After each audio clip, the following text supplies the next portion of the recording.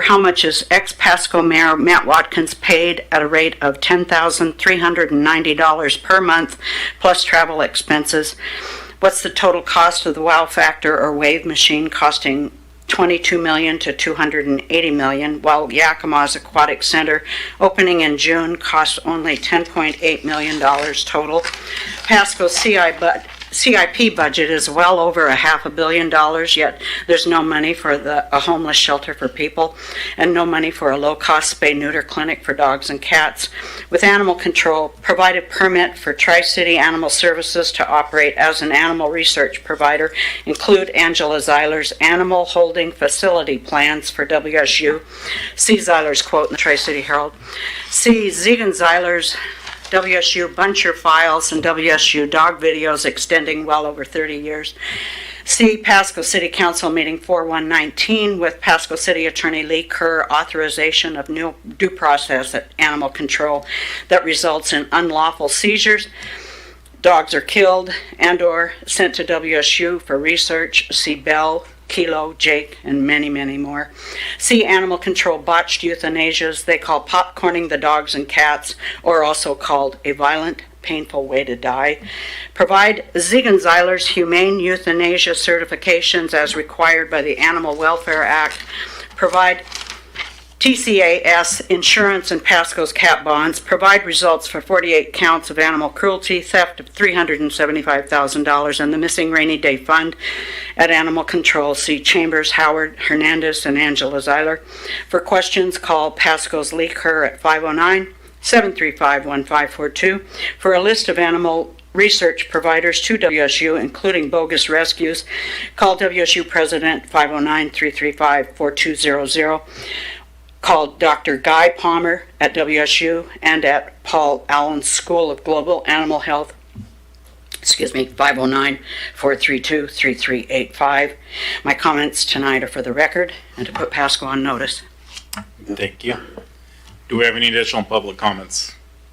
Going once, going twice, third time, all right. Thank you. With that, we'll move on to item number 7, which is reports from committees or officers. Mr. Prowlis, do you have anything to report? No, I don't. Thank you. Thank you, sir. Ms. Blaisdell. Considering we haven't really met for the last 2 weeks, I have quite a bit.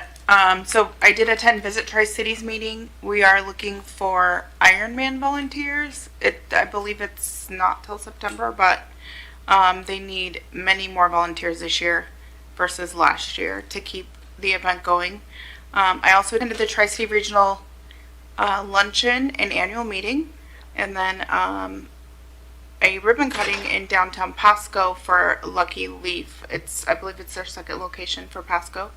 And I am happy to say Pasco High Dance Team took place in state in show and hip hop in third in Palm. So that was, again, a major accomplishment for those kids. So that's all I have. Thank you. With that, I guess that goes to me. I, too, attended the Lucky Leaf opening. Had a nice chat with either the owner or the manager, Slim, I believe is his name. And it's good. Well, sorry.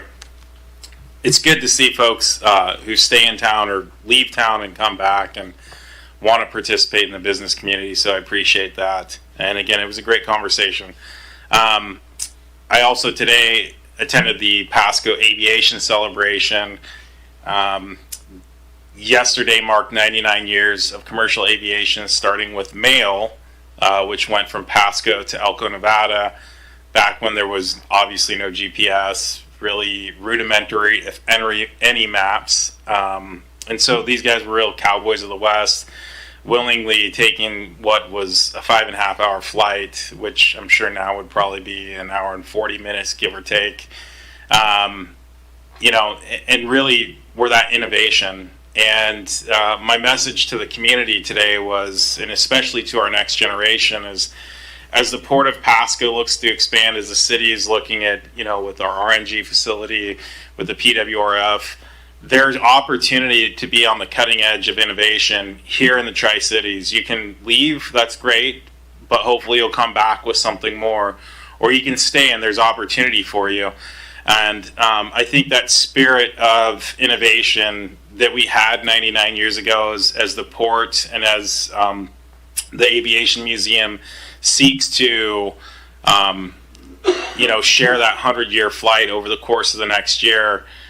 Hopefully that spirit of enthusiasm, excitement, and innovation, and maybe a little bit of Wild West cowboy resides in, the leadership here, as well as the next generation. And I'm hopeful that our kids can get that message that, sure, go ahead and go off, but come back and bring something, or again, stay here and be on that cutting edge as we look to expand what the city offers. So I'm excited to see what the Aviation Museum is going to do over the next year. The culminating events will be April 6th of 2026, as well as May 15th and 16th.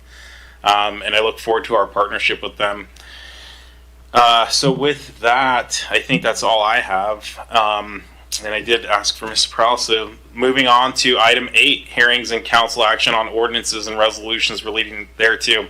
I've got a single item here. Item A, public hearing and resolution number 4586, surplus and transfer of city-owned personal property to a government agency. And Chief Crowley, or it's Captain, right?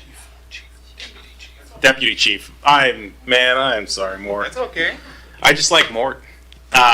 Deputy Chief Mortensen, I apologize. That works too. Mayor, Council, thank you for allowing me the time tonight to talk about a couple of fleet proposals we have out of the fire department. Before we do that, I do want to thank you again. I haven't had a chance to talk to you too much about your presence and representation at our push-in ceremonies.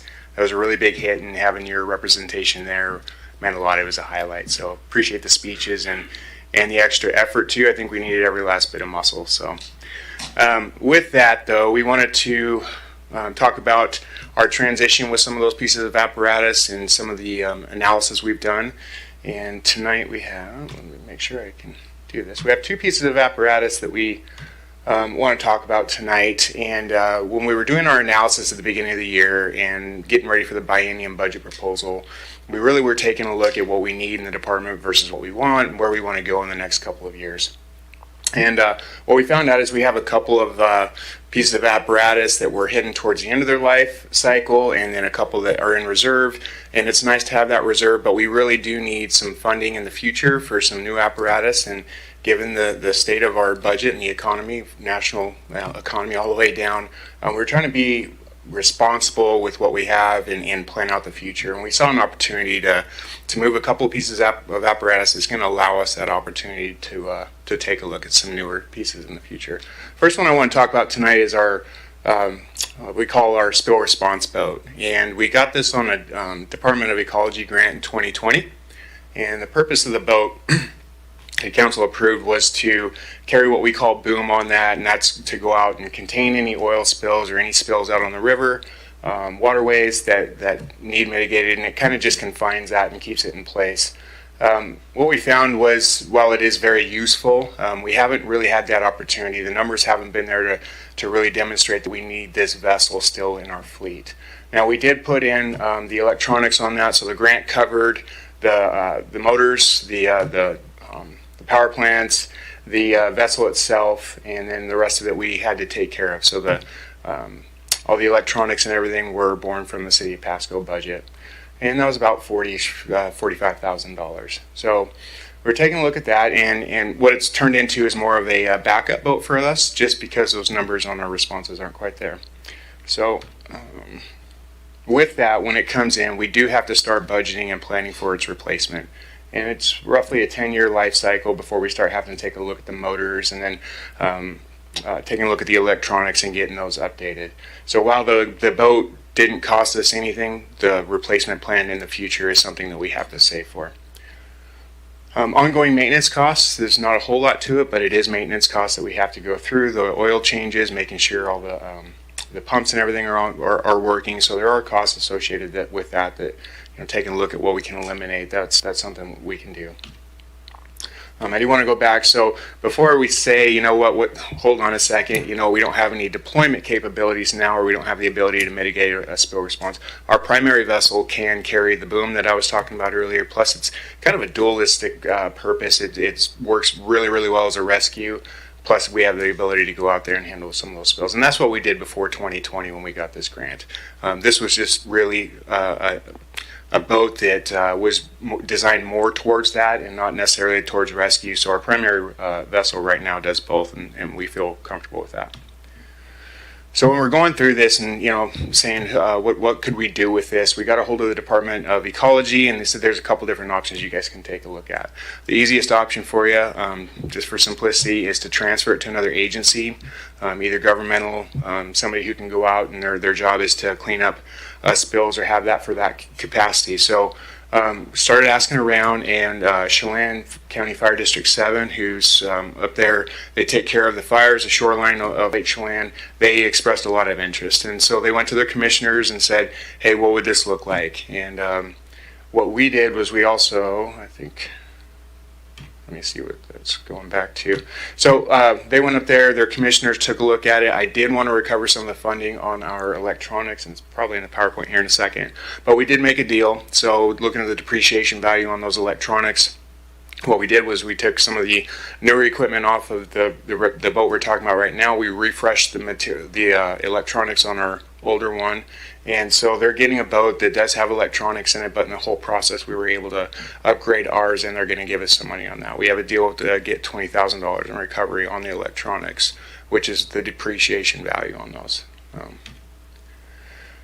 So legal considerations, obviously, I'm sure you're well aware, to be able to transfer equipment with this value on it, or to be able to sell, we do need council authority, and we went through the legal requirements with the RCWs as far as putting it in the or advertising it in a local capacity. So we put it in the Tri-City Herald on March 23rd, so that the public was aware that we do have two pieces of apparatus. I'll talk about the ladder truck here in a little bit, but we had two pieces of apparatus that went into the Tri-City Herald.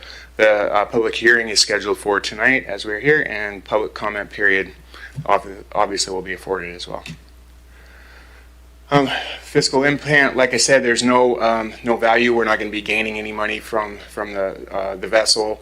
That was something that they said was very problematic, even though we do own it, and the reporting period, the grant period is over. To sell this, given the fact that it was grant dollars, would be pretty problematic, and they said this would have to go up through the Washington State Supreme Court to kind of get a settling on this, and that's nothing that I was really interested in doing. So again, at $20,000 recovery for the electronics that we're going to give to Chelan 7 will be there, so we're not completely giving it away. We are recovering a portion of the cost that we put into it. And then the funds that we are collecting, we are asking that those be put back into our equipment reserve to cover some of the fleet expenses, which I'll talk about briefly coming up.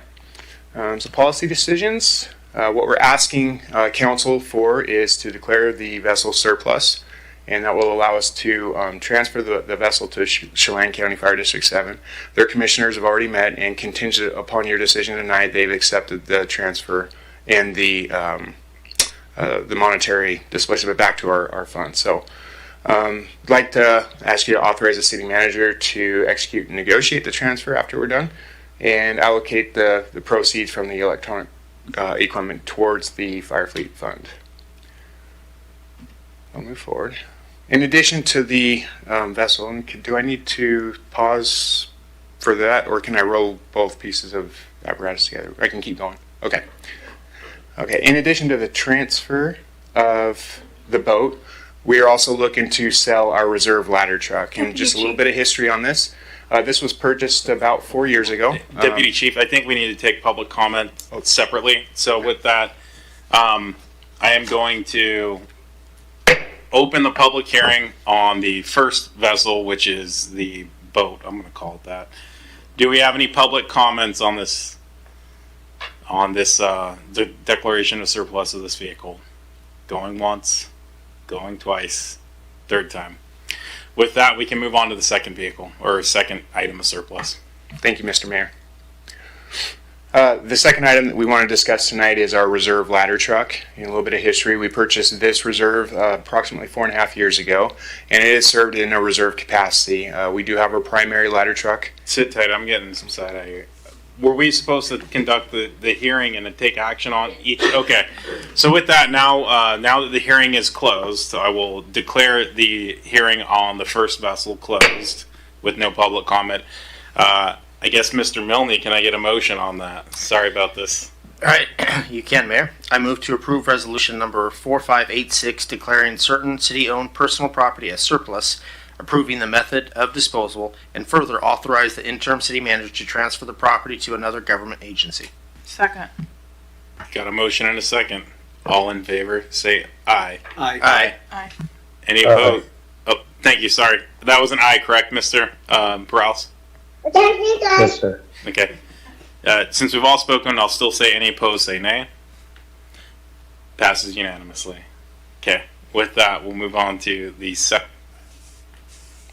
Thank you, Mr. Mayor. So a picture here of our reserve ladder truck, and again, I'll just go back through that. We've had it for about 4.5 years. It serves as our reserve ladder truck in the event that our primary ladder truck needs maintenance, has a mechanical issue of that nature, so it'll go into its place. The reserve ladder truck is 20 years old, and about that time frame, NFPA is advised. Deputy Chief, I apologize. So this is listed under resolutions with no public hearing for this one. That's correct? Okay. Hold on. Let me make it formal. So we're going to move on to item number 9, which is ordinances, resolutions not relating to hearings. There's a single item, item A, which is resolution number 4587, surplus sale through consignment of city personal property. This is going to stay with Deputy Chief. I apologize for these fumbles here. But here we are. You can move back into your presentation. No problem Sorry at about all. that, sir. No problem at all. Thank you. So again, here's our reserve ladder truck, and again, when we were going through our fleet and considering the outlook and the future and what our needs are going to be, we realized that we are going to be needing a new ladder truck within the next 4 years. Our current ladder truck is going to be reaching the end of its life cycle, which for the NFPA is about 20 years. So this vehicle, this ladder truck is 20 years old. The maintenance costs on it are increasing as they naturally do with age. So we have two. What we need to do is try and focus on the purchase and acquisition of a new ladder truck. And right now, talking with our manufacturer, the build time on that is about 3.5 to 4 years. So if we ordered it today, we wouldn't see it until about 2028. So at hopefully the earliest. And they are rising in costs. Our equipment replacement fund is healthy in that reserve right there. We have about $1.6 million in the bank. Don't have a heart attack, but the ladder trucks right now, the newer ones are going for about 2.4. So we have a gap there to cover. And what we found is that we believe if we were able to sell our backup ladder truck, and right now the average on what we're seeing would be around $300,000. We still think that we could collect on the ladder truck even with its age. That would close that gap just a little bit closer, so that when we do need to go through the sales agreement for a new ladder truck and actually begin the build, we're that much closer, and then we can work with the financing options on what that looks like. So again, this is a 20-year-old ladder truck. We're feeling comfortable not having a reserve at this point. Richland and Kennewick run their cities without a reserve, and what we really rely on is that master mutual aid agreement, which helps us in the event that we need a ladder truck to come into our jurisdiction. If the current one has a mechanical failure or needs maintenance or anything like that, we do have that ability to pull from different agencies within the region. So we feel comfortable after an analysis with Chief Crowley and Deputy Chief Harkins. We feel comfortable that we will have the operational capacity from our neighbors if we need it. Our current ladder truck, it is incurring some more maintenance costs, which is going to be normal, but we feel pretty comfortable that the one we have right now is going to carry us through for the next 3 or 4 years until we can get a newer one put in its place. So with that, my ask and proposal tonight is to put this through the sales process. We want to use a company, it's a consignment company, to assist us with this sale. What they'll do is advertise it nationwide and then work through the sales process with us. But that's the request we have for tonight, is the ability to sell our reserve ladder truck as well to close the gap on the purchase of a new one. Thank you, Deputy Chief. Do we have any questions or comments from council? Mr. Prowlis? Yeah, the only question that I had was that we bought this a few years ago, and now we're trying to sell it to get some money. And so I hope we're buying equipment that we're going to be needing for a longer duration of time. So I guess if I can get some insights on that, that'd be greatly appreciated. Yeah, absolutely, and I can certainly speak to that, Mr. Prowse. Appreciate the question. The new ladder or new aerial trucks, new fire engines that we just purchased, they're good for that 20-year mark. And that process of planning, we really try and start that 5, 6, 7 years out. But with the proper maintenance, and our shops do a very, very good job. And we have additional contractors in the area that can help us out that specialize in these apparatus. So we feel comfortable that moving forward with these new engines, they're designed to last a long time. We do beat them up, but they do last. The predicted lifespan on these is that 20-year mark. And when we go through, like I said, we're taking a look at technology, what will last, and we sole source with Pierce. And it's the biggest name in the industry, and you know they're workhorses, so we know we can rely on them. But well understood, and I think going forward, the next ladder truck is going to last us quite some time. Thank you. Mr. Prowlis, that satisfy? Appreciate it. Thank you for the insight. Thank you. Any other questions or comments from council? Seeing none, Mr. Milne. Thank you, Mayor. I move to approve resolution number 4587, declaring city-owned personal property as surplus, approving the method of disposal, and further authorize the interim city manager to sell the property through consignment. Second. Got a motion by Mr. Milne, second by Ms. Blaisdell. All in favor, say aye. Aye. All right. Any opposed, say nay. Hearing none, that too passes unanimously. Thank you, Thank Mr. you. Mayor. Thank you, Council. Thank you.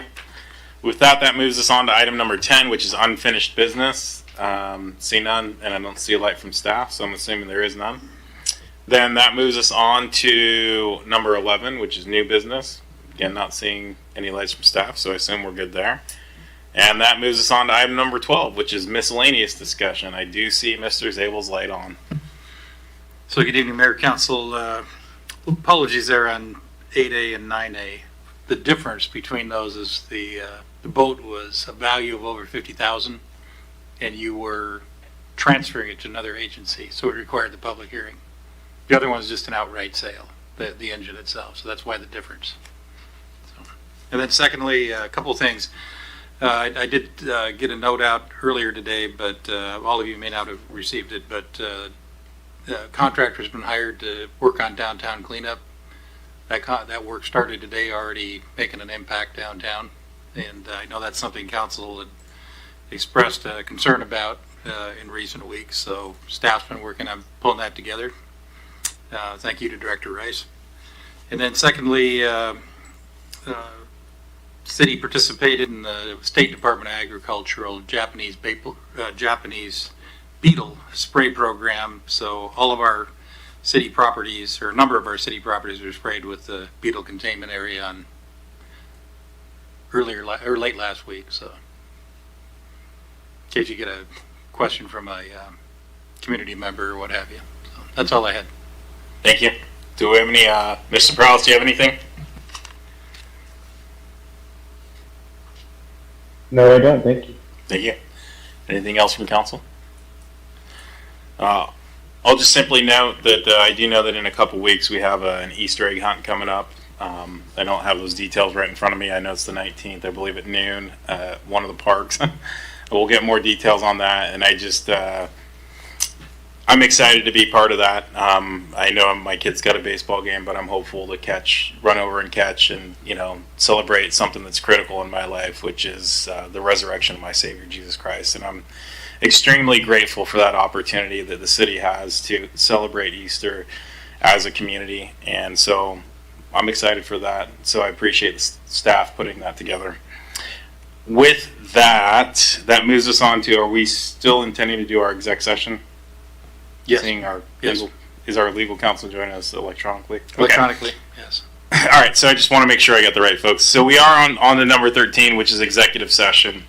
It's discussion with legal counsel about current or potential litigation under Revised Code of Washington 42.30.110, subsection 1, Roman numeral 1 or I, listed for 8 minutes. We're going to have the city manager, deputy city manager, assistant city manager? Any? We're going to have the assistant city manager in the first to represent staff, the first item. Okay. And then the second item, it'll be myself and the deputy city manager. Okay, so, And the chief. and the fire chief or Police chief, sorry. Okay. Yeah. All right, so in the first, we're going to have the city manager, deputy city manager, assistant city manager, police chief? Okay. Just the assistant city manager in the first. Okay, so in the first, we're going to have the assistant city manager. In the second, we're going to have the city manager, deputy city manager, assistant city manager, and police chief in the second.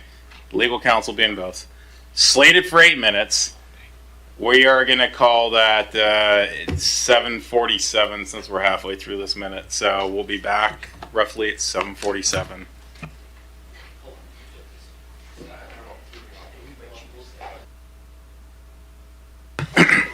It is 7:55. We have returned from executive session with no action taken. And with that, our meeting is adjourned. Thank you for joining us.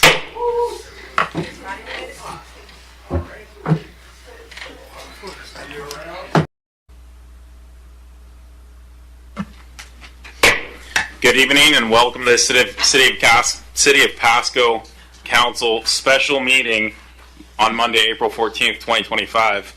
The council thanks you for being a part of your city government. At special meetings, the council takes formal action in specific items, and during workshops, we only discuss items with no formal action items taken.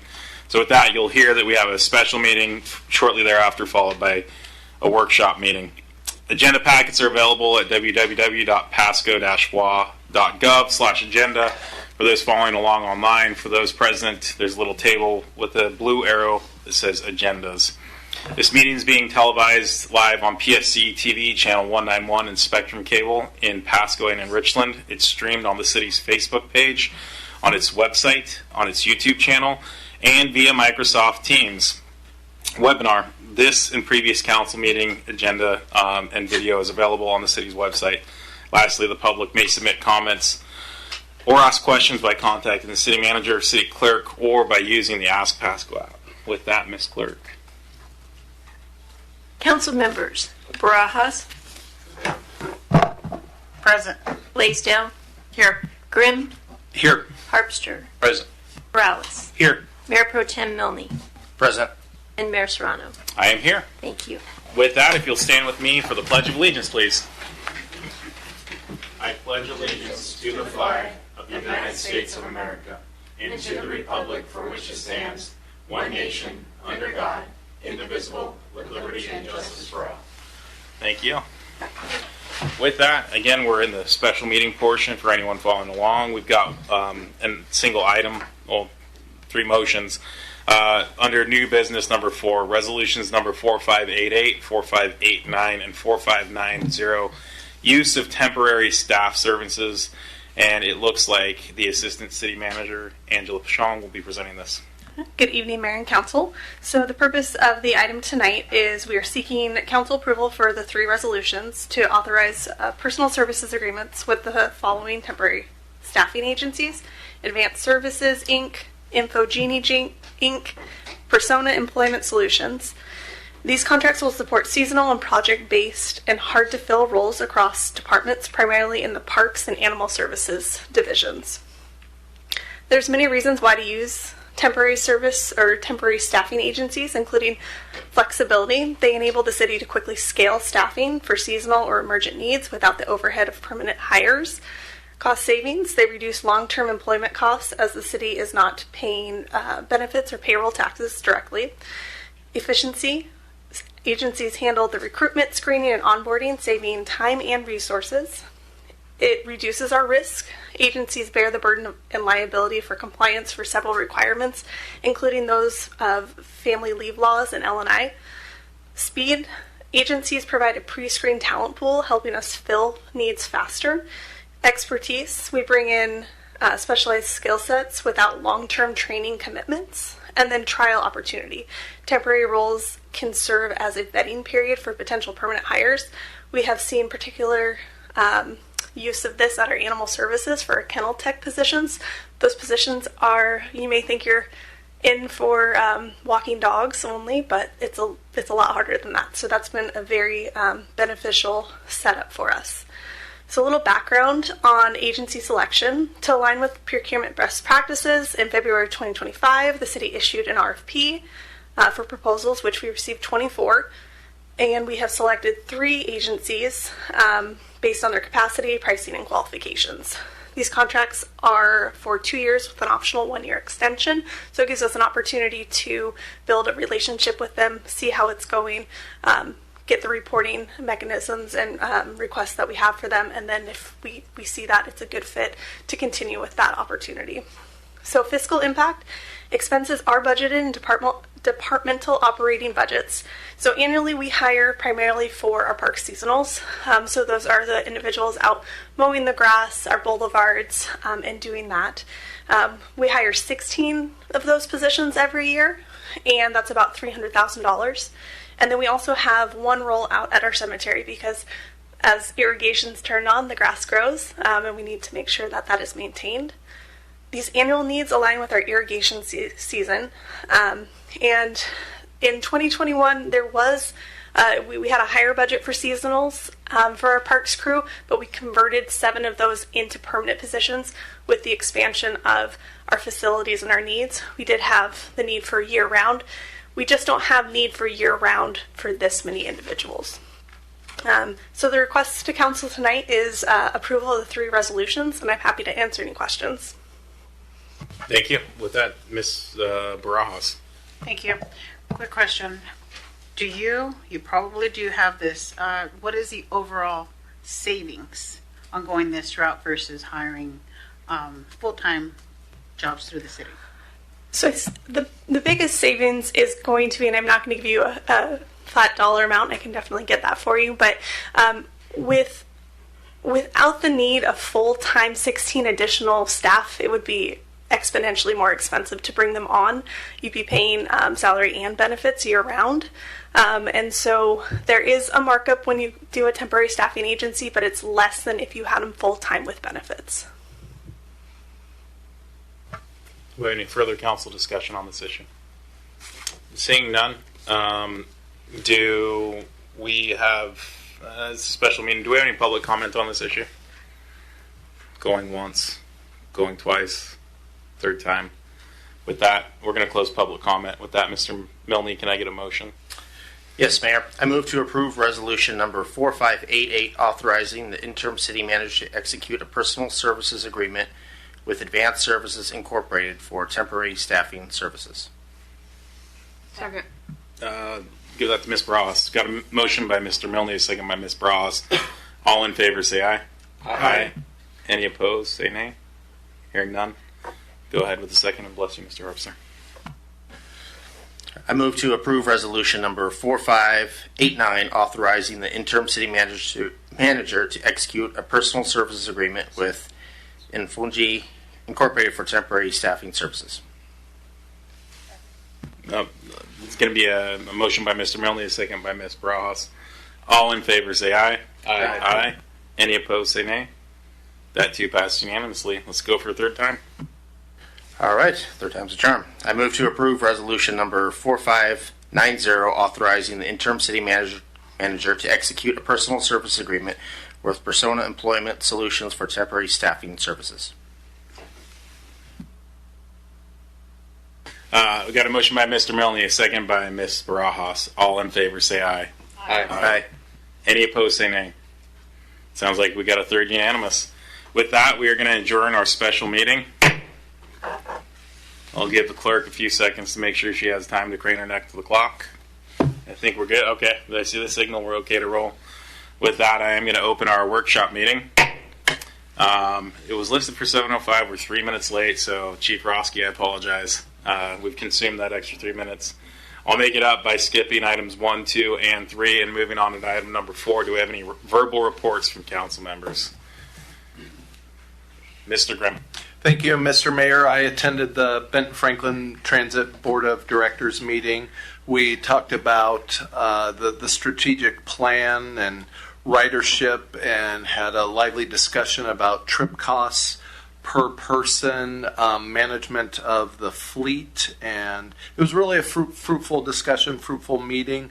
The day before, myself, Councilmember Barajas, and Councilwoman Blaisdell all attended online the Tri-Cities Public Facilities District meeting, where the group voted me secretary of the board. The interesting thing about that is they had not called a meeting in nearly 2 years. It was, I believe, March or April of 2023 was the last time they had called a meeting. And there's various reasons and things going on, but that is something for me really to dig into in coming weeks and months and find out, well, what are we doing if, we don't need to meet that often? And I know the idea is obviously to serve as a regional public facilities board, but once again, I have a lot to learn, a lot to dig my teeth into, Mr. Mayor, and I also joined the Mayor Pro Tem today at the Pasco Chamber of Commerce lunch with a fair amount of staff, where we got to hear our own Fire Chief Crowley give an update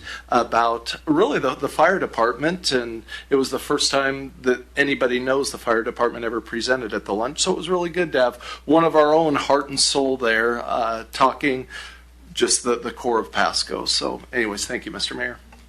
Thank you, Mr. Grimm. Mr. Prowse. Thank you, Mayor. I attended my first night with the Pasco Police Academy last Tuesday.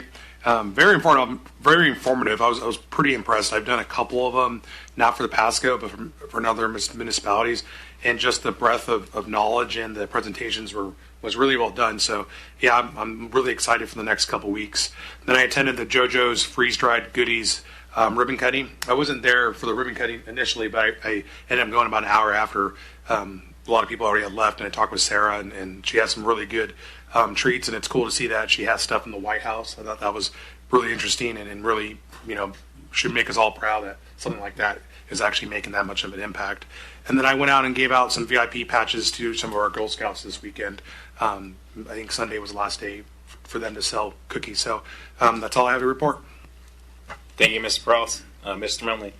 Yeah, thank you, Mayor. I was there for also the JoJo's freeze-dried goodies, and phenomenal stuff. I can't say enough about it. I didn't think that a freeze-dried pickle would taste so good, but it it was really good.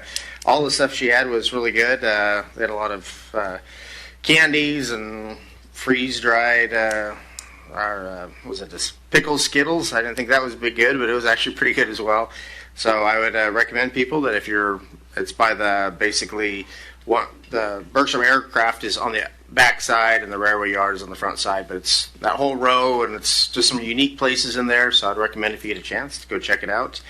And then I also did have a COPA meeting also on Friday, and they talked a lot about how to move the organization along, but not asking for the city for money at the moment. And one thing they're talking about doing is fundraising. When October, some students from Kalima will be coming and visiting the Pasco. And again, just different ways that we in the COPA organization can make it better for Pasco and for these kids, the cooperation between Kalima and Pasco. So it was a good meeting. Thank you.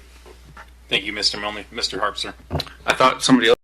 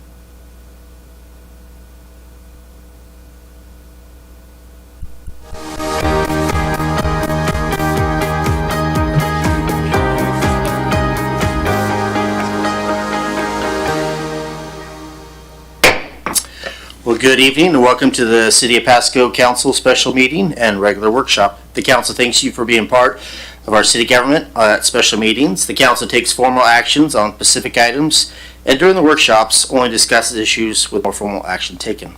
Agenda packets are available at the City of Pasco's website at www.pasco-wa.gov/agenda. This meeting is also being televised live on PSC-TV, channel 191 on Spectrum Cable in Pasco and Richland, and it's streamed on the city's Facebook page, website, YouTube channel, and Microsoft Teams webinar. This and previous council meetings video is available on the city's website. Lastly, the public may submit their comments and/or questions by contacting the city manager, city clerk, or by asking the Ask Pasco app. And I forgot to say the date, and it is September 8th of 2025. And with that, can we get a roll call? Yes. Councilmember Barajas, Present. Blaisdell, Present. Harpster, Present. Perales. Here. Mayor Pro Tem Grimm. Here. And Mayor Milne. I am present. Thank you. Well, with that, let's say the Pledge of Allegiance.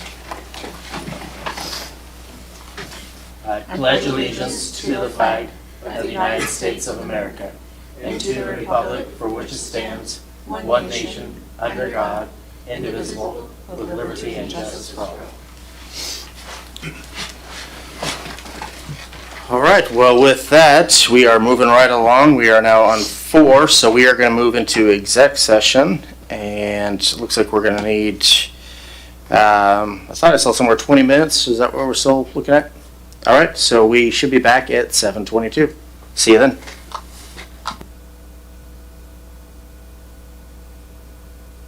Mr. Mayor, I'm sorry. I just realized that you didn't say the RCW that we're supposed to go in under. Oh, Well, my bad on that. That's Yes. I don't know what I was thinking on that. It's to evaluate the qualifications of a candidate for appointment to executive office per RCW 42.30.110, subsection 1, subsection H. and who will be in attendance? Got city manager, Mr. Ferguson. Sure, I'll go. All right. Anybody else? All right. It doesn't say on here.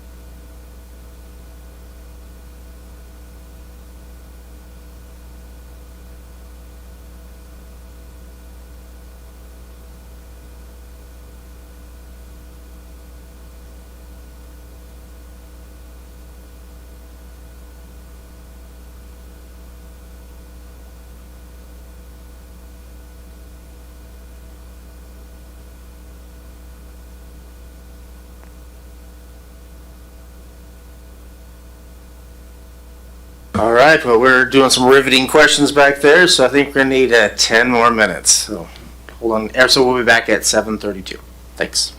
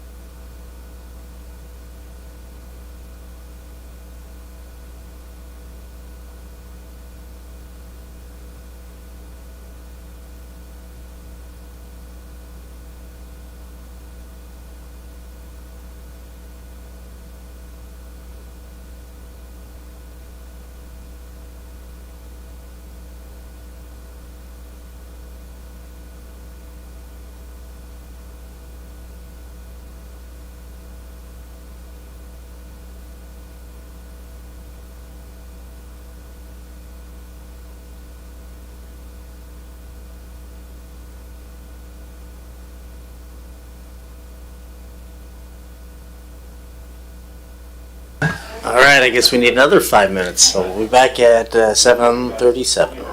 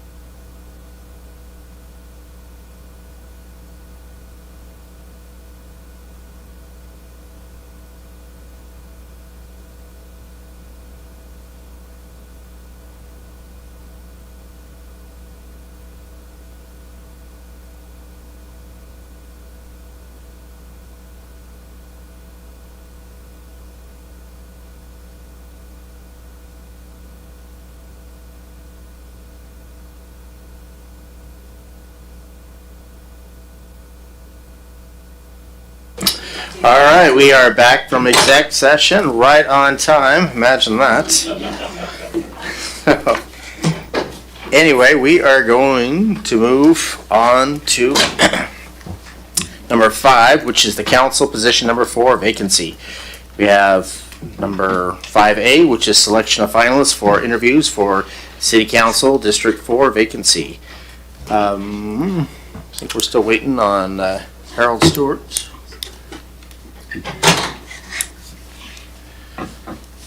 Well, Mr. Harold Stewart, while you were gone, we rolled into you. So if you'd like to say anything before we have our discussion or whatever. So we're on 5A. Did you want to say anything or? Am I on now? Okay. Just a real quick update. So it's been a whirlwind of a few weeks coming on board, which is not unexpected, and I've kind of enjoyed it. Great staff, great community members. Just started today getting out to do department tours and a couple of community functions here over the last couple weeks. So right now I'm in a phase where I'm just trying to learn and observe and understand how and why Pasco does what it does. However, that being said, there is a change that I'm anticipating making with regards to how updates and communications are provided to the council and to the public. So I've directed department heads that beginning the first meeting in October, the council and the public will now see a memo from my office called the city manager memo. Is this relating to the selection of finalists for interviews? I'm sorry. I thought we were talking. I think you're jumping ahead here. I thought we were talking general agenda. Oh, no. It says, on 5, says council position number 4, vacancy, selection of finalists for interviews for city council, district 4 vacancy. And I didn't know if you wanted to have any words before we got a motion. I don't. I appreciate all that have applied and been interested in serving the city of Pasco and the community. At this point, the council has discussed a lot of the qualifications and those kinds of things. So at this point, it would be fitting for there to be a motion of who the council would like to invite to interview. I believe the plan is to interview them at the next week's regular council meeting and a special meeting, and then have them appointed immediately so they can take the seat on the dais with the council during the regular meeting. I also have the questions that council would like to ask, so I will work with staff and have those ready for your meeting next week as well. Apologize for the tangent. All right, well, I appreciate that. I appreciate your words. So do we have anybody that would like to give a motion? Mayor Pro Tem Grimm. Thank you, Mr. Mayor. I move to approve the following candidates: Joe Cotta, Patrick Jones, Abel Campos, and Tanya Bowers for council position number 4 to be interviewed by City Council on Monday, September 15th, 2025, starting at 6 p.m. Second. All right, so we have a motion by Mayor Pro Tem Grimm, and we have a second by Councilwoman Blaisdell. Do we need a roll call, or do we want to just do a... Unless you want. Let's just do a roll call, just make sure we're doing it legit. Councilmember Barajas? Yes. Councilmember Blaisdell? Yes. Councilmember darn it. Councilmember Harpster? Yes. Councilmember Prowlis? Yes. Mayor Pro Tem Grimm? Yes. And Mayor Milne? That would be a yes for me as well. Thank you. It passes unanimously. All right, so with that, we are finished with the special session, and we are going to move on to our regular city council workshop meeting. So we've already done 2 and 3, and so we're going to move on to 4, which is verbal reports from council members. So let's, I think Councilman Harpster was first, so let's. Thank you. Been a couple weeks, but I did attend the Employee Appreciation Barbecue that was held here 2 or 3 weeks ago, and always enjoy that, getting a chance to talk with folks who work here at the city. And shortly after that, a few days later, attended Trideck board meeting and continued discussion over the Hanford Area Economic Investment Fund, HAFEC for short, and then continued discussion regarding what we feel is complete and total overreach by Department of Fish and Wildlife to request mitigation for shrub step, especially in areas inside UGAs that are designated for development. And Rep. Connors is working on that at the state level. We started with some questions from her that were sent to Fish and Wildlife. Their responses were very vague, and so she's going to go to work on that next session next year and see what progress they can make to that end. Also discussed ecology permitting practices at the Hanford site that continue to drive up costs and continue to lengthen the duration of the cleanup, which of course is already well over schedule and well over budget. More discussion on that. And then tomorrow morning, 9 a.m., TriDec is hosting Donuts and Development at the Bechtel Boardroom at Visit Tri-Cities. Discussion tomorrow, they started this series, I think spring this year. The discussion tomorrow will be on the Tri-Cities housing market, and that will be featuring April Connors, Matt Heyer from Tri-Cities Association of Realtors, and Jeff Losey from the Home Builders Association. And then finally today attended promotion ceremony for Benton County Prosecutor's Office, which was attended by several elected officials, all of them from the other side of the river. But they did promote 3 attorneys to the roles of Chief Deputy Criminal, Assistant Chief Deputy Criminal, and Assistant Chief Deputy Civil. And that's all I got. Thanks. All right. Well, thank you for that informative report. I appreciate it. We're just going to move down the way here, so let's go with Councilwoman Bras. Thank you. I want to just say that several of us attended the Pasco Chamber of Commerce luncheon today, and we had the presentation by Pasco PD Drone Department or Sergeant Parks. Although I did know that we have that apparatus and that system available to us for their service to help keep our city safer, I did not know the extension of the detail it goes into and making sure that we are a safe community. We as a community don't know all the background work that goes in making sure that some of these individuals that like to commit crimes are apprehended. So I just wanted to shout out and thank you, Sergeant Parks, and thank you, Pasco PD Chief, for that department, for that extra effort to keeping us safe. So thank you. Yeah, that was a great presentation. I much appreciated that. I was hoping they would let us play with the drones, but as elected officials, they wouldn't let us do that. But it was a really good presentation, especially seeing the thermal imaging where the guy's hiding in the bushes, and then all of a sudden you see him and you see Pasco PD surround the guy. So it was pretty cool. It's amazing what they could do with modern technology. So let's move on to Mayor Pro Tem Grimm. Thank you, Mr. Mayor. No, I was just going to speak about the same event, and I guess just bring up the fact that I was recognized today and given a plaque for my advocacy on behalf of the business community and being a board member of the Pasco Chamber for the last few years, but I turned off, and so it's basically, thanks, here you go, next. And so, no, it's just a really great organization there, fighting for the business community and on behalf of the business community. It was really a great honor to serve them the last few years, but yeah, that was kind of my swan song there today, so thank you. Thank you, and again, thank you for your service. We much appreciate it. So let's go on to Councilwoman Blaisdell. Well, Pasco Chamber was very busy this last week. I also went to the Sunshine Ball today, but as well as the Crop Fest at Osprey Point that was put on by Pasco Chamber.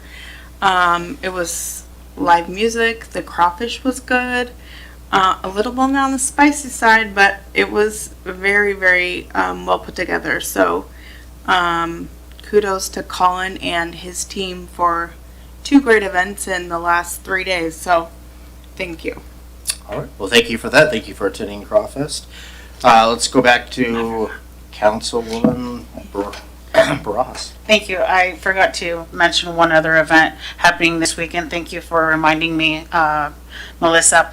There was the Hispanic Chamber of Commerce, in coordination with City of Pasco, had a cultural event called Raíces del Corazón, where there was folkloric dancing and partners coming in from, if I'm not mistaken, Walla Walla, Sunnyside, throughout the Tri-Cities. It was held at Peanuts Park. It was, again, a cultural event that brought out families and just gathered to listen to music, to see dancing, to, buy food from the local vendors. So it was a great event.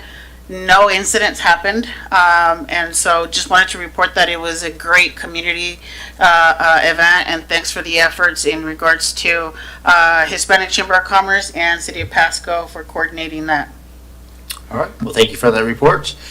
Not seeing any other lights, so let's move on to 5, which is items for discussion with opportunity for public comment. The public may comment on each topic scheduled for discussion, up to 2 minutes per person, with a total of 8 minutes per item. If opposing sides wish to speak, then both sides receive an equal amount of time to speak, up to 4 minutes each side. So we're going to go on to 5A, which is Community and Economic Development Department Work Plan, and that is going to be Director Haley Matson.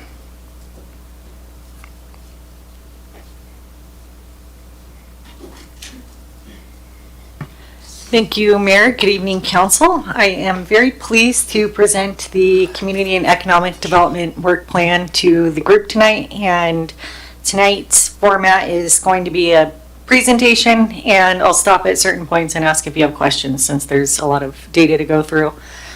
So I'll just get started here. And there's a copy of the work plan in your packets. And the work plan was assembled based on feedback from City Council, from the City Manager's Office, from staff and applicants and state regulations. So I've been collecting this the last few months, and I've put it all in one place with some anticipated deadlines for the work plan. And this is for the Community and Economic Development Department. So this department oversees development in the City of Pasco and long-range development, where we're going in the next 20 years. We are working on the comprehensive plan, and then we assist applicants through the process with permitting and helping them develop properties. And there's also a CDBG component and code enforcement under our department. And I'm happy for any input on these mission and vision statements. The department did not have this previously, and this is the first draft of it. So if council has input, happy to hear it either now or if you'd like to shoot us emails after this with ideas. I think it can be shortened a bit, but we have a vision statement for the department and then a mission statement as well for the department. And what we're after is delivering transparent customer service to the community, that is the public, the residents, and our applicants in the department, and make the experience as good as we can. I started in the private industry before coming into government, and I was the person tasked with putting together permit applications. This was several years ago, and I had some bad experiences with the planners at different entities I was submitting these permits to, and I just thought one day, why not make it better and more efficient and easy for applicants? So I have struggled on the other side, and I'm sensitive to it and know how time is money for these customers, and these customers do not have a choice. They come to the City of Pasco to get permits. They can't go to Kennewick and get permits. They have to go to the city that they're building in. So we especially want to make that experience great. We do have a great group of people here, and what I've observed since being here is that our systems and processes are out of date and haven't been updated in several years, and that's evident with the applicants are soon going to be offered the ability to pay for permits online and over the phone. So we'll come up with the times with our permit system and fix that. So I'll go into more detail there, but this is the mission for the department here for our customers, and the vision statement here for this department in Pasco. And then I have some preliminary goals. I like to look ahead and shoot for metrics that we can measure along the way to show improvement. So the first goal is to reduce permit processing times by 20% by the end of 2026. And I believe with some of the improvements to the system, we can do this and cut down our time. Right now, it's hard to measure exactly where we're at with some staffing shortages. So we'll start tracking the timelines now, and the goal is to get this posted online and then show customers before they submit a permit what our target timelines are, but what our actual timelines are, so that they can see. And ideally, you want both of those to match over time, but to be transparent, we'll show what we're hitting now and what our targets are, and then over time, hopefully get those to mesh together so that people can have a real sense of what our timelines are, and then support growth in a responsible way. Growth can be challenging for the community, specifically for existing residents who have lived here for several years, and just the mix of the old and the new population. So we're not ignorant to the fact that growth can be challenging for the community, but growth is important. It does bring more amenities. It's also a key point I'd like to address is that growth is required at the state level. So even if Pasco or the decision makers decided, maybe we should take a breather and relax for a few years and stop growing until we can fix things around the city that we need to get to. Well, that is actually not an option for cities planning under the Growth Management Act. It is mandated by the state that cities grow and densify so that you have large groups of people near facilities, near transportation centers, near commercial, so that you have compact, efficient development. So that's how it is in Washington State, and all cities are required to go, and Pasco is not unique to this requirement. We do have allocated growth numbers from the state, and we are required to accommodate that growth. So going into the policy improvements, the work plan here is divided into two sections. So the first part of the work plan covers the policy and legislative items, and I have listed these generally in order of priority for now. And to start, the work plan is listed here. My plan was to run this by City Council, get input, and then we are holding a developers forum in October at the Home Builders Association facility. We are going to go there for lunch and share our plan with the development community and applicants and get their input and just show them, a lot of things that have been requested by applicants are built into the plan, and we'll prioritize as we can get to it. So the first item in here, legislative changes from 2023 to 2025, and legislative changes in this sense refers to the state House bills, Senate bills that have gone through that cities are required to address. And the state has really picked up speed in the land use arena over the last few years. So the last time the city went through its comprehensive plan update, it was more straightforward. It was, here's your growth figures, please plan to accommodate these new houses and this new population coming into town. And that was fairly straightforward process. Since that time, the state has been working toward providing more housing options throughout the state. So a lot of these legislative changes that are listed here have to do with middle housing, being more flexible with middle housing options, accessory dwelling units, lot splitting is also in there. So more creative ways to allow for people to own their homes in ways that previously weren't available to customers. And climate change initiatives, that's a big one that's coming through, and we'll have more to share with the group on this when we go through the comprehensive plan update. And then, mostly housing options, and then reducing parking in any way available for middle housing or accessory dwelling units. So the first list has 16 items that need to be looked into by staff that haven't been looked into prior to 2025. So some of these may be overdue, and we do have a list, which is a good starting place. So when we have the resources, we'll be able to go through and hopefully do a couple of these, similar topics at the same time and bring forward these code changes. And I did want to point out that this list, so for pre-2025, there's 16 items. And then for 2025, this recent session, there are 30 items, and this is a big list. I just wanted to let you know it's a lot bigger than what we're used to seeing. So there's 30 items to go through, and we'll have a staff look through these and then build these in. This will be done at a staff level. We may look at outside resources if needed, but our plan is to recruit a senior planner to help with most of this work. And this isn't covered by the consultant that was hired for the comprehensive plan update. We used the state grant funds for a consultant to help with the comprehensive plan. So the consultant will be helping with the comprehensive plan, the overarching policies, community outreach. And then this work listed under legislative changes will be municipal code changes that will be brought to council and planning commission as we work through these. So this is a staff item to be working on. And the list is mighty, but I think that since there's similar patterns, we should be able to address all of these by the deadlines and then focus first on any that are overdue. And if there is an overdue item, we would honor the state regulations in that case for the applicant. So tracking these fairly closely.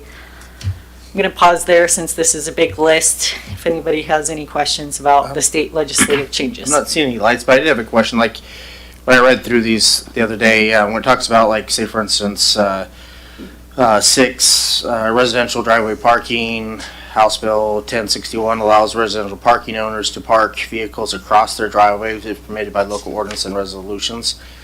I mean, if it's your own driveway, can't you park wherever you want? Or, I mean, I don't understand how this is going to help Pasco, or, I mean, what was the whole point of that? I mean, that just seems kind of...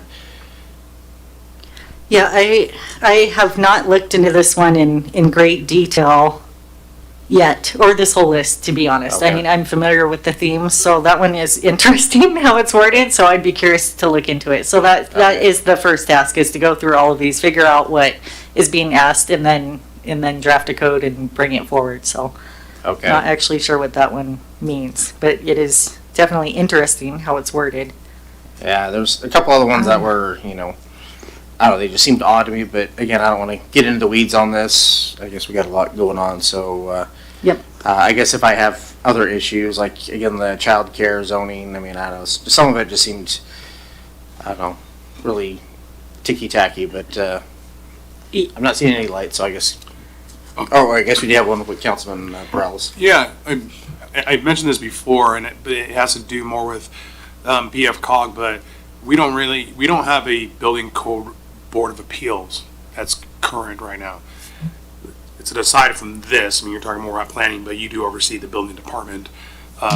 So I think we should be driving that. At one point, I believe the city of Pasco was administering, or a big part of that appeals board. So if someone has a problem with their building and they have an issue with the building official, they could go towards that board to find a resolution. We don't have that. It's not currently happening. So on a list that I created a long time ago, a lot of this stuff, almost everything is on this work plan, except that piece. Sure. And I can add that to the work plan. I'm not sure how Pasco does it currently. Like, most cities either have a board of appeals for building code matters, and it's like an elected 3 people, one with architectural background and whatnot. A lot of cities have shifted from that in recent years and have gone to the hearing examiner to handle building code appeals and land use appeals. And we actually made that switch in the city I was working at before I came here, and it seemed to work better just because building code appeals are so far and few between. By the time you get one, it's like your group that you put together 10 years ago is disbanded, or people have moved away. So having it under the hearing examiner authority worked really well for Marysville and other cities that I talked to. So I can add that to the list, see what our current process is now for appeals, that it's not, getting appealed to the same person, or, there's got to be some sort of a separation, but I'll look into that. Okay. Yeah, I think that would be appropriate. I mean, if that's the route we want to go. I know that essentially this entity had to go out and find like a fire engineer, or fire engineering, architect, and all different types of disciplines, and they were a part of the board. And so they would hear stuff. I mean, we haven't had one since 2018, I think, something like that. So I know it's part of the National Building Code. We should have one, but yet we don't. So everything else that I see on there, you're really big on customer improvement, customer service. So, like, that's good. That was something I had on my list, which was about 15 bullet points. A lot of it was just kind of comments, but increasing the building permit timeframes.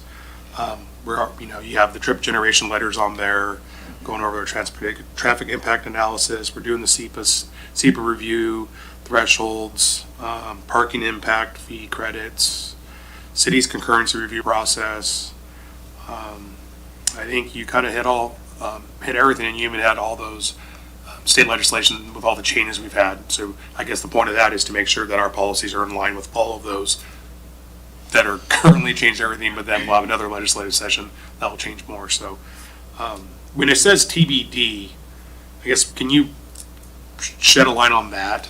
I mean, yes, because I see these a lot. For council, so that's under council goals here for legislative changes. This could fall, since there's 50 items here. I mean, I guess I could just list all council goals here. I think that those would hit most of them. I had that there as a placeholder. Once we start looking into these, I think we'll divide them into groups and put them on the work plan. And this work plan is meant to be live too, so updated, I would say at least monthly, bi-monthly, so we'll always have an updated plan as we peel it off. But I just put that there as a placeholder because I wasn't sure.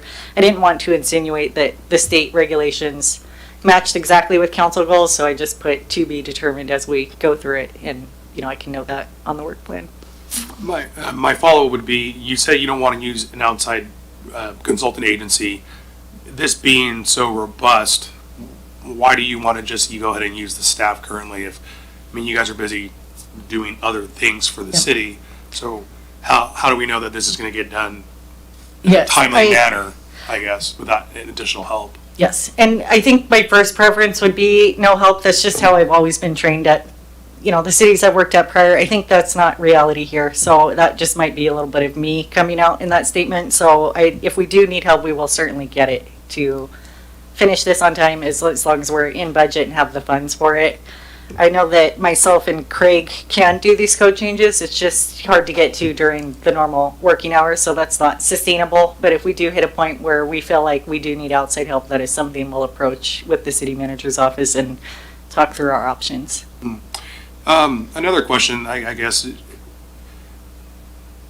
in there you talk about training and what have you, and perhaps staying on top of the ever-changing landscape of some of these policies and stuff. I guess what I'm asking is there a plank in there you can put in there of just more like common sense stuff? Meaning, like, for instance, a developer in South Pasco wants to do a subdivision. No one around them has sidewalks and curb and gutter, but yet he wants to do an infill development, and we're going to make him put in sidewalks, curb and gutter, and then they're on an island. You go past that subdivision, and it's back to what it was like in a county. Sure. Maybe in my lifetime we may never ever see that street on both sides have sidewalks, curb and gutter. Like, what's the point of doing that right now? Yep. Why don't we just leave some areas the way they are? So I guess what I'm trying to say is, are we going to look through the whole code and just make it be a little more flexible, and then put that on the people that work under you? It just add a little bit more common sense, because to me some of that stuff doesn't even make any sense. And some of the stuff we actually do have in our PMCs, but we don't really implement it. It's really at the discretion of the person at the counter or the people above them. They have to go ask, well, let me go ask this person. Because I think if you're when you go to that lunch next month, that's what they're gonna tell you. I know that because I talk to them all the time. Hey, what's your issues? What are you dealing with?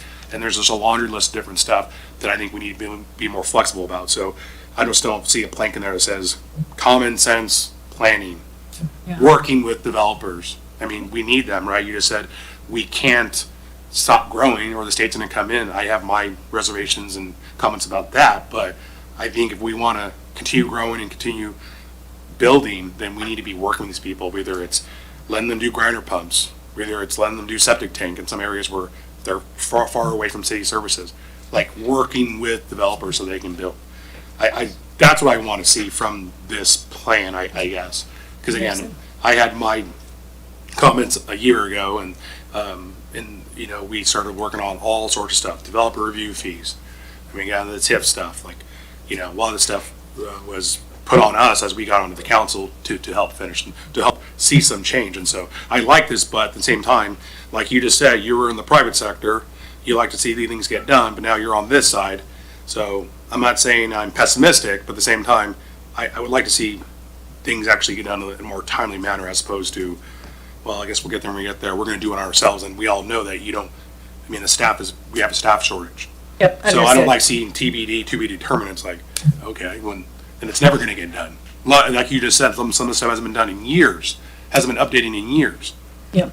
So, there needs to be like a plan in the private sector, right? I work in the private sector. Right, my boss gets on me if I don't get something done within a week. Are we doing the same thing here? Like you said, we have a dime holding up $1 half the time around here when it comes to the development stuff. So I'm not trying to rain on the parade here. I think it just needs to be said. Yeah. But I love the plan. I like what I'm seeing here. We need more defined dates. That's what I would like to see and what we're working on. Thank you.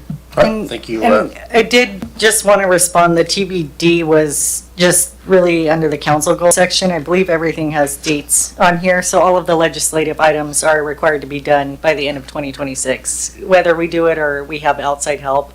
And then just on your comment about training, I think that I know that our staff has common sense. They're all fully capable. They're working with codes that just haven't been updated, so I wouldn't really necessarily say that we're not using common sense. We're just using codes that are extremely hard to use in some cases. I was working on the SEPA threshold changes a few days ago and noticed there was a code reference from like 1938 or something in the code. So there's just, it's not as easy. I have heard that from applicants too. Why can't staff just use common sense? And I appreciate that, but at the same time, it's not them, it's the codes. So the code does say you have to put in these sidewalks in these remote areas. That is an item that's on the work plan, by the way, to look into more to see where we can use common sense, but the code has to be a common sense approach for staff to be able to use it correctly, or else, they are coming to the director for interpretations each time, and ideally, you have the codes so clear that you don't need that. Right now, we need that with most of the codes we're using outside of the new TIF program adopted, so I would say it's not so much as a staff issue. I think that they do want to help and be flexible. The code just says you can't do this, so we need to change the code and look at it and talk through that. But I hear what you mean about that, and especially remote situations, and then, helping applicants facilitate development. You'd mentioned grinder pumps. It's just, when we look at the city and how it should function long-term and properly, these short-term solutions and infrastructure to help facilitate one development and have them, do their development and, move on to the next one, then the city's left with maybe these grinder pumps. They fail, and the homeowner, they're going to call us first and say, there's an issue, I have a single grinder pump, what do I do? And then it just comes back on the city. So if we do those things, there's consequences long-term. So it's definitely something we all look at to try and facilitate development, but we definitely don't want to do it at the detriment of the community where it's going to cost everyone more later. But I hear you, and I hear the sentiment, and it's a lot similar to applicants that I've talked to as well. And I'm sure that they'll say the same thing at the developer forum, which was the point, and I'm planning on bringing multiple staff to that so that we can just have a good conversation and hear input on the plan. So appreciate your input. Okay, well, thank you for that, and it's quite an explanation. Getting back to what I was talking about earlier, when I was reading the list, there was number 15, which talks about diaper changing stations and public restrooms, and then number 17, electronic security alarms, the operation of electronic security systems in jurisdictions without existing regulations. Are these just somehow they weren't supposed to be in here, or are these actually things that it didn't seem like these things were such weird things in the whole list? I thought, well, baby station, crap, if you put baby stations in every public restroom, we have a hard time keeping certain public restrooms open as it is in case people set fires to things. Are you guys just trying to waste our money? Or maybe it's true, if they're setting fire to things, they're going to rip that off the wall too. But to me, it didn't really seem like it went with the rest of the list. So my question is, do they just throw in these odd things, or was that actually supposed to be in the list? This was lumped in with the land use changes adopted at the state level. So that was looked at as a land use issue because it's a building code requirement, I would assume. So when we're reviewing building plans, we need to ensure the restroom has, emergency lighting and now diaper stations in the restroom. So that's it seems a little out of place, but it does fall under the land use category. So this includes the bigger building code changes. There's an update every few years for the IBC, but anything that is slid in at the state level that sort of supersedes the international building codes, that's where it would fall on this list. So that's a state mandate. Everything on that first big chunk is state regulations. Okay, well, I don't understand what the state does anyways all the time, so I'm good with it. We have Councilwoman Barajas. Thank you. I just wanted to comment. First, thank you for bringing the list again, bringing it back.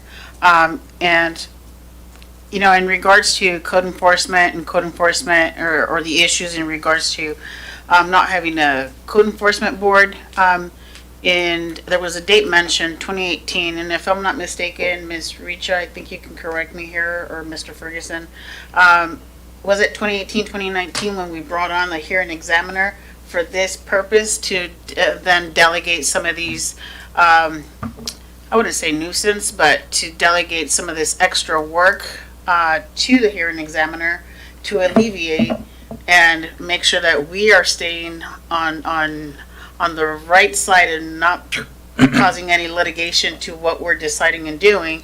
So a hearing examiner does pick up on a lot of that extra work. So it was around 2018, 2019.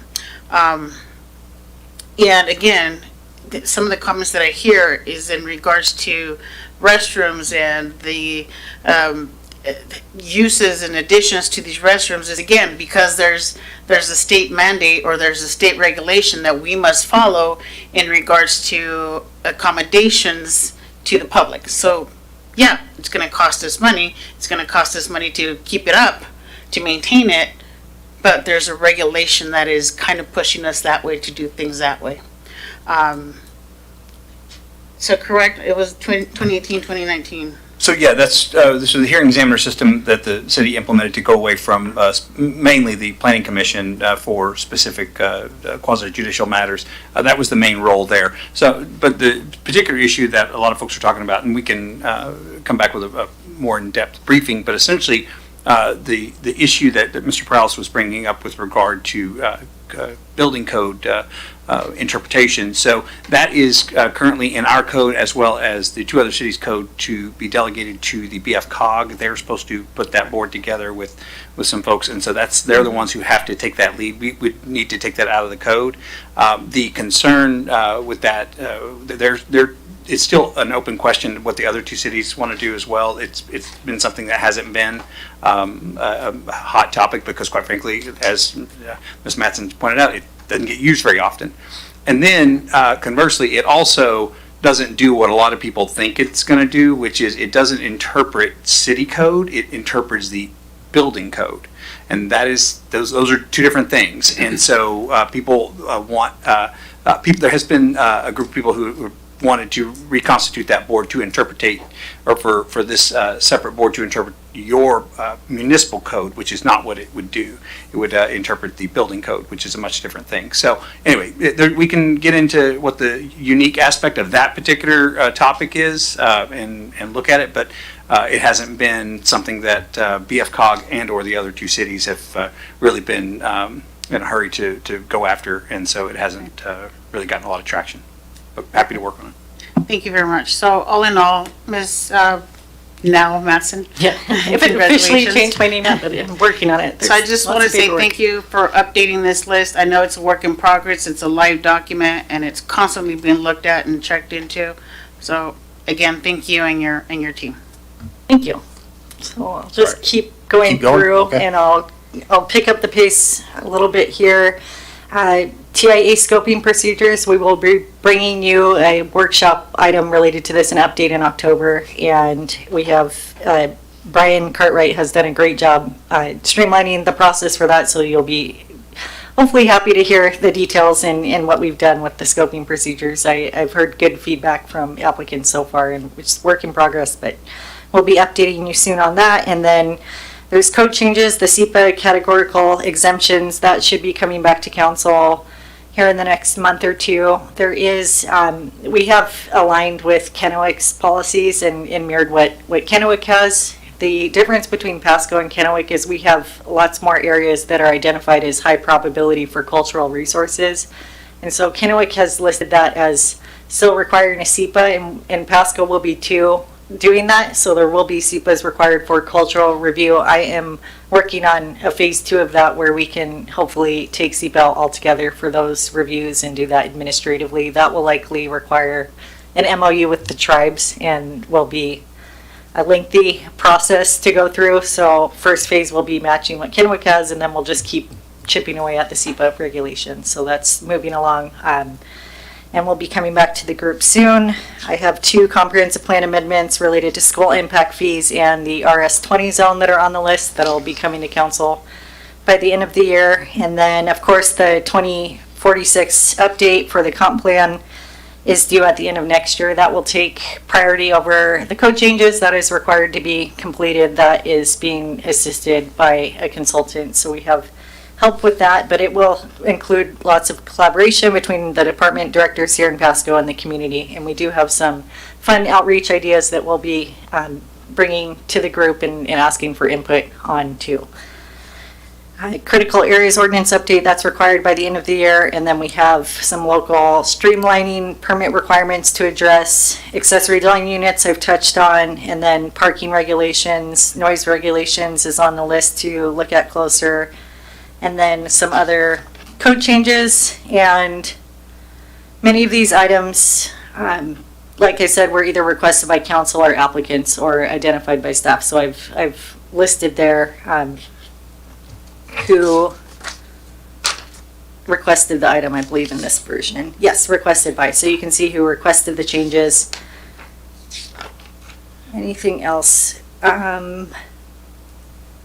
Frontage improvement requirements. I believe we touched on most things in your comments. So before I move on to process improvements, are there any questions on the legislative work plan or changes?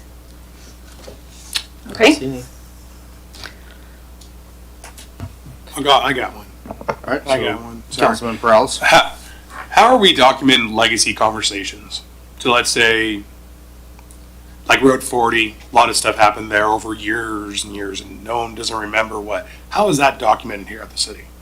I'm not sure how it has previously been documented in the past, so I don't actually have a good answer. Best practice would be to hold a meeting and then send a follow-up email to everyone in the meeting and say, here's what we discussed, because that does happen too. You have a meeting and you're all going one direction, and then a few people either leave the city or the applicants lose interest in said topic, and then you're just kind of scratching your head, left wondering what happened. But I would say email is the best way to keep track of that.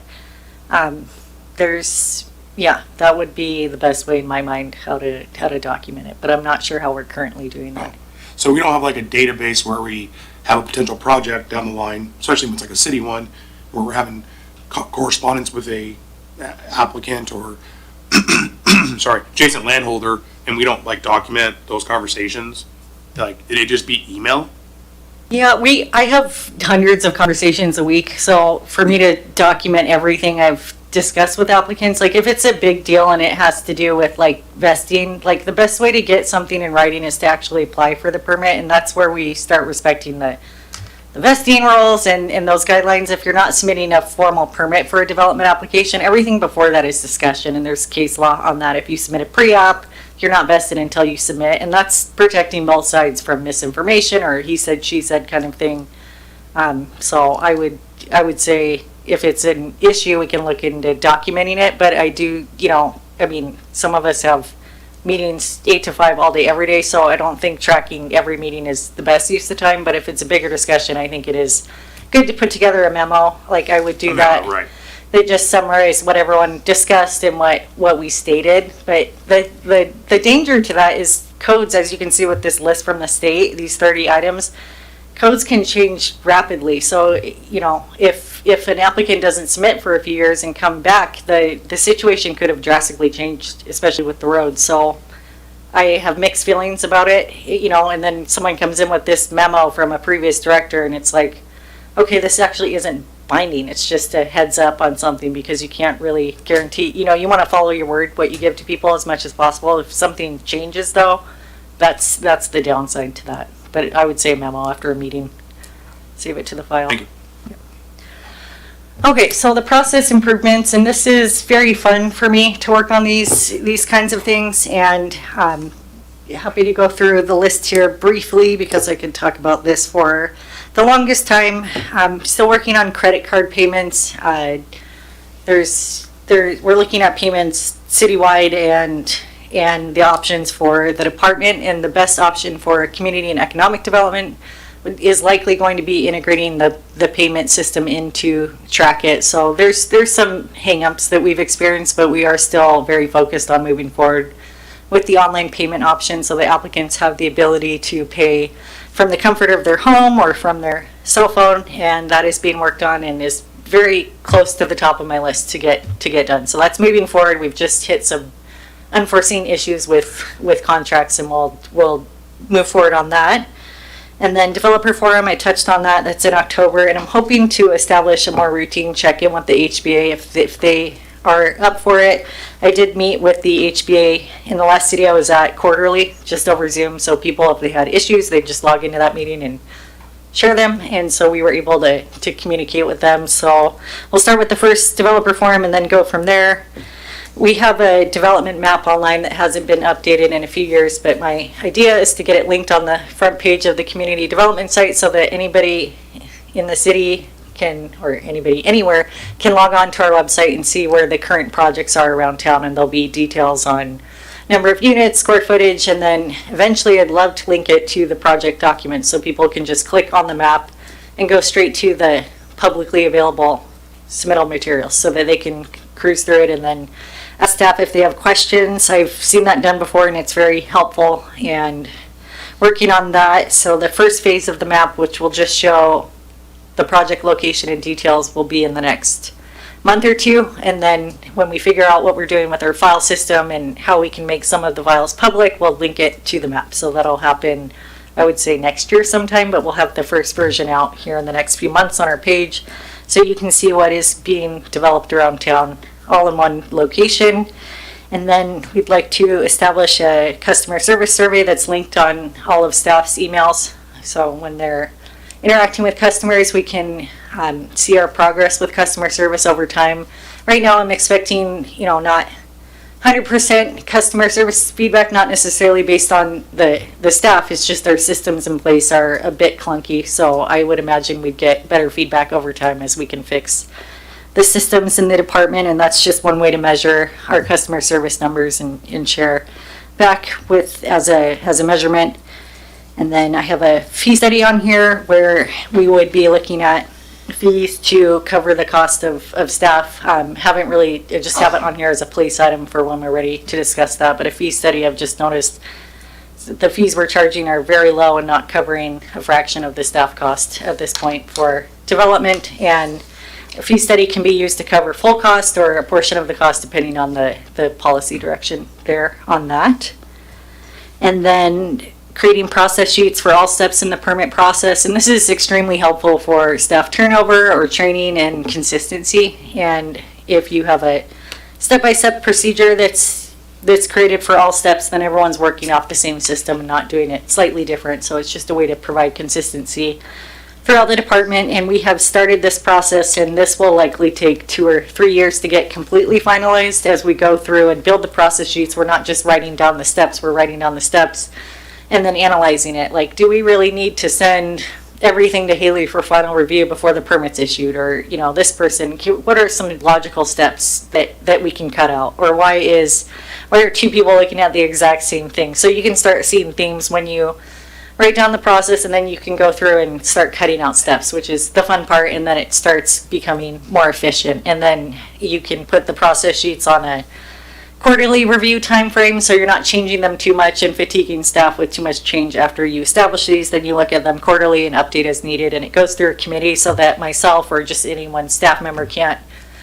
walk up to the process sheet and rewrite it and do something different. It just needs to go through a little mini process internally to change it. So I've done that in the past. It's worked really great. That's on the list.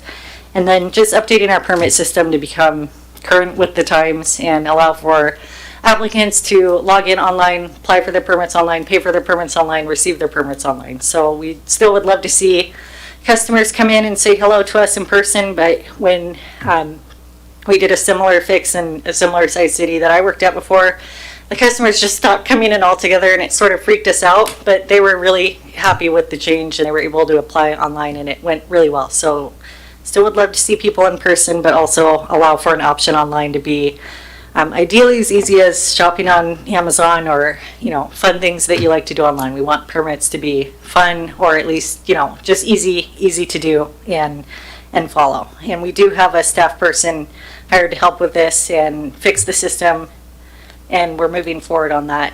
I have a kickoff meeting with the company that owns Trackit this week, and we're going to make a plan to start moving into the portal and make the forms easy online. So instead of filling out a PDF and submitting it to us via email, there's no PDFs. You just go online and fill out an interactive form. So the information is going in one time, and then it goes into the system, so it reduces error for staff and for applicants throughout the process. And then permit turnaround information, I've cited that already earlier in the presentation. We want to post our actual review times and target timelines online, and those get adjusted frequently if we, are short-staffed. Let's say maybe the timelines go like up by 2 weeks, but at least people know when they come in, like, hey, here's our current timelines. So that will be online. Working on that currently. And let's see here. Have temporary occupancy and final occupancy procedures. Like to look into that. It's usually a bit of a panic at the end when a business is looking to move in by a certain date and maybe hasn't finished all of their items. It's usually the paperwork or the as-built or backup documentation that seems to sneak up on applicants the most, and they're eager to move into the building, and we're eager to get the rest of our items that we need, because once you issue occupancy, you really don't have a way to get it, unless you do compliance or code enforcement. So I'd like to work on that process to make it smoother for staff and applicants. Website updates, training program. This was mainly just for staff, like if they would like more training on certain items. Okay. Quick question. I want to interrupt real quick, real quick. Taking it back to the Track It, making sure that individuals make use of Track It. So what happens then if there's not enough information in there, or they just put wrong information? Is there a potential for the Track It to not go through? Yes. Okay. Yes, it's designed to, so before a permit application is routed to the reviewers, it needs to be deemed complete. So the system, you can build it to force good submittals, and just say you can't hit submit until you have at least 10 items uploaded under site plan, archaeological report, and all these items. They could just upload a piece of paper with a big smiley face on it and, get through that step, but then the permit techs will review the documents, and if it's not deemed complete, we would give them a notice. We're required to within 28 days, but we do that much sooner, and say it's not complete, please resubmit. So it doesn't really move until it's complete. And the system, once we update it, can automatically notify people over time. Right now it's done by hand, but it should be something where we can just send an automatic notice, and then the system can also update people through the process. That's one of the biggest feedback I've received since I've been here, is people submit their permits and they're not sure where it is in the process until they get a bill or until it's done. So the system can update them. It's been routed to planning, it's been routed here, and give them timelines so you can follow it more in a live sense. Then just a couple more items and I'll be done talking and let you ask questions. We have other initiatives on here to organize the business license process and make that more streamlined. It's working good now. We've switched to the state system, but we're trying to figure out a way to process these quicker, and currently working on process sheets for that. And then I have one-stop permit center signage. That's a pretty minor detail, but I did want to emphasize that we do have a one-stop permit center now down on the first floor. That happened before I got here, but we have most of our staff, and it's worked great so far for customers. And we've added a sign at the bottom of the stairs, so people don't need to go upstairs anymore. They just need to go to one spot in the permit center. So those are the items on the list. I'm happy to answer any questions that you may have. I plan to fine-tune this a little bit, maybe tighten up the vision and mission statement to be a little more concise, and my plan is to roll this out to the development community and get their input. And I've told the development community, since we do get a lot of requests, that when they do ask for a code change, I will be putting it on the list and then working with my managers basically to prioritize it, because there's so many things to do at once. But we will at least add it on here and identify if it's the applicant request. That way everything's in one spot, and whether or not we act on it, that's a different thing. But I'd like to keep this list, pretty comprehensive of what our department's doing. Happy to All right, answer well, any thank you for that questions. great CED work plan presentation. Looks like we're going to start off with Mayor Pro Tem Grimm. Thank you, Mr. Mayor. Thank you, Ms. Matson. I appreciate you setting goals. It keeps challenging your team and gives transparency to the public and the development community. Your goals of streamlining and process changes are many of the same goals that I had when I ran for office. You are a complete breath of fresh air. I want you to know that. And I'm excited to continue to see your work as it benefits ratepayers and those who do business with the city. I do have a couple of questions, or at least comments, regarding just kind of the philosophy behind all this, though. You mentioned, I think quite well, not everyone is crazy about growth, especially if they're long-term residents. And growth causes ratepayers higher rates and sometimes fees. You use that word, the state requiring us to add density. And I think there's a lot of public, at least that I interact with, who think density is a pretty dirty word over here. And I was just wondering, for the sake of the public, if you would flesh that out a little further for several reasons. Because I know, some people hear density and the first thing that goes to their mind are these 15-minute cities, which is very concerning for those with families who are alarmed about the loss of open spaces that can be injurious to a child's development. And also, not to mention that if the rat race ever happens, you'll have lots of people in small places. So I'm wondering, just to restate that a little bit, just for the sake of the public, if you would, just flesh that out a little bit more, because I think there's a lot of concerns that we hear about growth and density.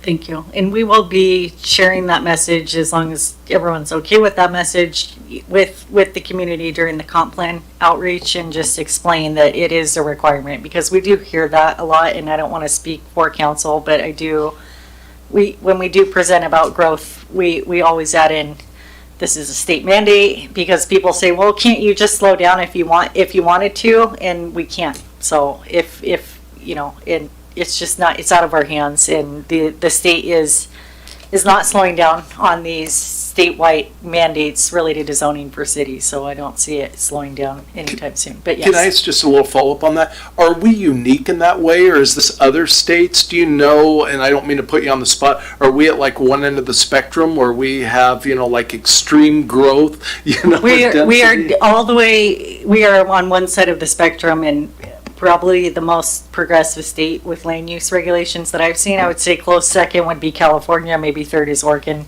Okay, but Washington's very progressive, like the middle housing stipulation that middle housing is required on all residential lots in the state. Basically, that's a very forward progressive requirement, and I believe there are other states looking at Washington to sort of mirror that are also in housing crisis. The state has said, we have a housing shortage of 300,000 units, so their solution to it was mandating that all cities allow middle housing everywhere. So yeah, Washington is definitely ahead of the pack, the leader of these initiatives that I've seen. Thank you so much for expressing that, because really one of my guiding principles of government is, that of subsidiarity, which is government at the most local level possible. I think we are going to make the best decisions for Pasco, and I think it's really beneficial for the public to know, the kind of the only way of fixing this is for our voter turnout to be higher than 30% in statewide elections, and really just change Olympia is kind of what I'm hearing from you.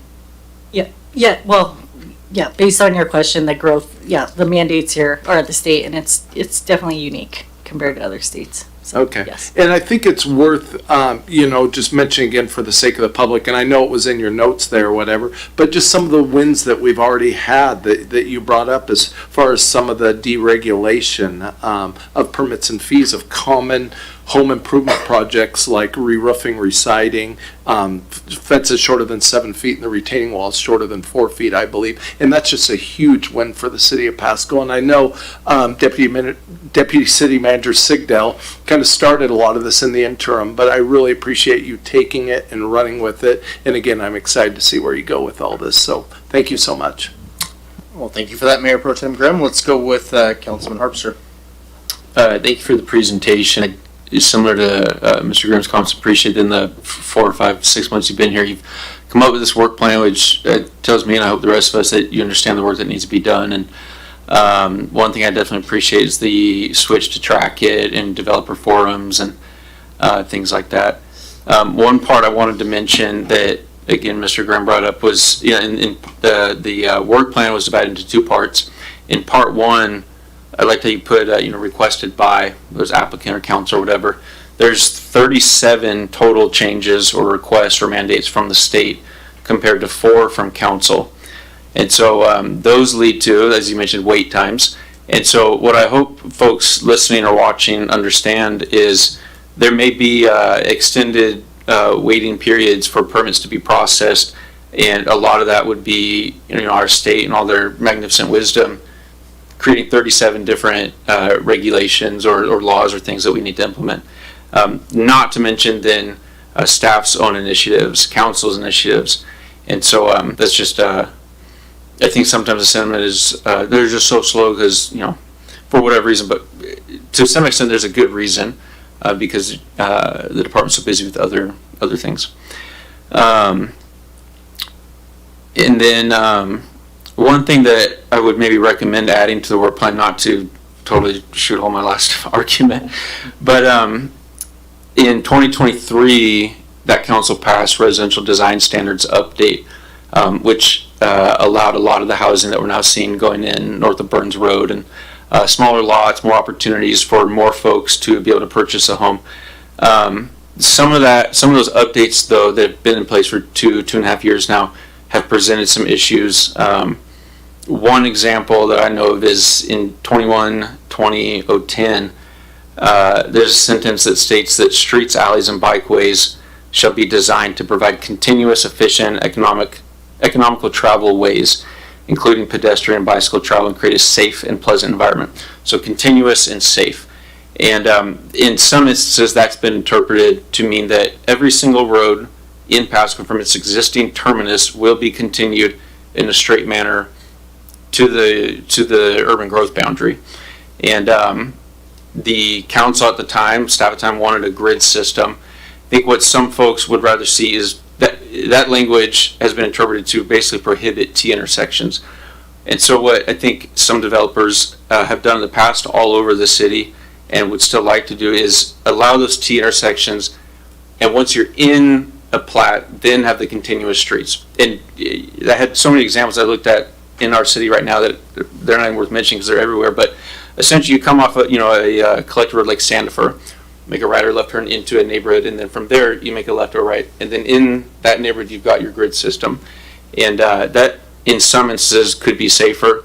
In other instances, maybe it is safer for the continuous roads, but some kind of a hey, let's go back and look at this update that took place 2.5 years ago and see how it's working. Are there any other updates we need to make? Do we need to peel back portions of the code that maybe were implemented? Just sort of a how is it going? Check-in. And then two more comments. I think this plan could be helpful to have on the department's website. May prohibit people from calling and complaining about something if they see, oh, it's on the work plan, they're working on it. I'm sure people will still call and complain, but could be helpful. And then lastly, we keep talking about the state, and go figure, I love growth, but at the prosecutor's promotion ceremony today, one thing that all the attorneys kept bringing up was we can't control what the state does, but we can control how we work together in response. And so I think it's important that we recognize that, realize that, and just remember that, not to say Olympia is our collective enemy, but we are all not each other's enemy. Staff, council, developers, we can all work together to continue to make this a great place to live and develop. So thanks. All right, thank you with that. I'm not seeing any other council questions or comments, so do we have a public comment? Anybody from the audience that would like to comment on this? Going once, going twice, going 3 times. Well, thank you, Director Mattson, and I really appreciate it. Yeah, thank you. All right, well, let's move on to number 5B, which is the adjustment of utility tax rate for city-owned utilities. And we are going to go with our Deputy City Manager, Richa Siddell. Thank you, Mayor, and evening council.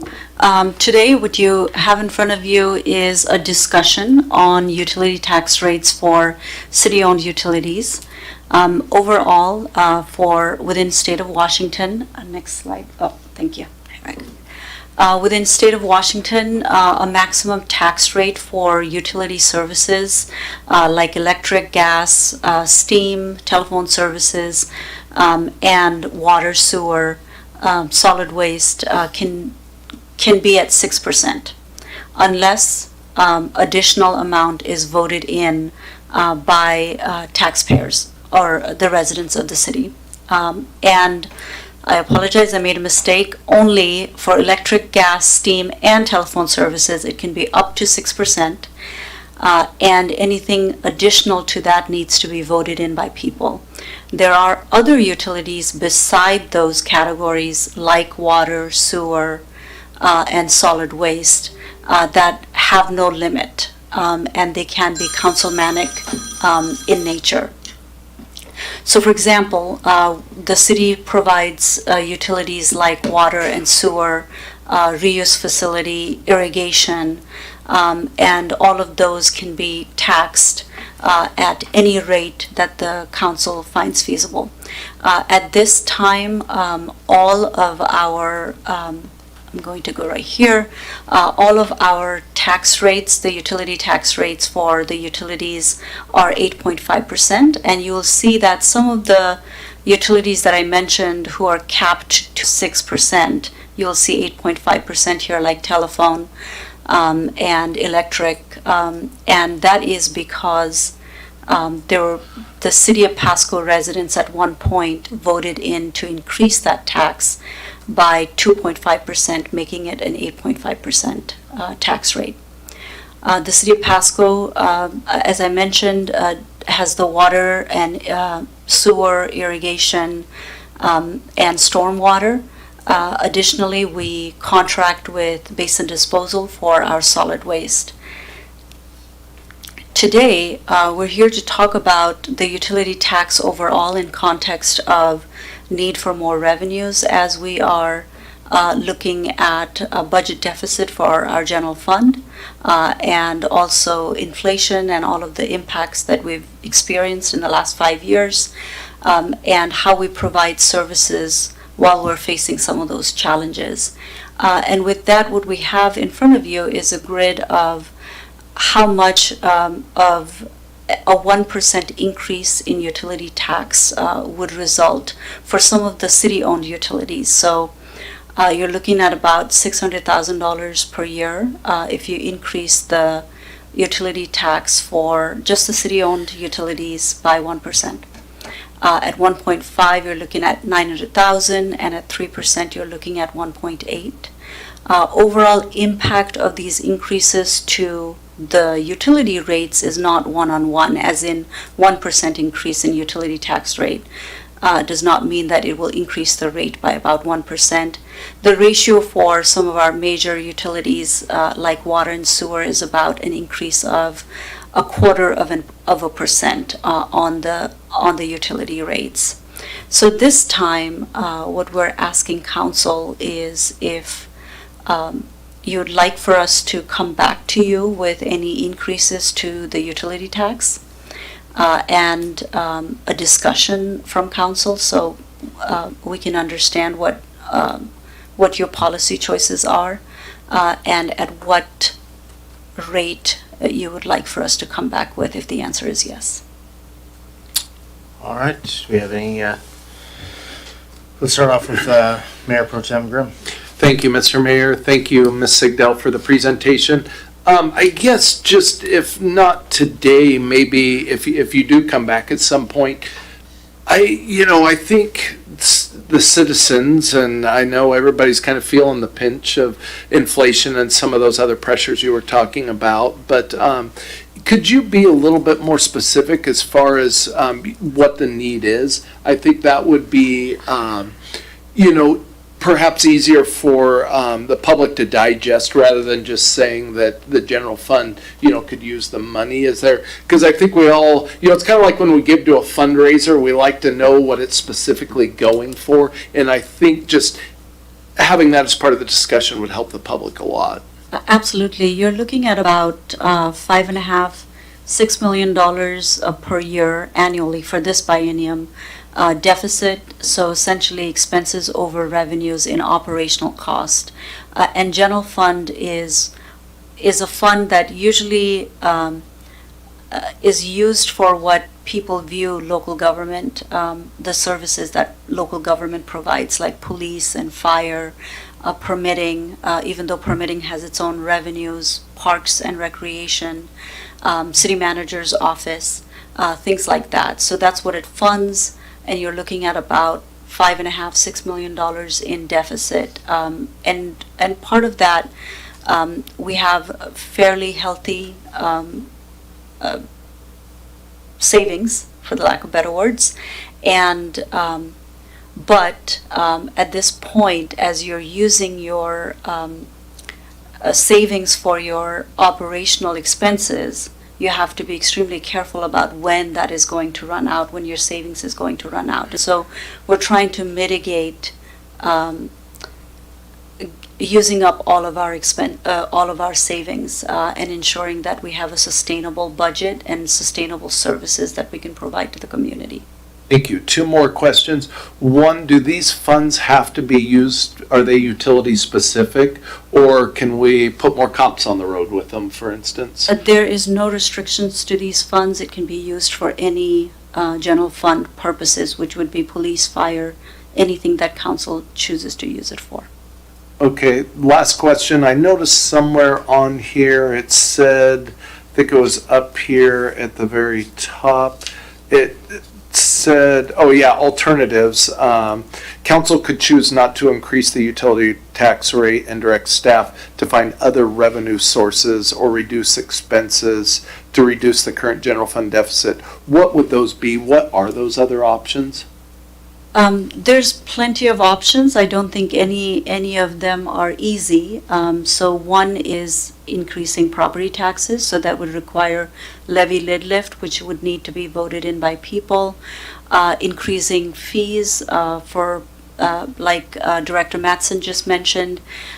Once we do a full fee review, if you choose that 100% of the permitting activity needs to be supported by the permit ratepayers, then that lessens the burden just a little bit, not a huge amount. You can increase utility tax, you can decrease services overall. So some of the things that our fire department looks at is service time or call times. There's a specific word for it. Response time, thank you. There's a certain service level that you are promising to the community that would need to be reduced. And what that means is essentially maybe instead of 7-minute response time, you're looking at 8 minutes, 9 minutes, 10 minutes. There's many ways of reducing expenses by reducing services. And in terms of revenues, there's just as many, but not as palatable as well. Okay, and I guess I guess it's also worth mentioning, I think we have several unfilled positions of public safety already, don't we, on police and fire, that just are really kind of that way mostly because of budget constraints. Is that correct? That is correct. We have about 8 positions in public safety and another 19 positions from general fund overall that are vacant for this biennium. And so that, to be frank, is another service level reduction in a sense, because those people would be able to serve the community if those positions were filled. Thank you. And I know, yes, that eyes have also been on overtime and other things like that. So anyways, thank you, Ms. Sigdell. Mr. Mayor, that's all the questions for now. Okay, so Mayor Pro Tem Grimm, did you have a druthers on this? Did you just, council's asking for, or the staff's looking for feedback? What is your opinion on this, since you went first? Boy.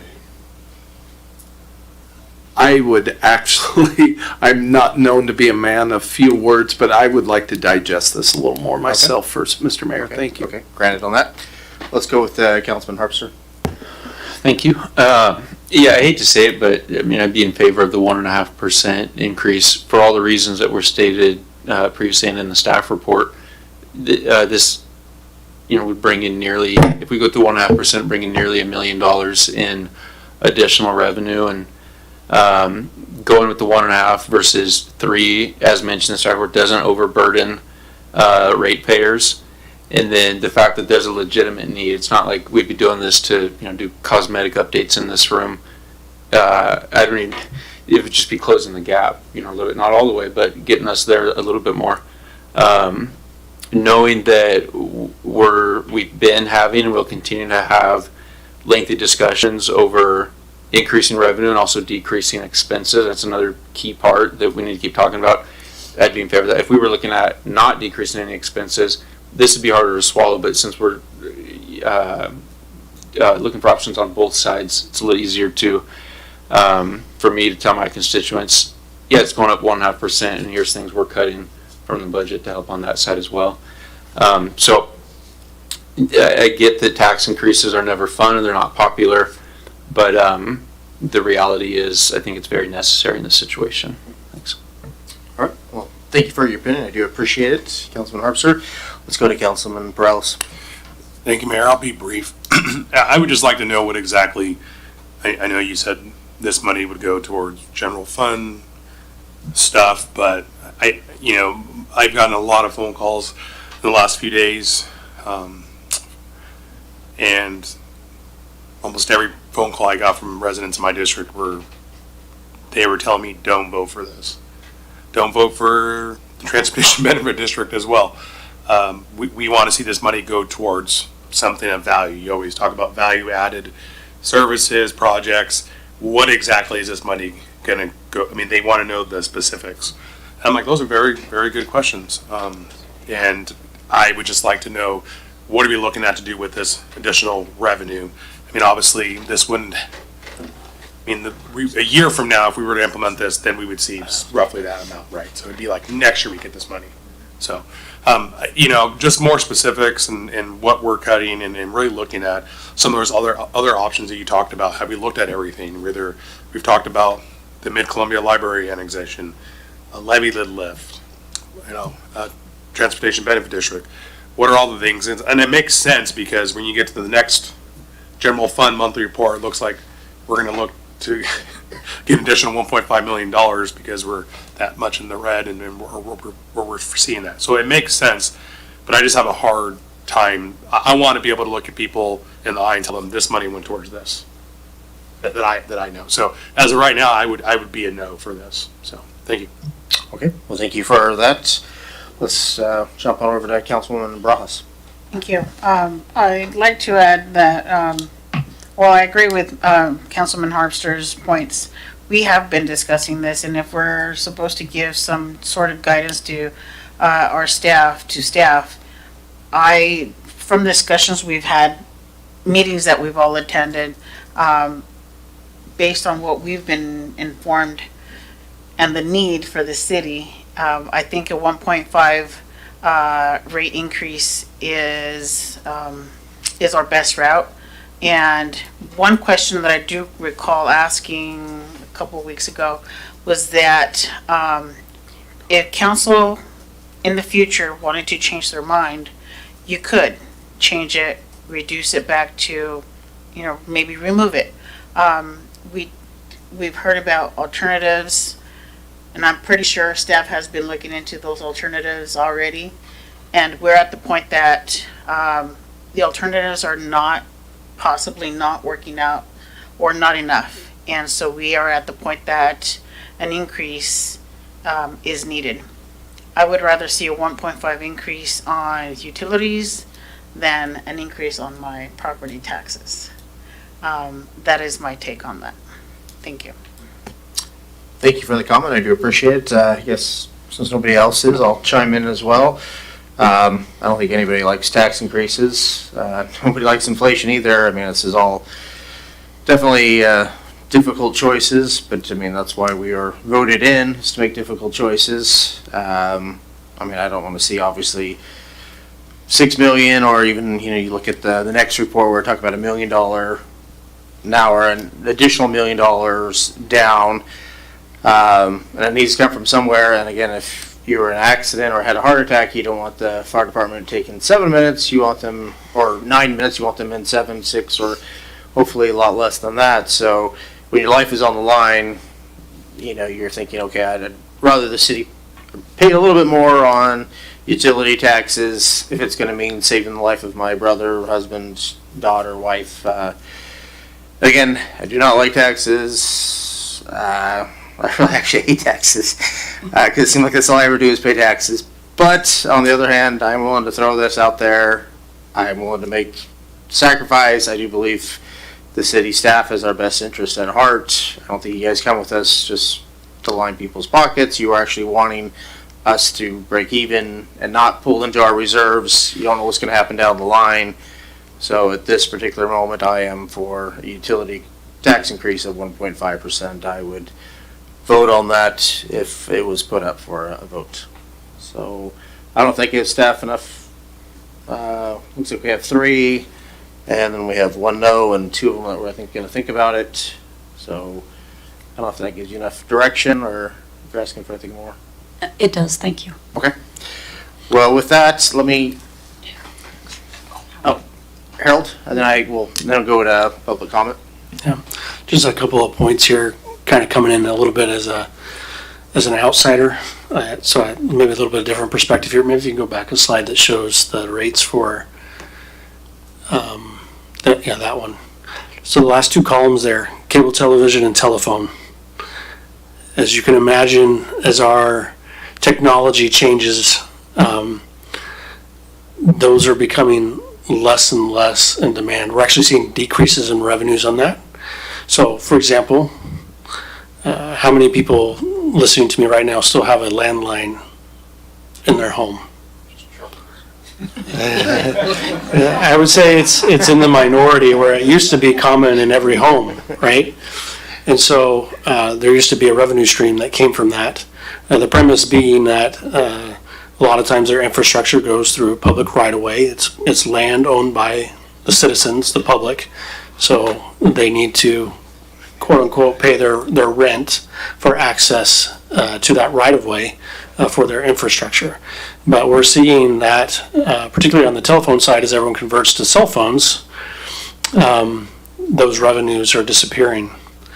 When it comes to cable television, how many people have cut their cable bills to go to streaming services? Disney Plus, YouTube, Netflix, those kinds of things. By federal law, as I understand it, we are not allowed to tax internet service. So that's a revenue stream that local governments have relied on for decades that is drying up and going away. So while it's easy, if you advance to your slide after this on the revenue projections, while it's easy to look at this as a revenue increase, what we're really trying to do is, one, increase revenues because the status quo is becoming more and more expensive year by year, right?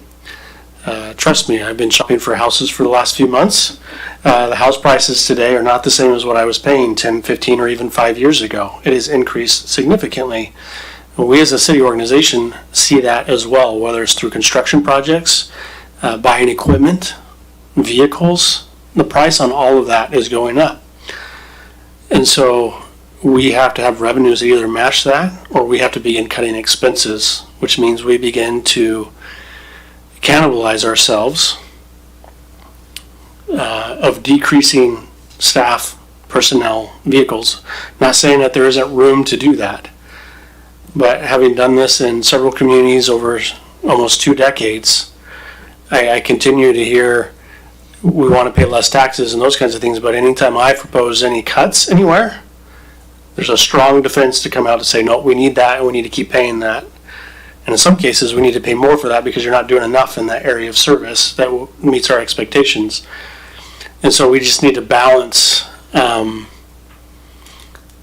need to balance those needs in our community, and that's what makes this difficult, right? Going forward, is that our cost of operation continues to go up, and if we're going to hold the line on taxes and fees, that means we have to begin cutting services, which comes with a decrease in expectation of local government service. Which, if that's where the community wants us to go, we can do that. But you can't hold us to continue to offer a certain level of services to the community because we just can't afford to do it, right? And anyway, I just did want to make a point here too that not all of this is just a revenue grab and an increase, because we're trying to counterbalance the decrease in revenues in other areas that as technology and the habits of our citizenry change, these old models don't work anymore. Couldn't agree with you more. All right. So with that, let's open it up for public comment. Is there anybody in the audience that would like to talk on this issue? Going once, going twice, going 3 times. All right.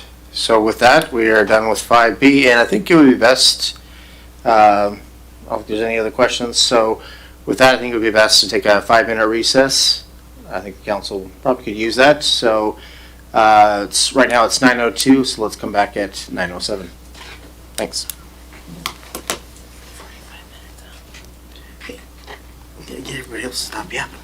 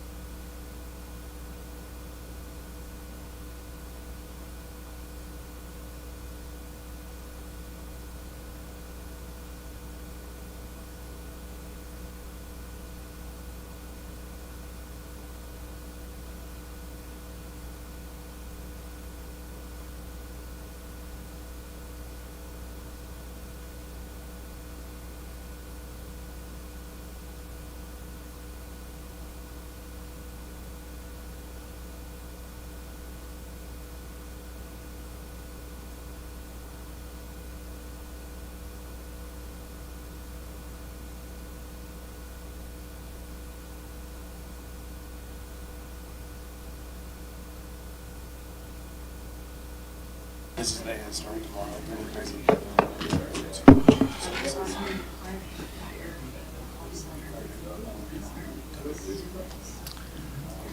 All right, it is 9:07. Are we ready to resume this meeting?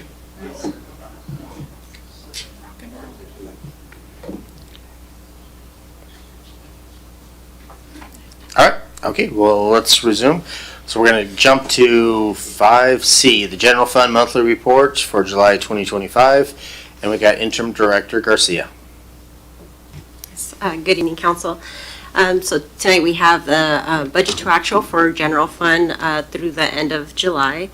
Because we have a 2-year budget, essentially July represents about 29% of the biennium.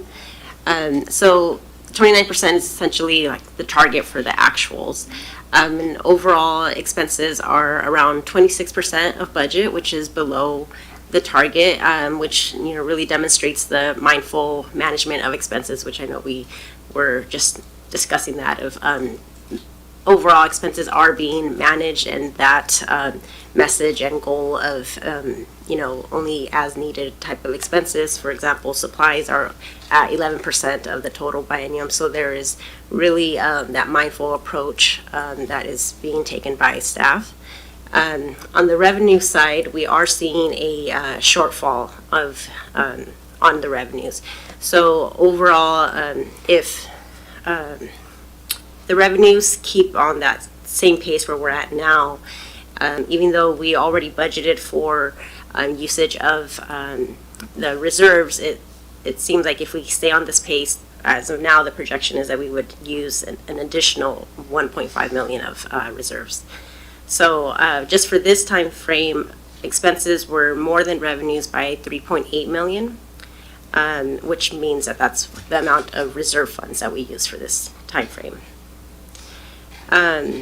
And just to kind of build off of the previous conversation of the utility tax, just to kind of put that into perspective, so the estimated amount of 900,000, if with that increase, the overtime for just public safety through the end of July was 920,000. So that, it's not a one-for-one of if we increase that tax, it would cover this, but that's just to put it in perspective. That's about the same amount of overtime for this time frame.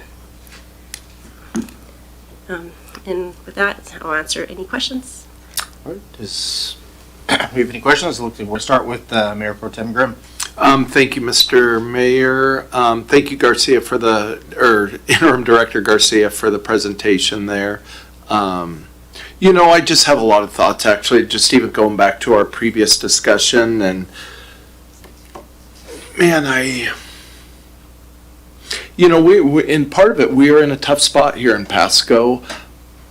We have, I believe it's about 30 or 40% more land than Kennewick. We have about 30 or 40% more population than the city of Richland.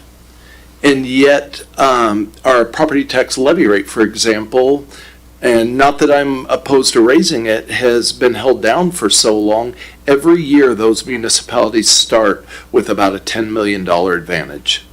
And yet, it costs the same to do all of our public utility work over here. If we don't pay our officers and our firemen and women a competitive rate, I mean, they just go across the river. And so these are really, really hard decisions we have to make, not only for the retention of employees, but just for the vitality of our city and for the future of our city. And so these, whether it be a rate increase or a tax increase or a fee, I mean, I know there are a lot of people living on fixed incomes where, it's easy just to think, well, man, it's just $10 and we all have to tighten our belt. And I know there are people making hard decisions about medication or meals or other things like that. And so, and I know none of us are being flippant about that. I know we all take it seriously. And on the other hand, we shouldn't be just raising rates just so we can match our neighbors across the creek. By no means should we be doing that, but I agree, as staff has said so many times, that Pasco's prided themselves on doing more with less, but we can only do that for so long before we just, really have to look around. I noticed that, just looking through all this data, that overtime was, I think I saw 28%, year to date. But here we are. We're for public safety. We're in September. Going to be October really soon. So here we are, almost 3/4 of the way through the year, and yet thank you, both of you chiefs and the audience, for just holding that down and helping these hard decisions to be made a lot easier. And so, I think we really have some difficult decisions in days ahead as a council. Thank you for that, Mayor Pro Tem Grimm. I'm not seeing any other lights come on, so do we have any public comment on this issue? Going once, twice, 3 times. Well, okay, Interim Director Garcia, I guess you're off the hook. Thank you for that report. Let's jump to 5D, which is resolution change order number 4 for wastewater treatment plant phase 2A construction contract with Apollo, and we are going to go with Director Maria Serra. Good evening, Mayor and council members. We are presenting to you a change order. It's change order number 4 for wastewater treatment plant improvements phase 2A. This phase of improvements focuses on the solids treatment train for the facility, which deals with sludge and dewatering and thickening of those solids that then can be hauled off-site. The project is mostly complete. We've accomplished a lot of the bigger items in it, and portions of that facility are being turned over to operations team to be able to operate them and do the startup of those different components. As we've been doing this work, we have found a compilation of small items that need to be addressed, which all add up into what is this change order that has been presented to you. And you are seeing in the screen that our anticipated completion for the project is in the first quarter of 2026, and that is because there is integration of the different components and work within the system so that each system talks to each other, and that process is a bit of a long process, although it's not a huge dollar amount left to be spent. With that, just an overview of what the project looked like. This is a big project in our wastewater treatment facility. That's where the sewer discharges are treated before that cleaner water gets put back into the water. And again, the solids, which is what this project focuses on, we remove all the liquid component, or as much as we can, off of it, and the solids are then hauled off-site. So the project was awarded to bid for just under $14 million.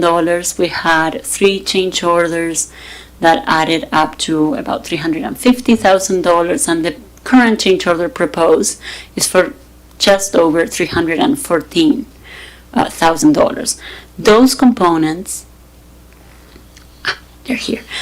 These components are a combination of site improvements that were identified as work was being done, some mechanical needs that were, again, identified as we uncover issues with how pumps are functioning or how a system is talking to each other, or replacement of an outdated equipment to identify how dense that sludge is becoming. So there is a list of items in your packet that shows what all those components were and how much each of those could cost. Some of the work associated with this had to do with identifying where the problems were as we were doing work, and then some extended areas of work where we had to then come and resurface, for example, areas that had been kind of crumbled through the construction of the work. So this is, again, a series of items, $314,000. We do not have any other change orders in sight, although I know better than saying that there will be no change orders as a firm statement. But I'm happy to answer any questions you may have on this. Well, thank you for that update and the report. It's always good to see that there's still $4.5 million difference from what the engineer thought it was going to cost, so that's always good news. Does anybody on the council like to make a comment on this? All right, not see anything. Does anybody in the public like to make a comment or Once, twice, 3 times. All right, well, let's keep moving along here. So let's jump to 5E, Resolution Professional Services Agreement amending number 2 with RH2 Engineering Incorporated for design service for the process water reuse facility, irrigation system farm upgrades project. And again, it's Maria Sarah, Director Maria Sarah. Good evening, Mayor and Council members again. In this case, we are bringing to you a proposed amendment to a professional services agreement with our design engineer, RH2 Engineering. This is for the project that will expand our land treatment system. As you know, our PWRF utility serves industrial processors. The way the system works is there is conveyance systems that come from each of our service areas into a treatment area. It's a plant where treatment occurs to a certain level, but final treatment and disposal actually happens as we land apply that pre-treated wastewater into farm fields that have engineered crop rotation. So that means the crops uptake nitrogen and other constituents. And as you've heard a lot from me, that facility has been expanded. So now this last phase of expansion involves that last component of treatment, which is the land itself. So allowing to incorporate 2 new locations for land application is critical to have compliance with Department of Ecology limits in our permit and be compliant with our engineering report, which shows how much land we need to not contaminate groundwater as we are land applying that pre-treated wastewater.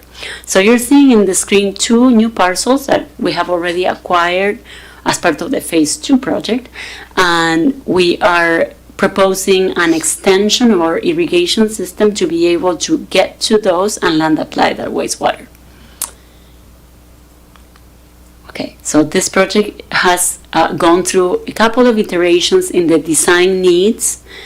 We had various engineering reports that have happened throughout the design process of the treatment plant itself. And so our design engineer has been working with us to try to fit the project within the budget. So the budget has also had some changes along the way where we had bonded for the project for a certain amount, and then we were counting on some ecology low interest loans to come forward. That low interest loan from ecology has not been received, and so we had to tailor our scope to fit closer within our existing budget and look for other funding revenues to be able to make the project whole, as we absolutely need this land operational by the beginning of 2026. So this is a big overview of what we're doing. So the amendment itself with RH2 is to allow them to finalize those plans. We're shooting for a open bid advertisement date in October. So this is coming because work needs to happen this winter. And then the vast majority of this amendment really addresses their support throughout construction. So again, we are having the same company help us through the finishing the design, support us during the bidding, and then provide technical support during construction, which will happen within the next 6 to 8 months. And this amendment is for $306,744. Overall, we believe this project will be in the order of $13 million. So when you look at industry standard for cost of design and construction support, this is a very low estimate, which is a good sign. We are counting on their knowledge and expertise in this area. So with that, we recommend approval of this amendment, but I'm happy to address any questions you may have. All right, does any of the council have any questions for Director Maria Sarah? Looks like we're going to start off with Mayor Pro Tem Grimm. Thank you, Mr. Mayor. Just one small question. That parcel up at the very top where we are adding there, it looks like it's kind of got a windshield wiper on it now. Is that going to be a full circle? Is that going to be converted to a full pivot? Are you going to move the center of that over or just add another windshield wiper on the other side? So actually, and I should have made this clearer in my slide, City of Pasco does not own the parcel adjacent to it. Oh, to the right. To the right. That little windshield wiper there? Right. Okay. So at this point... So that's a no. we're only installing infrastructure to place the pivot in the eastern end. Okay. in the center, right? But it would Gotcha, be just like the adjacent property. mimicking- yes. Okay, no, perfect. I didn't realize that. Thank you, ma'am. Thank you.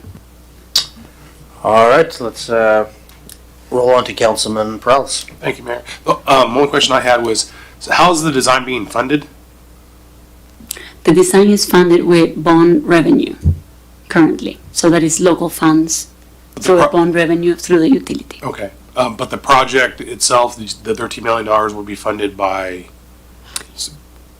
There is a component that is bond revenue, and then the remainder was planned to be funded through a low-interest loan, but that opportunity has not come through. So we are working between other departments of finance and public works to identify a funding source, potentially an interloan fund, or pursue some other allocation before we award bids. So that would be something that would come in front of you. okay. What fund is this one? Is it the sewer fund? It's PWRF. PWRF, its own fund? Okay. Okay, thank you. All right, with that, I'm not seeing any other council lights on, so we'll roll on to the public comment section. Anybody in the chambers like to comment on this? Once, twice, 3 times, all right. Well, that gets us through that, so let's jump on to section 6 and miscellaneous council discussion. Do we have anything we want to talk about? Mayor Pro Tem Grimm. Thank you. Since the director of fun isn't here, it's Fiery Foods this weekend, right? Yeah, hoping to see everybody in downtown Pasco for all the festivities on Saturday. I believe starting at 11 a.m., right? Oh, thank you. Yes, that's correct. Let me get my notes. A lot of fun going to be had, as Jesse always brings. I know there's a wing eating contest, lots of spicy food. I hope you all enjoy that. And we will have a lot of cultural performances, music. It's going to be a great time. So 11 to 7 down in Peanuts Park. All right. Well, thank you for that. Not seeing the lights. Did our new city manager, do you want to make a comment? You were talking about some other stuff that you had. Yeah, I kind of let a cat out of the bag earlier, so let me follow up and finish that out. Apologize for that. Anyway, as I was saying, I've directed the department heads we're going to make a change on trying to improve communication and transparency to the council and the public on updates of projects and things that the different departments are working on. So, starting in October, the first meeting, regular council meeting in October, every regular council meeting will have a city manager memo to the council that'll be available to the council and the public in the council packet. That will outline an update for me on some key highlights and priorities that have happened over the last couple of weeks. And each department head will provide an update in one of those memos once a month. So those memos will be split 50-50 between the departments. Half of them reporting at the first council meeting, the second half reporting at the second council meeting, consistently month to month. So let's say fire department is on the first regular council meeting, the first regular council meeting memo, you always have an update from the fire department on that memo. That's an effort to try and keep you up to date on projects and things we're working on, key items and issues that we're facing. So you have that as an ongoing basis. That will replace what we call the hot sheet, so to speak. But we do want to give you regular updates of what's going on, but try to do that in a way that balances our staff workload as well. And two is I just wanted to make it open and available to the public as well, that it's in the packet and any of the public can go read that memo and get an update of what's going on. If there's things that are not outlined in the memo that you would like to see, please let me know, and I will make sure that staff works on that to get that in there. It'll be a balance between regular projects versus just some generalized information of work that the staff is doing on a regular basis and working on. We'll also be working on probably changing the format of the agenda item memos so that we have more consistency from all the departments on how these agenda items help achieve council goals, maybe even provide some financial background on things, so that way, questions like we heard this evening, like how's that getting paid for, is that under budget, is that over budget, those kinds of things are clearly outlined within that memo going forward as well. So that'll be a quick change that we'll be making, and staff is excited to work on that. Finally, I do just want to give an update. We do have two key positions that are open and vacant, or will be coming vacant. One is the city attorney's contract expires the end of this year. So I've been meeting with our HR department and administrative staff to work on that. We will be looking at putting out an RFP for a potential city attorney contract to help meet the temporary needs. Well, at the same time, we'll be putting out, we'll be doing a professional recruitment for that position going forward that we'll be working on here over the next few weeks to get that started. And in addition, the finance director, we will likely be doing a recruitment for that process as well. And that'll be a key piece going forward too. So I just wanted you to know that we're working on those. Those aren't falling by the wayside. Those are a high priority of key fills going forward, and we'll be working on that. Given that both of these, traditionally in my past, I do like to have at least the mayor and maybe one council member sit on an interview panel for these key director level positions. So if you're interested in that, and I like to kind of balance it around so we're not using the same council members all the time for these, to kind of spread that love and share it. So if you're interested in that, then let me know, and I'll talk through. No, we don't want to have a quorum of the council on there, but I would welcome your input on those as well. And I usually also invite some community partners that are also impacted by these departments and their services to participate as well. So it's usually a mix of elected officials, staff, and some community partners that I usually put together on these panels for these director level positions to make sure that we're getting people in place that will do a good job for the city of Pasco. So anyway, there's some updates. All right, I appreciate that. Not seeing anything else. So moves us on to 7, which is exec session, and nothing is listed. I'm sorry, I know I'm going to make myself extremely popular, but I need 10 minutes tonight to discuss potential litigation under 4230 110 1I. Okay. So is that okay, Mr. Prowlis? You seem to not be agreeable to that. This is one time, just tonight. All right. So that just to be clear, legally, the city council can call an executive session at any time under the statute. That's what I'm asking you to do tonight. Okay. Well, I'm fine with having an exec session. So right now it is 9:30. So let's 10 minutes. That would make it 9:40 when we're done.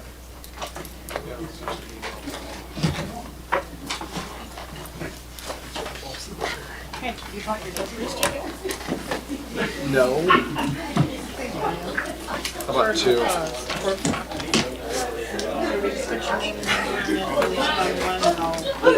What rotary, Blanche, what rotary are you in? Sunrise, we're the new ones. We're the Wheels of Action. Yeah, you guys got our Mama Duck. Yep. Yeah, we're getting our butts kicked now. And here's your address. Oh, sorry, I thought you just said. Sorry. How do you like the rotary? Commission. That's For what, 3 months now? It's not going to be one thing. Yeah, I haven't been going to Rotary for a while, and I was kind of shocked to hear that Ned said. Involved in it. I was like, Ned left? Oh, yeah, You want me to do them both? Or just I'll do the other one and then I'll give it to you. Yeah, it's like, yeah, we're not holding the trophy. We're Ned left. Oh, you're not.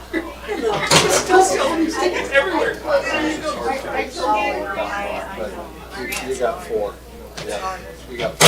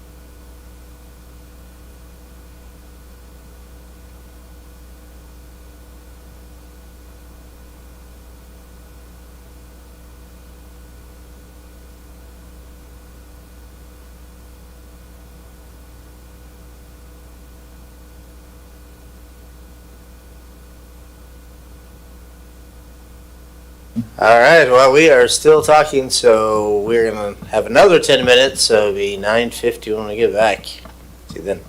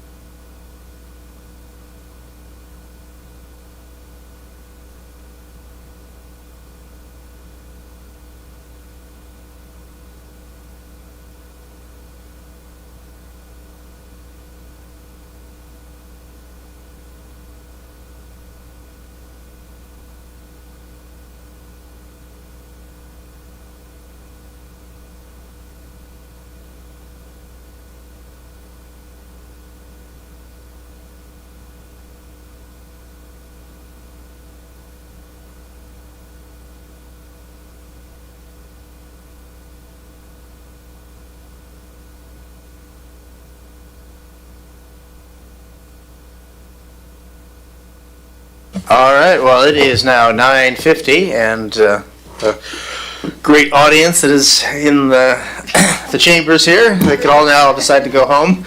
So it's 9:50, and we are done with the exec session, and so we're moving to 8, which is adjournment. Thank you for joining. Thank you all.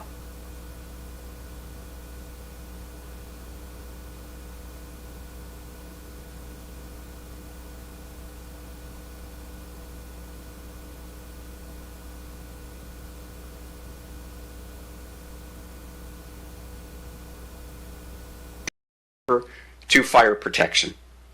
You're also going to contribute, in my book, to traffic flow. We notice people 300 and some feet out. Why aren't we making those developments pay for traffic impact 300 and some feet out or more? And I think it's going to really start at the planning level with your input. Thank you. Do we have anybody else from the audience that would like to talk about this? My second call. And third and final call for public comments regarding the topic. Not seeing anybody. So again, thank you for that. So we're going to close the public hearing. And with that, we'll move on to number 9, ordinances and resolutions not related to hearings. And we have number A, resolution number 4601, setting a date to consider a notice of intent to commence annexation proceedings for SG Management LLC and Oregon Farms LLC annexation. And again, we got, it's going to be a report from Haley Miller. Thank you, Mayor Pro Tem. Good evening, Council. Tonight before you is a resolution to establish a date to consider the intent to annex these 2 properties in Pasco. And when the date is set, then we will review the details with Council, and then eventually we'll have another meeting for the official annexation proposal. So this is part of the process. The applicant has met all the procedural requirements to staff, so we're forwarding it to the group to set a public or a meeting date to consider this notice on June 2nd. Happy to answer any questions. All right, do we have any other questions before we do a motion? I'm not seeing any. We'll give Mr. Perales a second, but Nothing to add, sir. okay. Well, with that, I'd like to get a motion from Mr. Harpster. I move to approve resolution number 4601, setting 7:00 p.m. June 2nd, 2025, as the time and date for a public meeting with the initiators to consider the SG Land Management LLC and Oregon Farms LLC notice of intent to commence annexation of short plat 2021-08 Lot 2 and short plat 2022-32 Lot 1 property located south of Burns Road and east of Shoreline Road in Section 12, Township 9 North, Range 28 East Westernmost. Second. Thank you. So we have the motion by Councilman Harpster and a second by Councilwoman Blaisdell. And with that, all those in favor say aye. Aye. Aye. Aye. Aye. All those opposed say nay. Looks like that one carries unanimously. So we're going to go on to B, resolution number 4602, setting date and time for right-of-way vacation public hearing for Wanderack. And again, Ms. Miller. Thank you. This is also a resolution to set this is a public hearing date for right-of-way vacation for Wanderack, and this is a property located over on 2502 North 4th Avenue, and this is a fueling station, and the front portion of their property that faces the street has a right-of-way there, and this was initially brought to staff in 2024, and we were researching whether the state owned it or the city owned it, and we landed on the conclusion that the city of Pasco does have ownership over this, so the applicant will be proposing to vacate this portion, and council will be hearing this matter during a public hearing on this date if the date is set tonight. Happy to answer any questions. Okay, do we have any questions from council? I'm not seeing any. So, with that, can I get a motion, Mr. Harpster? Councilman Harpster. I move to approve resolution number 4602, setting 7:00 p.m. Monday, June 16th, 2025, as the time and date for a public hearing to consider the vacation of a portion of right-of-way along North 4th Avenue in Pasco, Washington, and waiving the requirements for an appraisal, title report, and payment of compensation. Second. So we got a motion by Councilman Harpster and a second by Councilman Blaisdell. All those in favor say aye. Aye. All those opposed say. Thank you. All those opposed say nay. Again, passes unanimously. So with that, we're going to move on to item C, which is resolution number 4603, setting date and time for right-of-way vacation public hearing for Pasco School District. And again, Thank you. A little bit of repetition tonight here. So this resolution is for the school district, and they are proposing to vacate parts of the right-of-way along North Utah Avenue and then East Salt Lake Street. On their property boundary, there's a jog that goes into their site, and it looks like they don't need that much room to provide the frontage improvements. And then there will be also a dedication on North Welch Avenue to facilitate North Welch Avenue extension. So the date proposed for this is June 16th. I'm happy to answer any questions. okay, thank you for that, Director Haley Miller. Do we have any questions from the council on this? I'm not hearing any.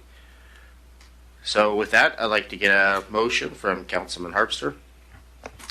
I move to approve resolution number 4603, setting 7:00 p.m. Monday, June 16th, 2025, as the time and date for a public hearing to consider the vacation of a portion of North Utah Avenue and East Salt Lake Street right-of-way in Lot 1, Block 18 of Fraze Addition to Pasco, Washington, and a North Weehee Avenue dedication of Lot 1, Block 19 of Fraze Addition to Pasco, Washington. Second.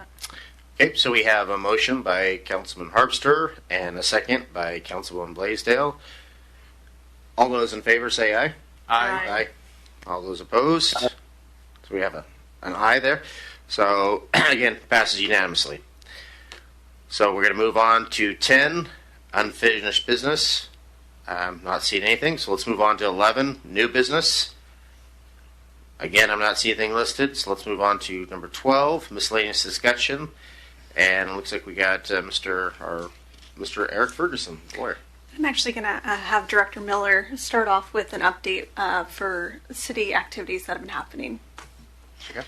Thank you. Quick update for the group. We had a third-party canvasser start with the City of Pasco this last Monday. I believe it was the 12th.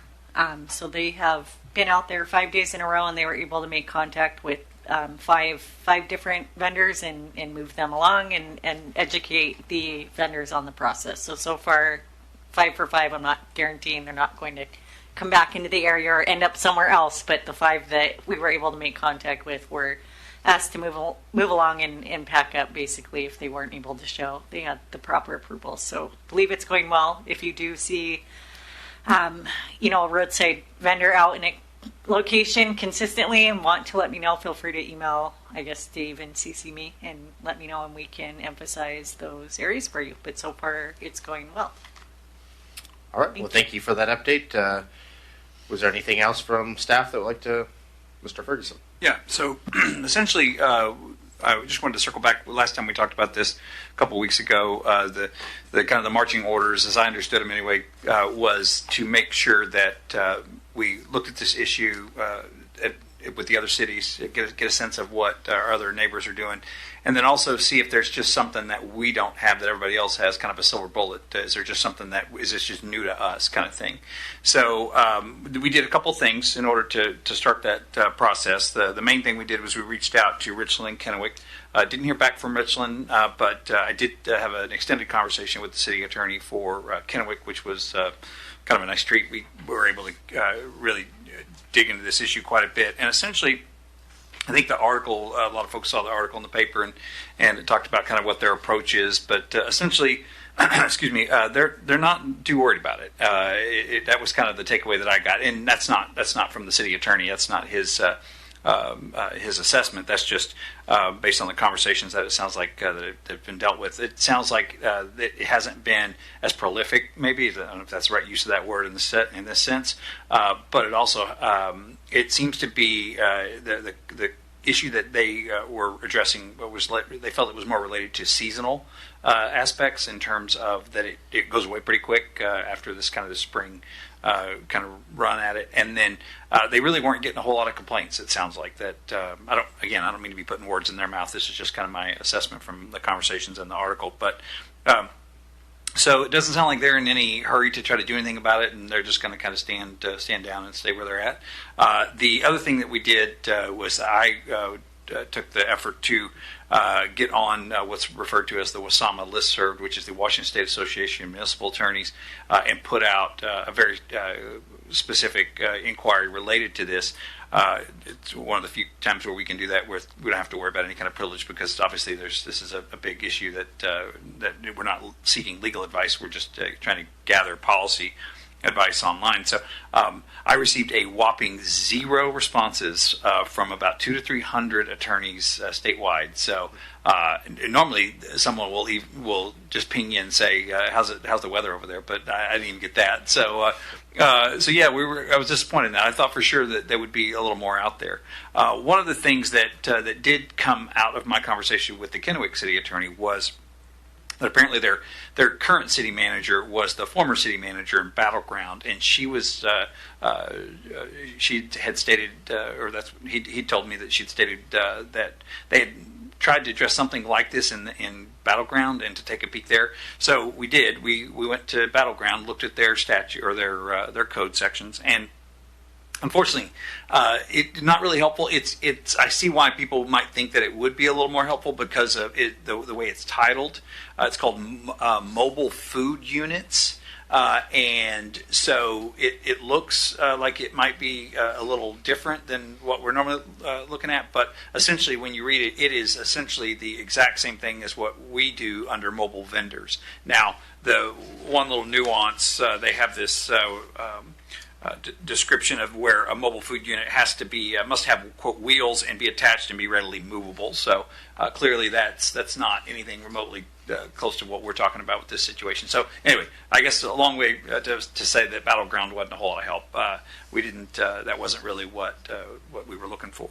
So with that being said, really what we're stuck with is kind of on our own in terms of like really kind of pioneering this and seeing, okay, what would this look like and what do we have? So to that analysis, that's really where kind of the legal analysis kicks in.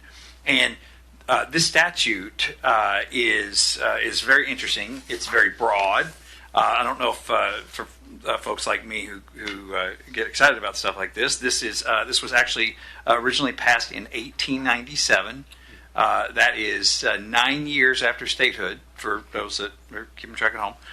And it was really interesting because the title of the act in the Session Law of 1897 stated that it was an act to permit farmers, gardeners, and manufacturers to dispose of the products of their labor. So that was essentially the overarching title of it. It's changed a few times in terms of adding some language. They struck some language that talked about that they struck out a bunch of fish and milk and poultry and stuff like that. But long and short of it is it's really been around for a long time, and pretty much it's standard form. It shall be lawful for any farmer, gardener, or other person without license to sell, deliver, or peddle any fruits, vegetables, berries, butter, eggs. So it's still pretty close to the way it started, and there's been a few iterations. But really, what it comes down to is the statute that we start with really is an exception to, and these are rare situations when the legislature. Maybe not so rare anymore, but they used to be rare situations when the legislature would really preempt local government's authority to regulate certain things. And so this was kind of an extraordinary thing that really limits the local government's ability to regulate something. So it really just takes it off the table the way it's drafted.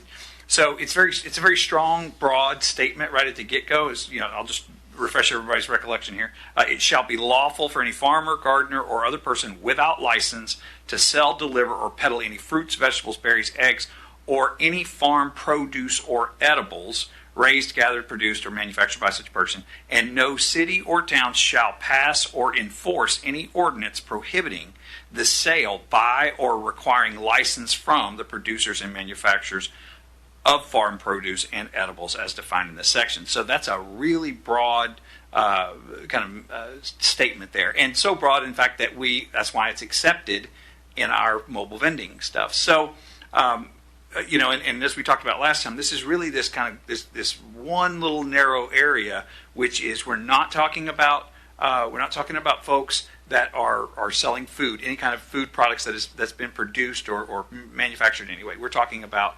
produce, and that's not as clear either in some of our analysis in terms of trying to analyze, does that include flowers, which we do believe it does based on the statute. So anyway, long and short of it is, what it really comes down to is we're really talking about this narrow little area. We know we can't regulate. The statute couldn't be clear that we can't require a license on private property. We know we have our mobile vending requirements or our ordinances that allow to regulate who can sell these food products, and then those do allow some use of the right-of-way, but it's very specific in our code as to how that can be utilized. Then we have people who sell certain things along the roadway that we know we can regulate that, like products, things that they may sell, kites or what have you.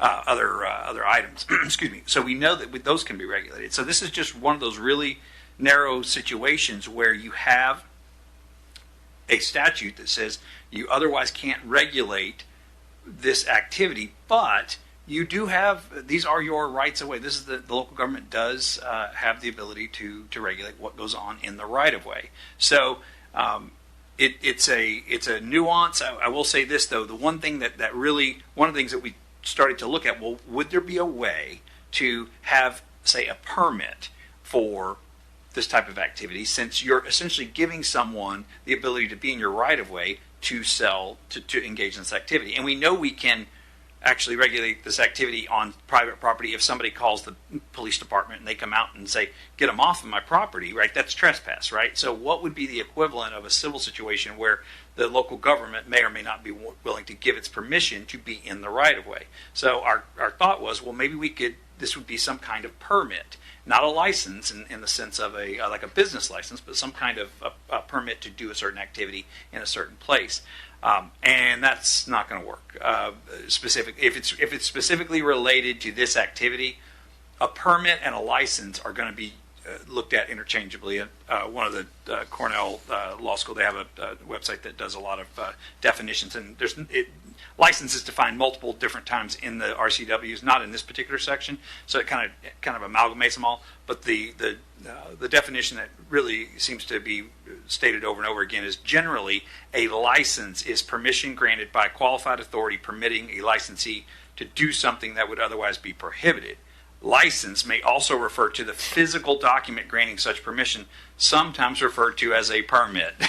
So there we're right back to where we started. So I think there could be a way to regulate your right-of-ways in a way that would make sure that anybody engaged in any particular activity had to adhere to certain standards. We have some guardrails kind of outside of that. Don't block traffic. We have some kind of criminal statutes that if they're really causing some kind of disorderly conduct or something like that, those are clear. But you would have to be unrelated to this specific activity. So what I'm getting at is we were hoping that there would be a very precise tool that we could find and utilize and give the council an option to adopt a policy that would really engage in just regulating this one particular aspect. And I don't think I don't think we're going to be able to get there from here. I think the way it's going to have to go is you're going to have to really look and say, this is about permission to be in the right of ways for all activities, and they're all going to require a certain amount of licensing. But if it's specifically related to this activity, it's going to be viewed as requiring a permit to do an activity that the state says that you're otherwise allowed to do. So with that, sorry, I don't mean to go on and on, but we've had quite the law school debates about this. So anyway, happy to try to answer any questions, but a whole lot of talk to tell you that this is new, and this would be something that that would have risk. Okay. Well, thank you for that, Mr. Ferguson. Do we have something from Councilman Grimm? Yes, thank you, Mr. Mayor Pro Tem. Thank you, Mr. Ferguson, for digging in and trying to get to the bottom of this and really just giving us more information than what we had before. And I appreciate that. Just a couple follow-up questions. The first one that comes to mind, I guess I don't think anybody has an issue with what's going on private property. I mean, ultimately, that's for those property owners to deal with and all that. The complaints that I've heard are especially along the Road 68 corridor when they are on the sidewalks. Perhaps maybe it's a fruit, maybe it's a knickknack, but here's the light changing, and suddenly you're waiting for heavy traffic already, and people to set down their phones in their cars, and now we have to wait for a transaction to finish. And so I think the right-of-way regulation is that's the feedback I've heard from the community that I think just creates a safety concern, and so I don't know if there is a way of pursuing or a resolve to do so. But the other aspect, I mean, are we liable for this if there is an issue there? I mean, do we have a liability in this? And what can we do to mitigate our liability? Or, I mean, can we name the state as a, I guess, third party? Yeah, think you need a lawyer to straighten it out for me. But, I mean, what do we do with that? That's a great question, and I think it's an open question, and I certainly obviously wouldn't want to speculate about it in this venue, but that is something that we would want to look at because I think those risks are always there. Anytime that you have something that is controlled by the city, that's something that you're going to want to be careful to make sure that you knew or should have known that you're regulating or that you're taking any kind of safety precautions. So again, I don't want to try to give legal advice in open session, but I am worried about that. Okay, yeah, and I guess that would just be my one concern. Again, private property is private property, but again, I look at one of the busiest intersections in the entire Tri-Cities where, it's prone to crashes, it's prone to safety issues, so much so that we've put a red light camera there to try to mitigate some of those. And so I guess that would be the one thing that, I would hope we would have the resolve to maybe move forward is just in those areas to look at that. But that's just my opinion. Thank you again for all your work. Thank you, Mr. Mayor Pro Tem. Thank you, Councilman Grimm. Do we have any other staff? I know we have a Memorial Day agenda here, so if I could probably get I will actually just hand it over to Director Rice, who will talk about the upcoming event and then do a brief update on Memorial Pool. Okay, thank you for that. Good evening, Councilor Mayor. So next Monday, Memorial Day service at City View Cemetery, starting at 11 a.m. So looking forward to host that between, again, 11 and 12 noon. We'll have one of our own staff as our primary speaker, as well as the mayor to kick that event off. So also make note that no council meeting next Monday, because that will shift to Tuesday as well. I think more on that if we need. But otherwise, I do have an update on our Memorial Pool Dome project that I want to share with you, some of the progress that we've made, some of the items that we've discovered, and some additional expenditures due to those, so that council is up to date as we try to wrap up this project in the next week and bring that project bid closure to you soon. So, brief update: 2018, the city recognized the need to have a year-round swimming pool in the community, and decided to add an air dome cover project to Memorial Pool to the capital improvement plan. 2024, City Council approved the purchase of the pool dome cover, so manufacturing could begin for delivery in 2025. And then just this March, the City awarded EFS Construction the contract to install the pool dome foundation and deck totaling $757,000 for completion prior to the general pool opening. So kind of brought us up to date. As with several projects, particularly something that was built in the 1950s and has been remodeled through the years, there are several unknowns that have been discovered since construction started, resulting in about $64,000 of approved or pending change orders to allow planned public opening of the pool. The change orders will be presented as part of the project acceptance, but wanted to review them now as we are incurring the costs as the project completes. Further delay to the pool usage impacts our lifeguard training, resulting in delays to general pool opening and swim lessons. So if we hadn't kept moving forward, it just kind of cannonball right into the middle of summer, which we've been trying to avoid, especially with the start of our swim lessons. So a couple examples of these. Shade structure. We had a pretty large shade structure that was installed several years ago. We found that the contractors found the foundation encroached in the pool decking area that we needed to replace. And not only did it encroach, it was a very large chunk of concrete holding that in, so it required additional labor and equipment to remove. We found an unknown manhole in the parking lot requiring a reset for future access and maintenance. We think this is from the 2009 construction project when we did the last remodel there. So you can kind of see it buried in the middle, but that required resetting and setting to the level of the parking lot so we can maintenance that in the future. The previous pool remodel backfill was unstable. You see it's a combination of this pea gravel and the sand. It was continued to fall in, so it required additional labor and forms to stabilize for the new pour. They located the original abandoned pool deck, which I think would have been from 2 remodels ago. As you can see, this rebar on the left side of the picture that needed to be cut out and removed. Not only the removal, but then we needed to procure additional concrete to help fill that back to the deck level. And then a couple of additional things. We paid for a couple of extra work days or overtime for they're working 4-10 schedule, so either Friday or Saturdays to help round out those days, keep the project moving. Additional labor materials to support the installation of the bulkhead, which is ultimately the pool lane divider that we'll use when the dome covers on to expand the swim opportunity. Discovered unknown fiber optics line, gas line, and fence line that all intersected together in the same spot, so we've worked on moving those things around. Labor and industry required some electrical bonding to reduce stray electrical current throughout the system, and then some additional electrical changes related to changes in the foundation. But the project is on track to be completed by May 26th. Facility staff have been given the go-ahead to start draining the water out of the pool and then filling up this week. Recreation staff will perform lifeguard certification in the following weeks. We'll slip in a quick swim meet, and then the pool will be open to the public on June 14th. Everything progresses as planned this week. And then pool dome delivery will be in September with installation to follow right after the end of the swim season in October. So far on track, but as council has asked before, they'd like to hear about some potential changes before we expend them. This is kind of like the middle ground because I'm expending them, but I'm giving you the heads up that I'm spending them. So hope to be a little bit more project timing where we can stall the project and seek permission first, but doing the best we can to tell you what's going on. With that, any questions? Do we have any questions from the council? I'm not seeing anything, so thanks for the update, Director Rice. I do appreciate it. Very good, thank you. And with that, I'm not seeing anything else, so we're going to jump to number 13, which is the exec session, and I'm not seeing anything listed, so hallelujah on that. And so at 9 o'clock, we are adjourned. Thank you.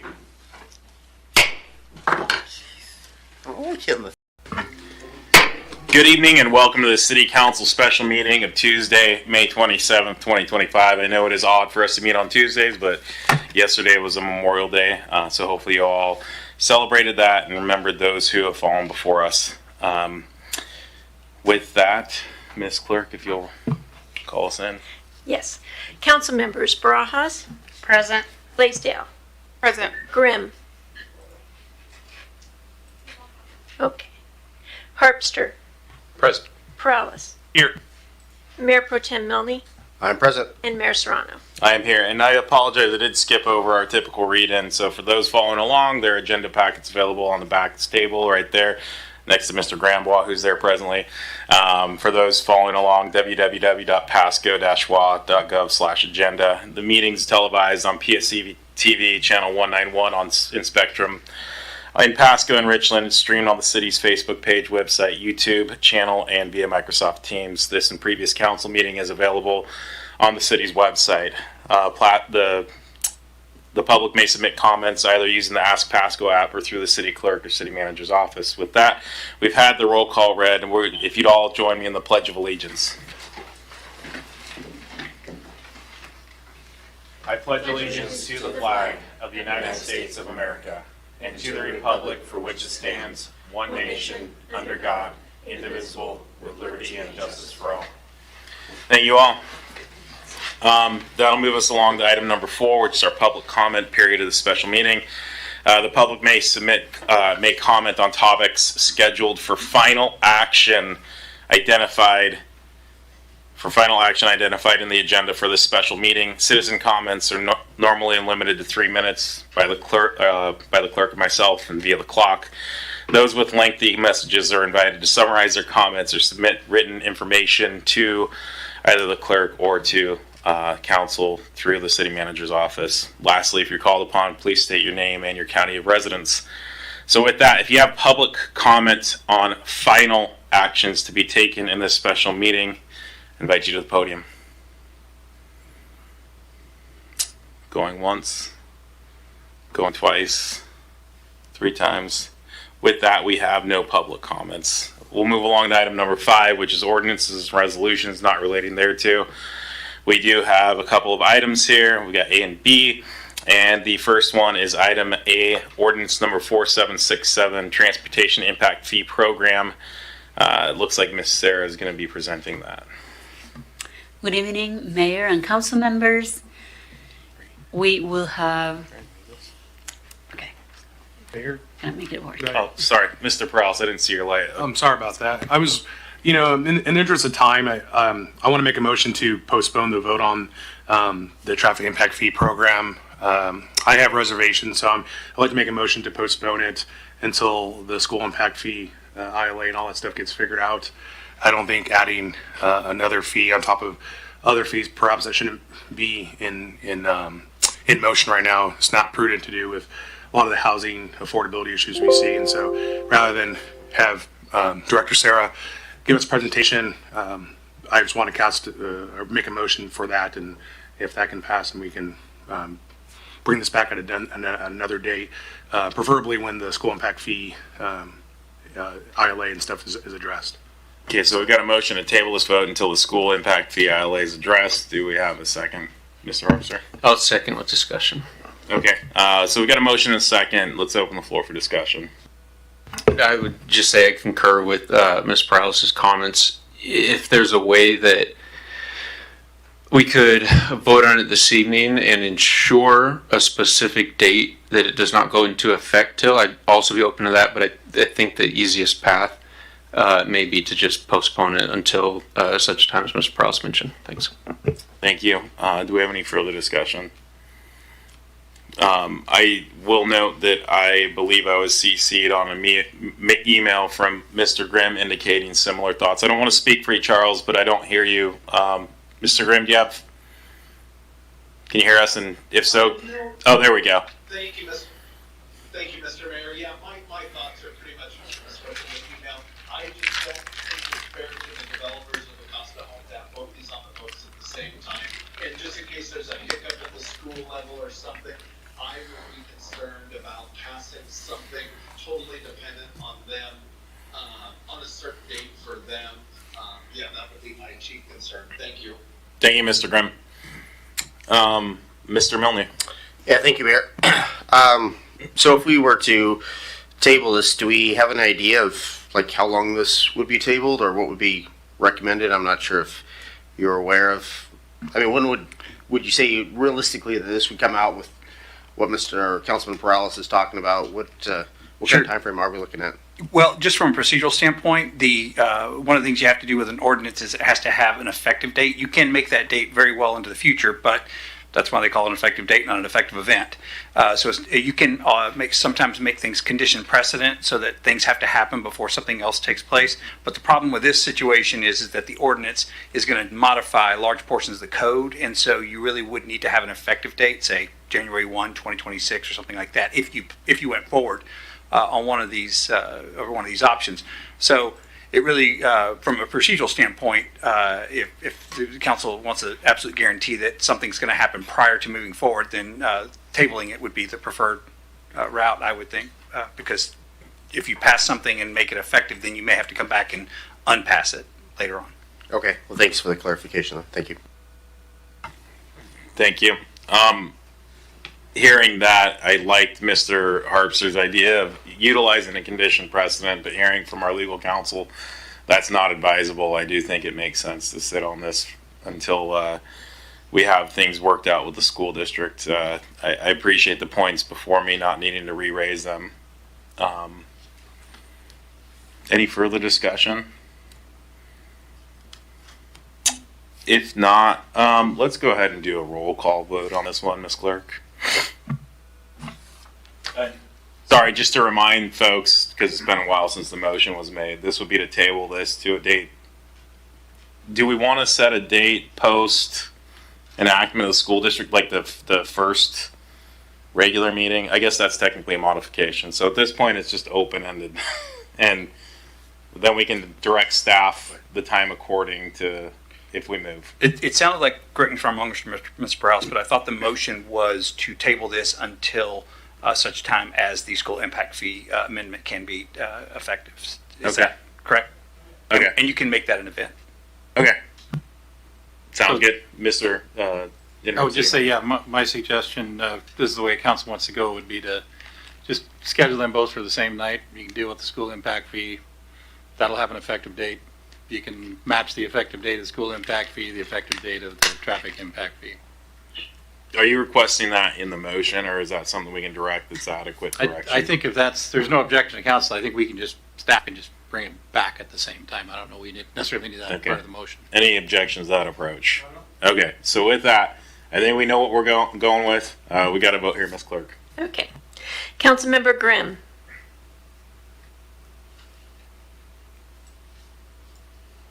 Councilmember Grimm. Yes. Sorry. Yes. Thank you.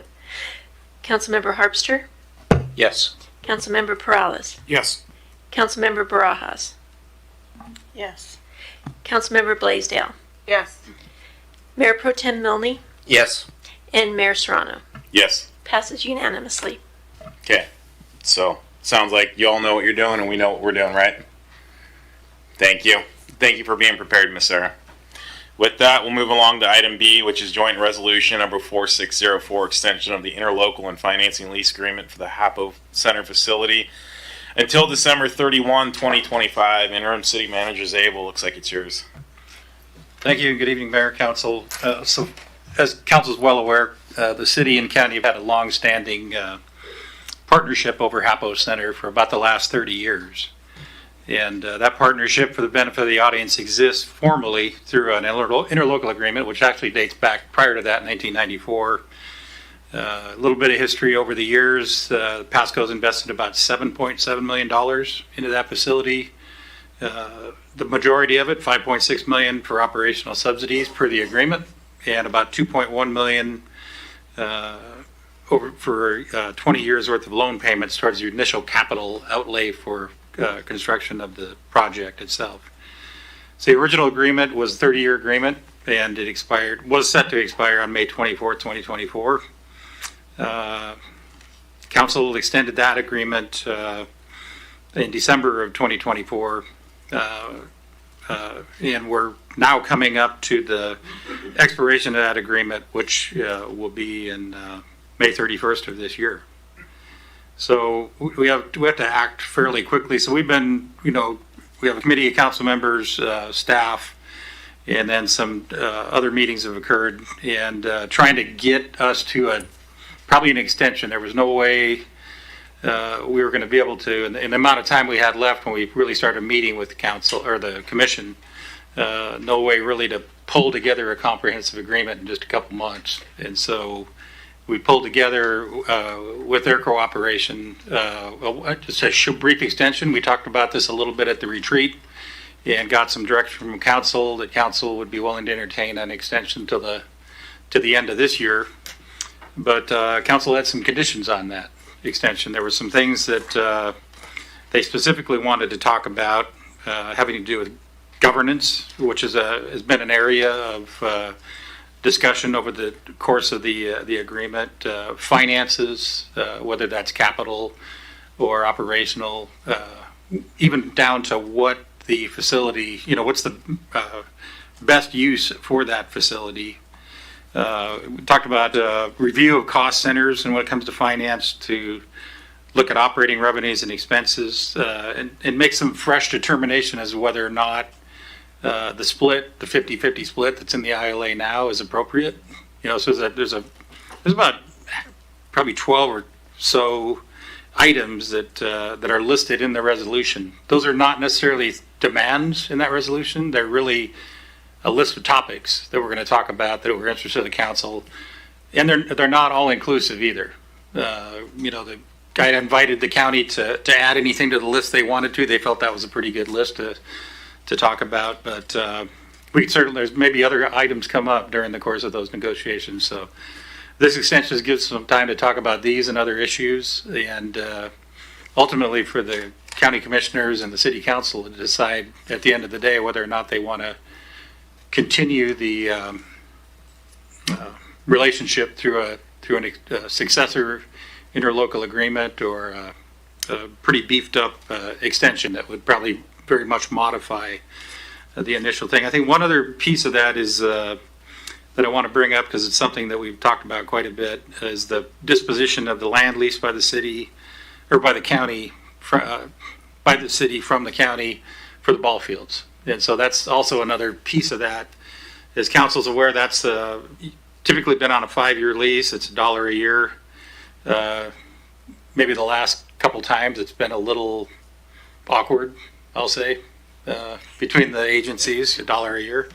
It's getting to be pretty valuable real estate, although on the other hand, the county, or the city has invested millions of dollars literally in that site to develop those ball fields. It was sagebrush before it was ball fields. So both the county has ownership of the land, the city has a huge investment in that parcel. So that's another big piece. And what council had directed staff at the retreat was we need to be working towards long-term security for those ball fields, rather, because they play such an integral role in our community. Those more than every 5-year lease with an option to extend. So those are the pieces. Tomorrow, the Franklin County Commissioners will be considering this same agreement. It's on their agenda. And if it passes here tonight and passes across the street tomorrow, we will have some time to negotiate all these issues, A through I, in the resolution, and probably more. And staff's recommendation is the council approve the agreement. I guess one other piece probably worth mentioning is that it keeps the original ILA status quo in terms of the subsidy share and operation responsibilities, things like that. Thank you, Mr. Zabel. Do we have any questions or comments from council? Mr. Harpster. Yeah, I just want to comment that it's a little aggravating. We're doing a third extension in over the last, I think, 18 months or so. However, I am pleased with the leadership changes at Franklin County, and specifically Mr. Dansel, their new county administrator, and have been able to talk with him about this. I've talked with Mr. Zabel about this, as well as one of the commissioners, and I think extending this one more time is what's in the best interest for the residents of Pasco and Franklin County for the long term. And so I don't want to say I'm happy to extend, because I would hope that we'd be further along, but I think we're making good progress. Thank you, Mr. Harpster. Mr. Prowse. Thank you, Mayor. Yeah, and I agree with a lot of the same sentiment from Councilmember Harpster, but I'll say this. I think my plan on behalf of the committee is this is the last one. I don't care if we're here on Christmas Eve, but before the end of the year, this needs to get done.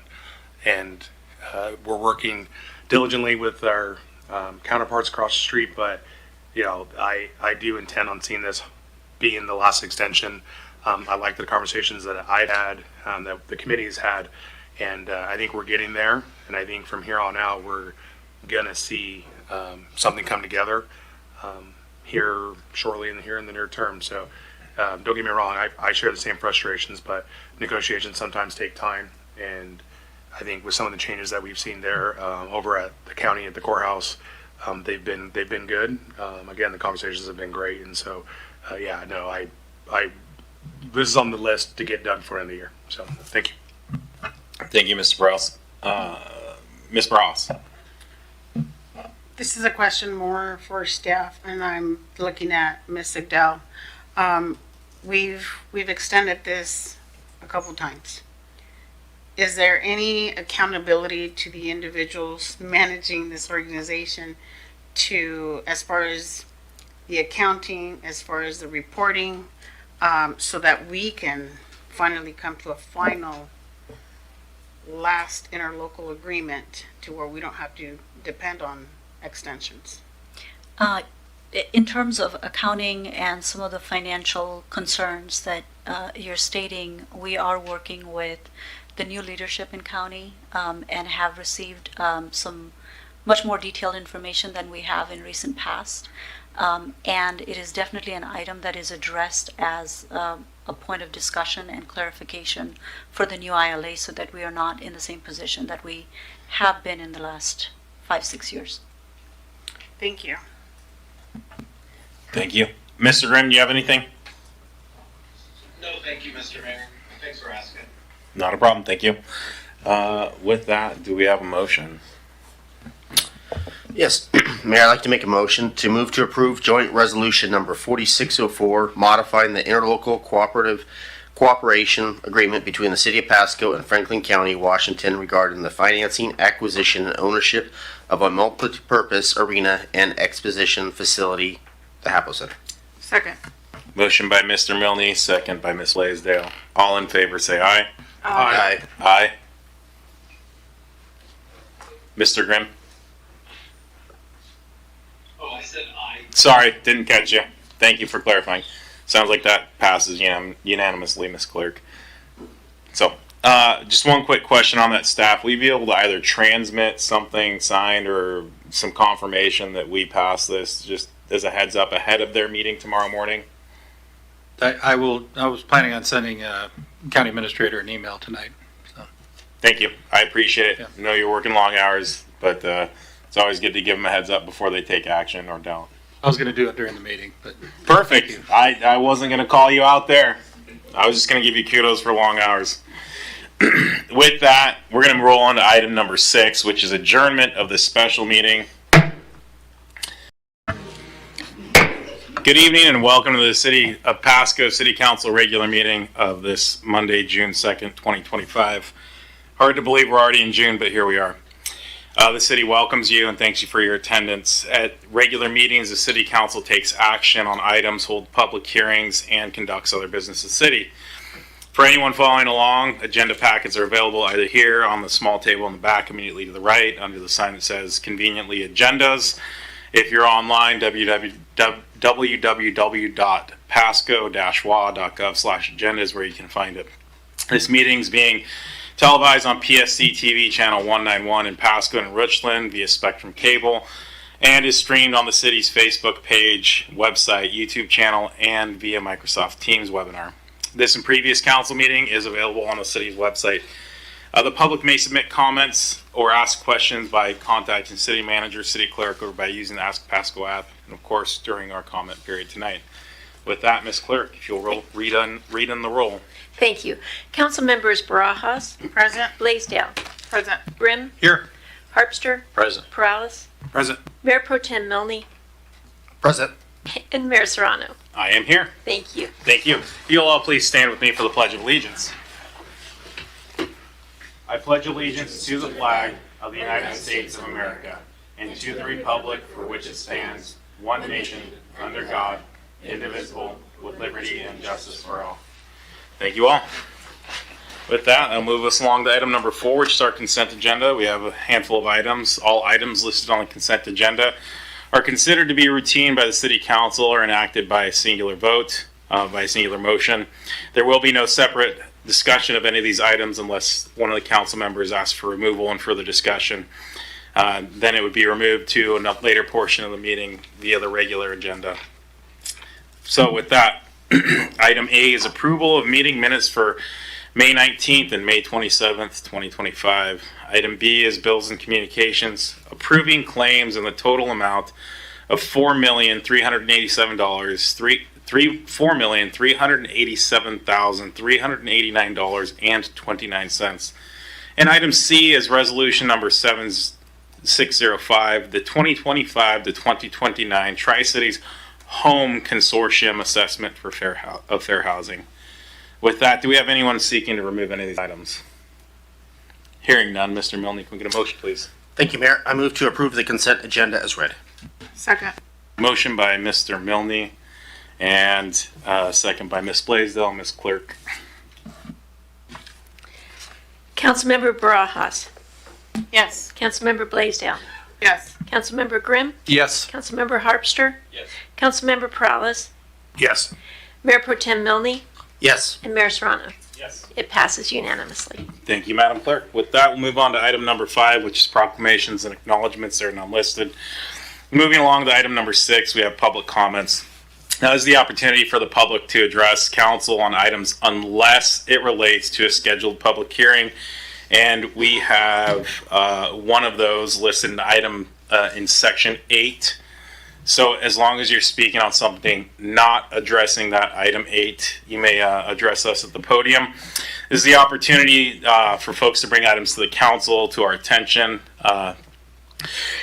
Excuse me, to provide your opinion on an issue. It's not an opportunity to provide for debate or expecting some sort of immediate response either from staff or from council, as some questions do require deliberative information and further consideration.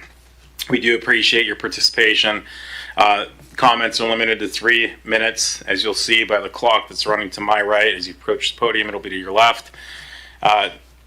And those with lengthy messages are requested they summarize them, and then you're always welcome to submit further comment, again, as I mentioned, via the Ask Pasco app, city manager, city clerk, or if you have handouts, you can hand them to the lovely city clerk, who will then pass them down to us. When you approach the podium, if you can provide us your name and your county of residence, that'd be great. So with that, I'll make a couple of calls. This is the first call for public comment. Go ahead.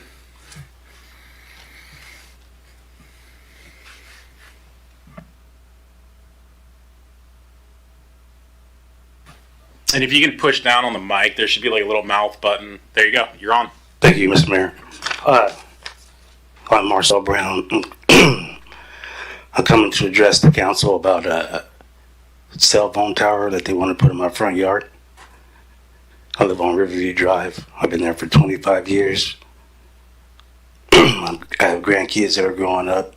It's radiation, property value, and a whole bunch of other things. I don't think that I should have to pay taxes every year on those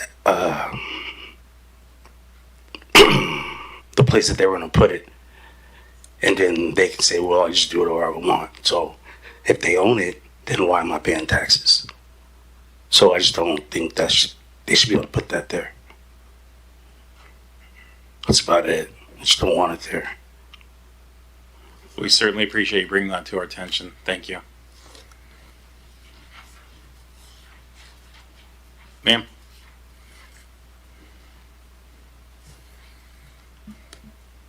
It looks like a mouth with a couple of lines. There you go. I'm also the grandparent, but I don't live there anymore. But, you know, the effects we really don't know about. We just want you to really consider it. I have 6 grandkids living there, and they're real young. So just please consider that. Thank you, ma'am. Do we have any additional public comments? Ms. Mahoney.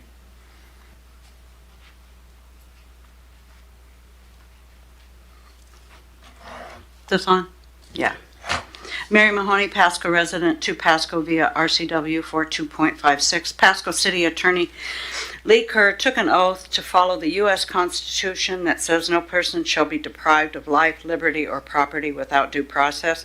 Yet, Mr. Kerr authorized animal control with the right to seize, kill, and/or send our family dogs and pets to WSU for research without the semblance of due process.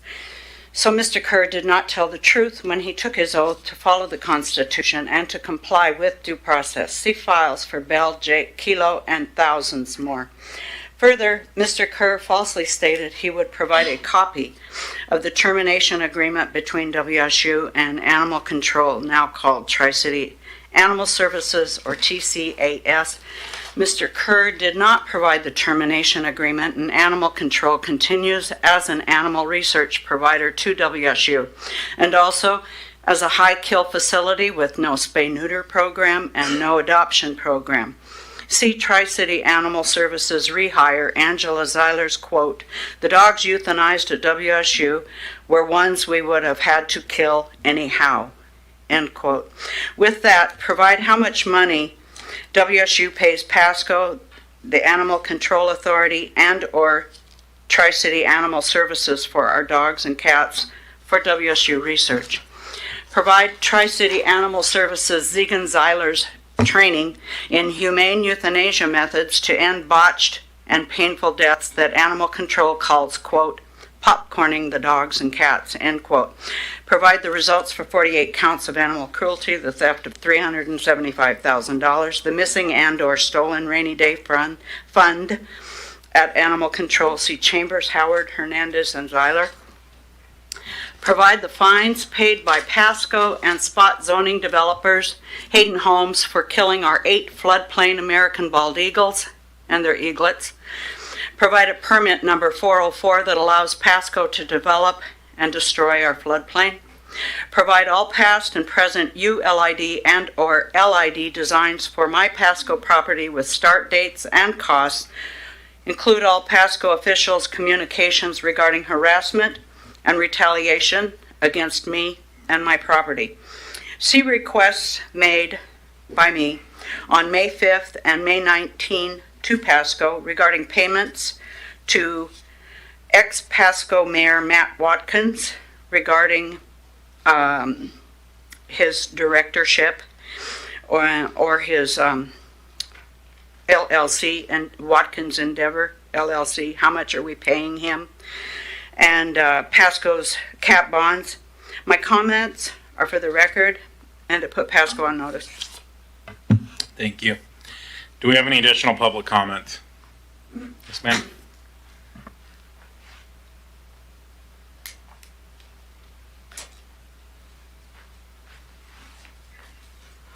Good evening, council members. My name is Amber Wade, as you might know by now. I live at the Sands Mobile Home Park in Pasco, and I know this might seem like an unusual comment, but I'm here today to honor someone who has quietly given so much for our city. This week, Becky, the very first resident of the Sands Mobile Home Park, is preparing to move now after 55 years in the same home. She's in her 70s now, and while this is a big transformation, she's meeting it with strength and grace. Becky has been the heart of our park. She's someone who checks in on neighbors, helps people through hard times, and has never asked anything in return.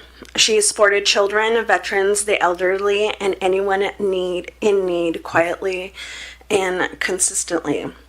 She's been a source of stability, kindness, and community for generations, and now we want to return that love and support to her. We are inviting anyone who can lend a helping hand for her to move tomorrow and Wednesday with care, dignity, and gratitude from everything she has done for us. The address here at the Sands is 1416 North First Avenue, Lot 21. She will need help Tuesday at 2 p.m. That's tomorrow, and Wednesday bright and early at 8 a.m. She will be traveling with her family clear back east. I keep getting the state wrong. Let's give Becky the send-off she deserves after 55 years of showing up for others. It's our turn to show up for her. Thank you. Thank you. Do we have any additional public comments?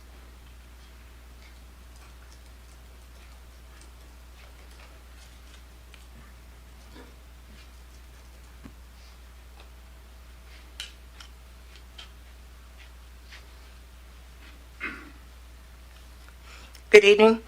My name is Frankie Hurley, and I live around the corner from Marcel Brown. And I also object to having a telephone tower put on my property as well. And if Verizon decides to put the telephone pole on his property, what's going to stop them from cutting into other people's property?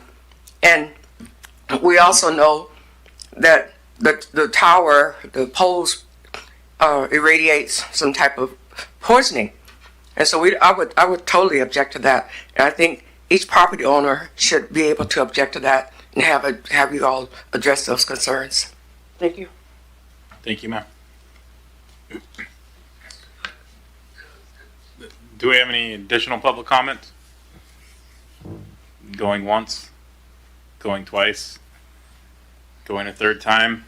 Thank you. Appreciate those comments. With that, we'll move on to item number 7. There's a single item. Item A is verbal reports from council members.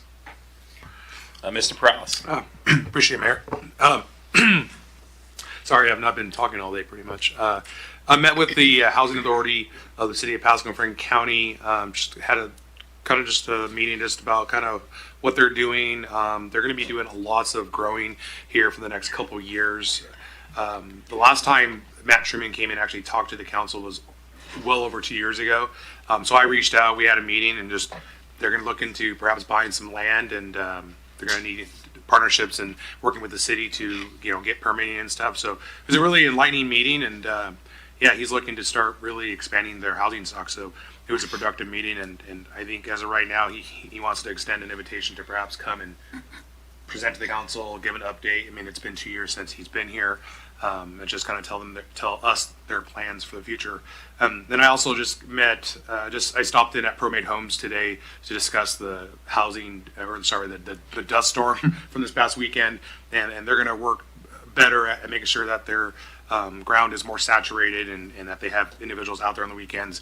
But at that point where it was really windy, you can put water in all day. It was so windy, the water was just kind of just flowing in the air. So I know a lot of people were upset on social media, people who reached out to me, maybe other council members, but ProMade is going to do better. And so I guess we'll just find out on the next dust storm. Thank you. Thank you, Mr. Prowse. Ms. Blaisdell. Sorry. Thank you. I attended the Visit Tri-Cities board meeting last week. Hector Cruz shared that the Washington Recreation Park Association had the opportunity to visit downtown Pasco and eat some good tacos. So they were pretty impressed with downtown Pasco. Also, I attended the District 2 Community Police meeting. Areas of concerns were racing and mini bikes as the weather gets warmer. And I also attended Farmers Market this last Saturday, and I believe that'll be going on every Saturday until October. Is that correct? And that's from 9 to 1. Thank you, Ms. Blaisdell. Mr. Milne. Thank you, Mayor. On Thursday, I had got to come here to City Hall, and we had some students from Virgie Robinson Elementary. They got a tour of City Hall and the police department, and I got to play mayor, and they had wanted to know all about council and told them all about it, and I had 2 classes, and it was quite a lot of fun, and the students got to sit up here at the dais. Everybody wanted to get the mayor's spot. My spot wasn't as everybody wasn't fighting for that one. So but anyway, it was good. It's been a couple hours, and again, hopefully represented the city well. And then on Friday night, I did attend the TCRA graduation with a local fireman, and it was really good. Had a good turnout. I was also Councilwoman Brajas was there as well. So I think we're the only 2 elected officials there, but it was a good time, and it was really good to see the upcoming graduation class, and they did a video and get to hear their stories. And again, I was glad that I was able to take time out of my Friday evening and be part of that. That was me. Thank you, Mr. Milne, and thank you for covering that event. I'd hoped to come to see the kids, but duty called, and I got to see the beautiful city of Spokane. That's certainly not as good as the city of Pasco, but I won't pull punches. Ms. Brajas. Thank you, Mayor. Well, just wanted to mention that, yes, I was at the graduation. Very proud moment to see, 16 graduates. But I do want to highlight 2 of those graduates that came to Pasco, and that will be Cooper Famright and Jerome Needhold. So congratulations to them, and welcome to City of Pasco. Also did attend a luncheon, but I'll leave that to Mr. Harpster to talk a little bit more about that. But again, congratulations, Fire Department. Thank you, Ms. Barajas. Mr. Harpster. Yeah, I attended a luncheon with Ms. Barajas. No, we attended the Tri-Cities Chamber of Commerce luncheon, which was legislative update from Senator Torres, Senator Binky, Representative Clicker, and Representative Manjarez, I believe is how you pronounce her last name. It was sort of a depressing presentation. We all know already what's happened, but I did want to note Senator Binky's remarks at the end kind of brought it all full circle. And if I could summarize his comments, it was something like, there's wins and losses, a lot of losses for those folks this year, but we keep fighting and we keep pushing. And in the meantime, we respect the people who are in the position they're in. He specifically mentioned Governor Ferguson, and keep trying to work together and make our communities better. And so that took me from sitting there wishing I hadn't attended, frankly, to just more motivated to keep doing what we're doing up here and keep supporting them as we can. So it was a good luncheon. And then Saturday, as Councilwoman Blaisdell mentioned, I did attend, I guess, the farmers market. And the one thing that I noticed was that whole area appears to be just so much cleaner than 12 months ago. And a lot of the activity that was maybe going on in Peanuts Park North was not present, and I haven't seen it there happening for a while.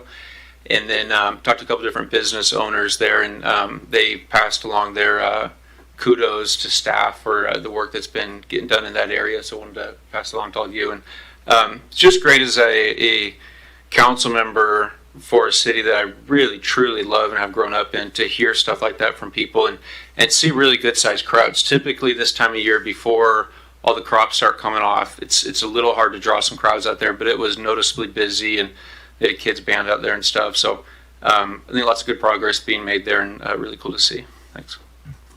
Thank you, Mr. Harpster. Mr. Grimm. Thank you, Mr. Mayor. Speaking of food, I forgot I attended a fundraiser for the Boys and Girls Club with Benton Franklin Transit, and the new CEO there, Thomas Strauss, just really brings a lot of new energy, passion, and excitement.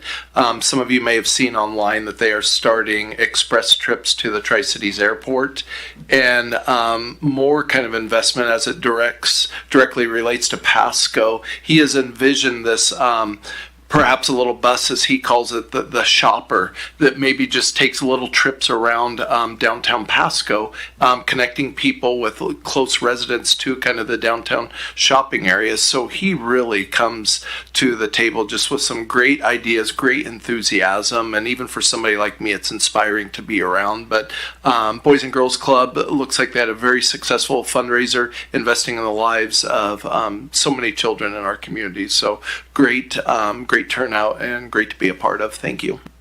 Thank you, Mr. Grimm, and thank you for attending that. If that's the breakfast, I'd hoped to attend that, but same reason I missed. I was out of the area. Wednesday, I had the opportunity to cross the river. A friend of mine, Sergeant John Davis, received what they call the John Goldsberry Award. This was by the Rotary Club, and really the ultimate goal is to not promote in the sense of giving him a promotion, but promote an officer who embodies service above self. So when I heard he was going to be honored with that award, my wife and I attended, not so much in the mayoral capacity, but it's great to see folks throughout the community recognizing our great officers, both for fire and police. And so, shout out to John and his great work and his team, and folks at PD and the folks at fire. Thursday, I attended a National Parks Committee meeting. If you're not aware, they're doing some work to the B reactors, so tours are temporarily stopped for about, I think, 2 years. As you can imagine, with one, a behemoth that size, and two, trying to keep the historical authenticity, it's not so easy to replace a roof as it may be with, your shingles or something of that nature. So it's kind of a bummer, but it's the process. It'll bring the integrity of the building and the structure, and again, keep the historical presence. I think what I'm hearing is like a 50-year lifespan that it should add to the B reactor. So once the work's done, it'll be back up for quite some time, God willing. Let's see. In addition to that, and I have a list of places I was somewhere on Friday, and I don't know why it's escaping me where I was. Friday night I attended the Dust Devils game with the Amazon folks that invited me and my son over, and we were recognizing back to the Boys and Girls Club. Amazon donated $40,000 as a community partner to Boys and Girls Club. Robert, the Youth of the Year from Pasco, was one of the individuals throwing out the first pitch, so it was pretty cool to recognize not only the commitment and the partnership between Amazon and our community, but also, recognize one of our local youth.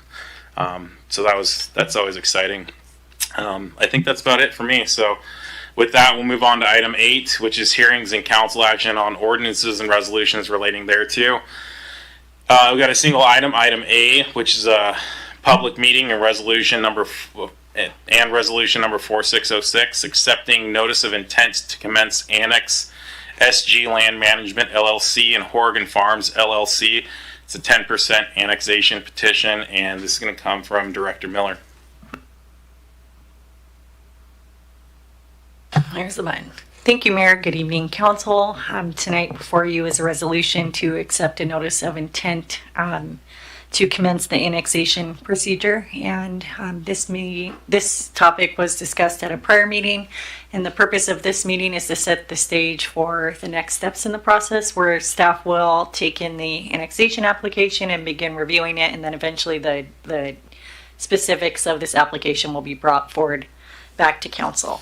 And so during the public meeting, Council is, as outlined in code, reviewing these 3 key items: the annexation area itself, and staff is proposing that we modify the annexation area to include the portion of Burns Road that's located north of the project site and north of other neighborhoods that are already in city limits. So staff is recommending motion B tonight for consideration. And the second item to consider related to this is whether or not a simultaneous adoption of zoning regulations will be required, and it is likely that staff will go ahead and recommend that route. We do want to review the application, and then when it comes back, have a formal application or a recommendation within that. And then the final item is whether or not there's an assumption of bonded indebtedness that is required for the site, and that will be reviewed in the materials. So staff is requesting a motion from Council and recommending motion B. Happy to answer any questions if you have any. Do we have any questions or comments? Seeing none, this is listed as a public meeting, so I suppose I need to, and I'm not opening a hearing. Am I offering comment period? This is one of our one-offs in the statute. The legislative body is required to hold a meeting in public with the initiators. So typically what we do is just ask if the initiators are here and they would like to speak on this matter before you move forward. At this point it's not a public hearing. Okay. Yeah, I caught that and I forgot the distinction. So is the initiator here? I'm going to assume that silence means no. I guess going once, going twice, third time. Okay. It sounds like the initiator is not going to speak. So with that, having no comments from Council or questions, go ahead and move forward with the motion, Mr. Milne. All right, so I'm going to move with motion B. I move to approve resolution number 4606, accepting the notice of intent to commence annexation proceedings for the SG Land Management LLC and Horgan Farms LLC annexation, providing a determination on the boundary to be annexed, which includes a portion of the right-of-way of Burns Road, and whether simultaneous zoning and assumption of bonded indebtedness will be required. Second. Motion by Mr. Milne, second by Ms. Blaisdell. All in favor, say aye. Aye. Aye. Any opposed, say nay. Hearing none, that passes unanimously. It moves us along. You all right, Ms. Burrell? So we need to take a break? I'm good. Okay. If we got to do it, we got to do it. Just want to make sure you're okay. With that, we got number 9, which is ordinances and resolutions not relating thereto, and resolutions not relating to hearings. Sorry, I went a little lower on that and just went into full autopilot for a second. Number A, at letter A, is ordinance number 4768, Sawyer RS1 to R1 zone change. This is Z 2025-002. And back to you, Ms. Miller. Thank you, Mayor. This item is an ordinance, and this is part of a quasi-judicial process where this rezone has been notified to the public, and a public hearing was held by the Pasco hearing examiner, and the meeting for this was held on April 9th, where all aspects of the project was reviewed, and the hearing examiner did recommend approval. There were no appeals received, and details can be found in the packet, specifically the hearing examiner decision.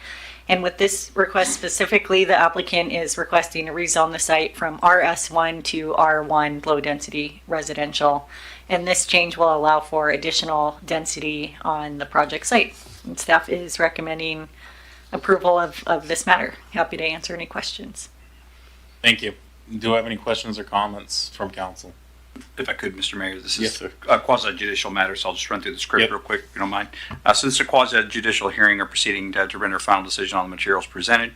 It's defined as a proceeding in which the council defines the legal rights, duties, and privileges of the specific parties in a hearing, proceeding, or other contested proceeding. The appearance of fairness doctrine applies, and the hearing must be fair in 3 respects: form, substance, and appearance. All council members should consider whether they have potential conflicts as follows: A, a demonstrated bias for or against any of the parties; B, any direct or indirect financial interest in the outcome of the proceeding which would affect the council members personally; C, whether there has been any prejudgment of the issues prior to hearing the facts; D, whether there has been any ex parte contact with anyone other than staff prior to this hearing; and finally, E, any other conflict which a council member believes would prevent them from hearing this matter fairly and impartially. If any council member has any of these concerns or disclosures, now would be the time to make them known. Seeing none, are there any members of the public seeking to disqualify a member of the council from participating in these proceedings? Seeing none, please proceed. Thank you. With that, do we have any questions or comments from council staff? Seeing none. And we don't need to open it for the public comment, correct? Okay. Mr. Milne. Thank you, Mayor. I move to adopt ordinance number 4768, amending the zoning classification of certain real property located on the east side of Road 40 near the intersection of Road 40 and West Pearl Street, Pasco, Washington, further authorized publication by summary only. Second. Motion by Mr. Milne, second by Ms. Blaisdell. All in favor, say aye. Oh, Aye. Aye. Aye. Any opposed, say aye. Hearing none, passed unanimously. Was that supposed to be a roll call, Ms. Clerk? I saw you poke your head up. Okay, just want to make sure. I saw you give me that look. I thought I was in the right lane. Just wanted to make sure. With that, we'll move along to item B. Do you want to go ahead and kick us off with the quasi-judicial? Sure. Yeah. So same pretext that we just or premise that we just moved forward on, except just a reminder that any council member should consider whether they have potential conflicts related to demonstrated bias for or against any of their parties, any direct or indirect financial interest, whether there's been any prejudgment of the issues prior to the hearing, whether there's been any ex parte contact with anyone other than staff, and finally whether there's been or if there's a council member believes there's anything that would prevent them from hearing the matter fairly and impartially. Any council member with any of these concerns or disclosures would need to make those known now. Seeing none, any member of this public seeking to disqualify a member of council from participating. And seeing none, please proceed. All right. With that, we are going to kick ordinance number 4769, Stutzman RS12 to R1, zone change Z 2025-003 to Ms. Miller. Thank you, Mayor, and apologize for going out of order on the last item. This is a similar process, and this is for a rezone from RS12 to R1. And this application was forwarded to the hearing examiner, and a public hearing was held on April 9th. And there was an approval recommendation provided by the hearing examiner. No appeals were received. There was opposition that I noticed in the public testimony summary of the hearing examiner meeting, and there was just concerns in general about the duplexes that were already under construction, which the zoning does allow for. And this rezone would allow for the owner to subdivide the duplexes so that they could be separately owned parcels. So the hearing examiner reviewed that, took in the input, and recommended approval. And I'm happy to answer any questions on this if you have any. Thank you. Do we have any questions or comments from council or staff? Seeing none, Mr. Milne. Thank you, Mayor. I move to adopt ordinance number 4769, amending the zoning classification of certain real property located in the corner of West Sylvester Street and Road 34, and further authorized publication by summary only. Second. Motion by Mr. Milne, second by Ms. Blaisdell. All in favor, say aye. Aye. Aye. Any opposed, say nay. Nay. Nay. So did I hear 3 nays, is that correct? Okay, and did you catch those? And then Mr. Milne. So our bookends and then Mr. Milne. So Perales, Milne, and Grimm. Okay. With that, it passes on a 4-3 vote. Moves us along to item C, ordinance number 4770, amending sections of the Pasco Municipal Code regarding work exempt from permit. It's going to stay with you, Director Miller. Thank you, Mr. Mayor. This item was workshopped last week with the group, and this is a great slide. Thank you for pulling this up. Staff is excited to work toward exempting these different uses in the code. So Pasco has, over the years, which they are permitted to do, has required permits for certain activities that are exempted on a national scale through the International Residential Code and the International Building Code. And so with this code change, it would enable the residents to bypass the permit process with Pasco, save a trip, and be able to construct these different items listed or, related to roofing without coming in and getting a permit. So this is a very exciting step for Pasco, and I feel a little guilty taking this near the end because I did not start this. I do want to give credit to our deputy city manager, Richa, and then the staff who worked on this.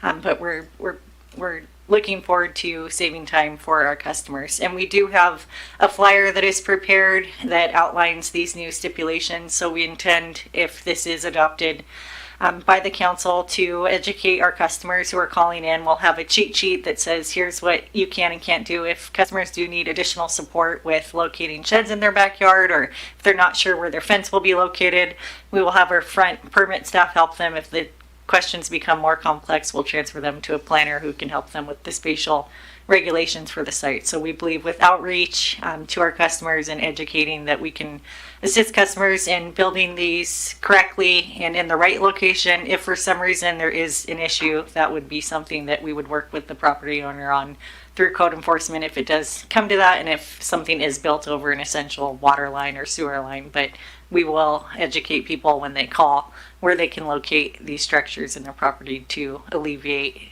hopefully most of those cases.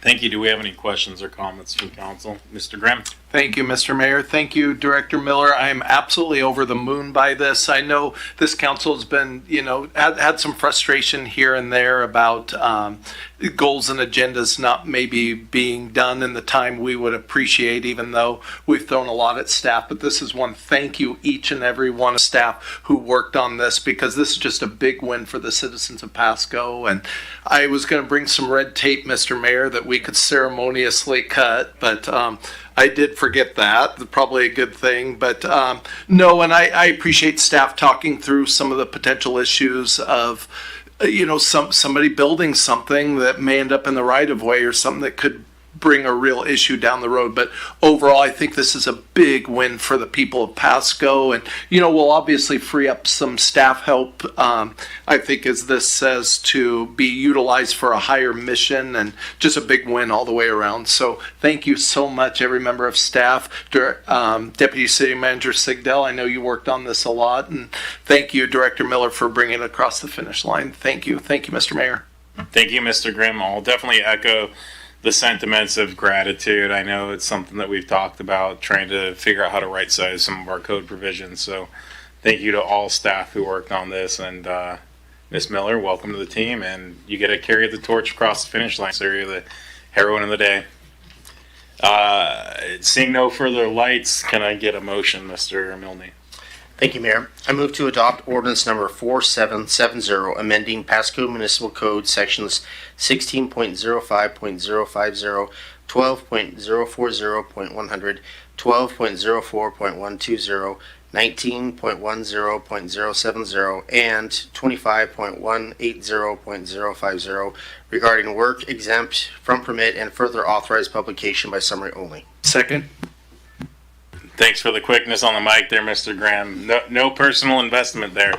So we've got a motion by Mr. Milne and a second by Mr. Grimm. All in favor, say aye. Aye. Aye. Any opposed, say nay. Hearing none, that passes unanimously. That moves us along to item D, which is resolution number 4607, interagency agreement with Washington Traffic Safety Commission to conduct dedicated DUI enforcement patrols and ordinance number 4771, amending the 2025-2026 operating budget, allocating funding for the increased overtime to conduct dedicated DUI enforcement patrols. It's listed as Chief Roski, but is it Lieutenant or Sergeant? Lieutenant Decker? Lieutenant Decker. All right, got you right. Not as attractive as Chief Roski, but other than that. We still like you. Oh, thank you. I'm your guys' favorite, aren't I? No one's our favorite, but you're right. all our favorite. All right, it's not about me. Let me get you. So I'm seeking your guys, Council and Mayor, thank you very much for being here. I'm seeking your approval for a grant that has been funded. Just waiting for approval from this council, from the Washington Traffic Safety Commission / federal. It's a grant that we had sought previously for a year program. We weren't part of that. It was awarded to 2 other departments, but in that, the Pasco shined so bright that they gave us a second grant that they put aside for us. So I'm requesting approval of a grant for $43,500 in grant funding to support a targeted impaired driving prevention initiative. This project will fund overtime DUI enforcement shifts, overtime mentorship focused on DUI investigations, and enhance public education efforts through outreach and social media. The grant also covers the purchase of DUI-related equipment, including LiDAR speed detection units and portable breath testers. These resources will enable Pasco PD to increase proactive enforcement, improve officer proficiency, and expand the reach of traffic safety messaging, particularly in non-English speaking communities, which the grant is also funded. The initiative directly addresses the growing concern of impaired driving in Pasco, where DUI arrests have increased in 2024 and continue in 2025, and impairment remains a leading cause of fatal crashes. By investing in the strategic enforcement, officer development, and community education, this grant supports a comprehensive approach to reducing collisions, saving lives, and reinforcing the public trust in the traffic safety efforts that Pasco has put forward. As Pasco continues to grow, this program will help ensure we meet the rising demand for safer streets and accountable enforcement. I can take any questions if you have any. I see Mr. Grimm. Thank you, Mr. Mayor. Thank you, Lieutenant Decker. I just want to thank you for your work on this, and I look forward to having some more enforcement dollars, especially ones that don't have to come out of our budget. It was just last week I was kind of highlighting information, or the week before now, from the COG, just talking about the rise in serious injuries and fatalities here, especially in Franklin County and everything. So really appreciate any more emphasis and enforcement we can have. And it's probably the number one thing I think probably a lot of, I know me for sure, hears from constituents just as far as just woes of traffic and everything. So really appreciate you guys taking advantage of this, and I know you will. Thank you so much. Thank you, Mr. Grimm. Ms. Braha. Thank you, Mayor. Lieutenant Decker, this might be a question that I'm not sure you're going to be able to answer, but you can definitely come back with it. Just a quick question in regards to around the last 2 paragraphs on the discussion part. It says that there is external funding with no local match requirement. Can you just elaborate a little bit about that and what it means? I can address that if you'd like.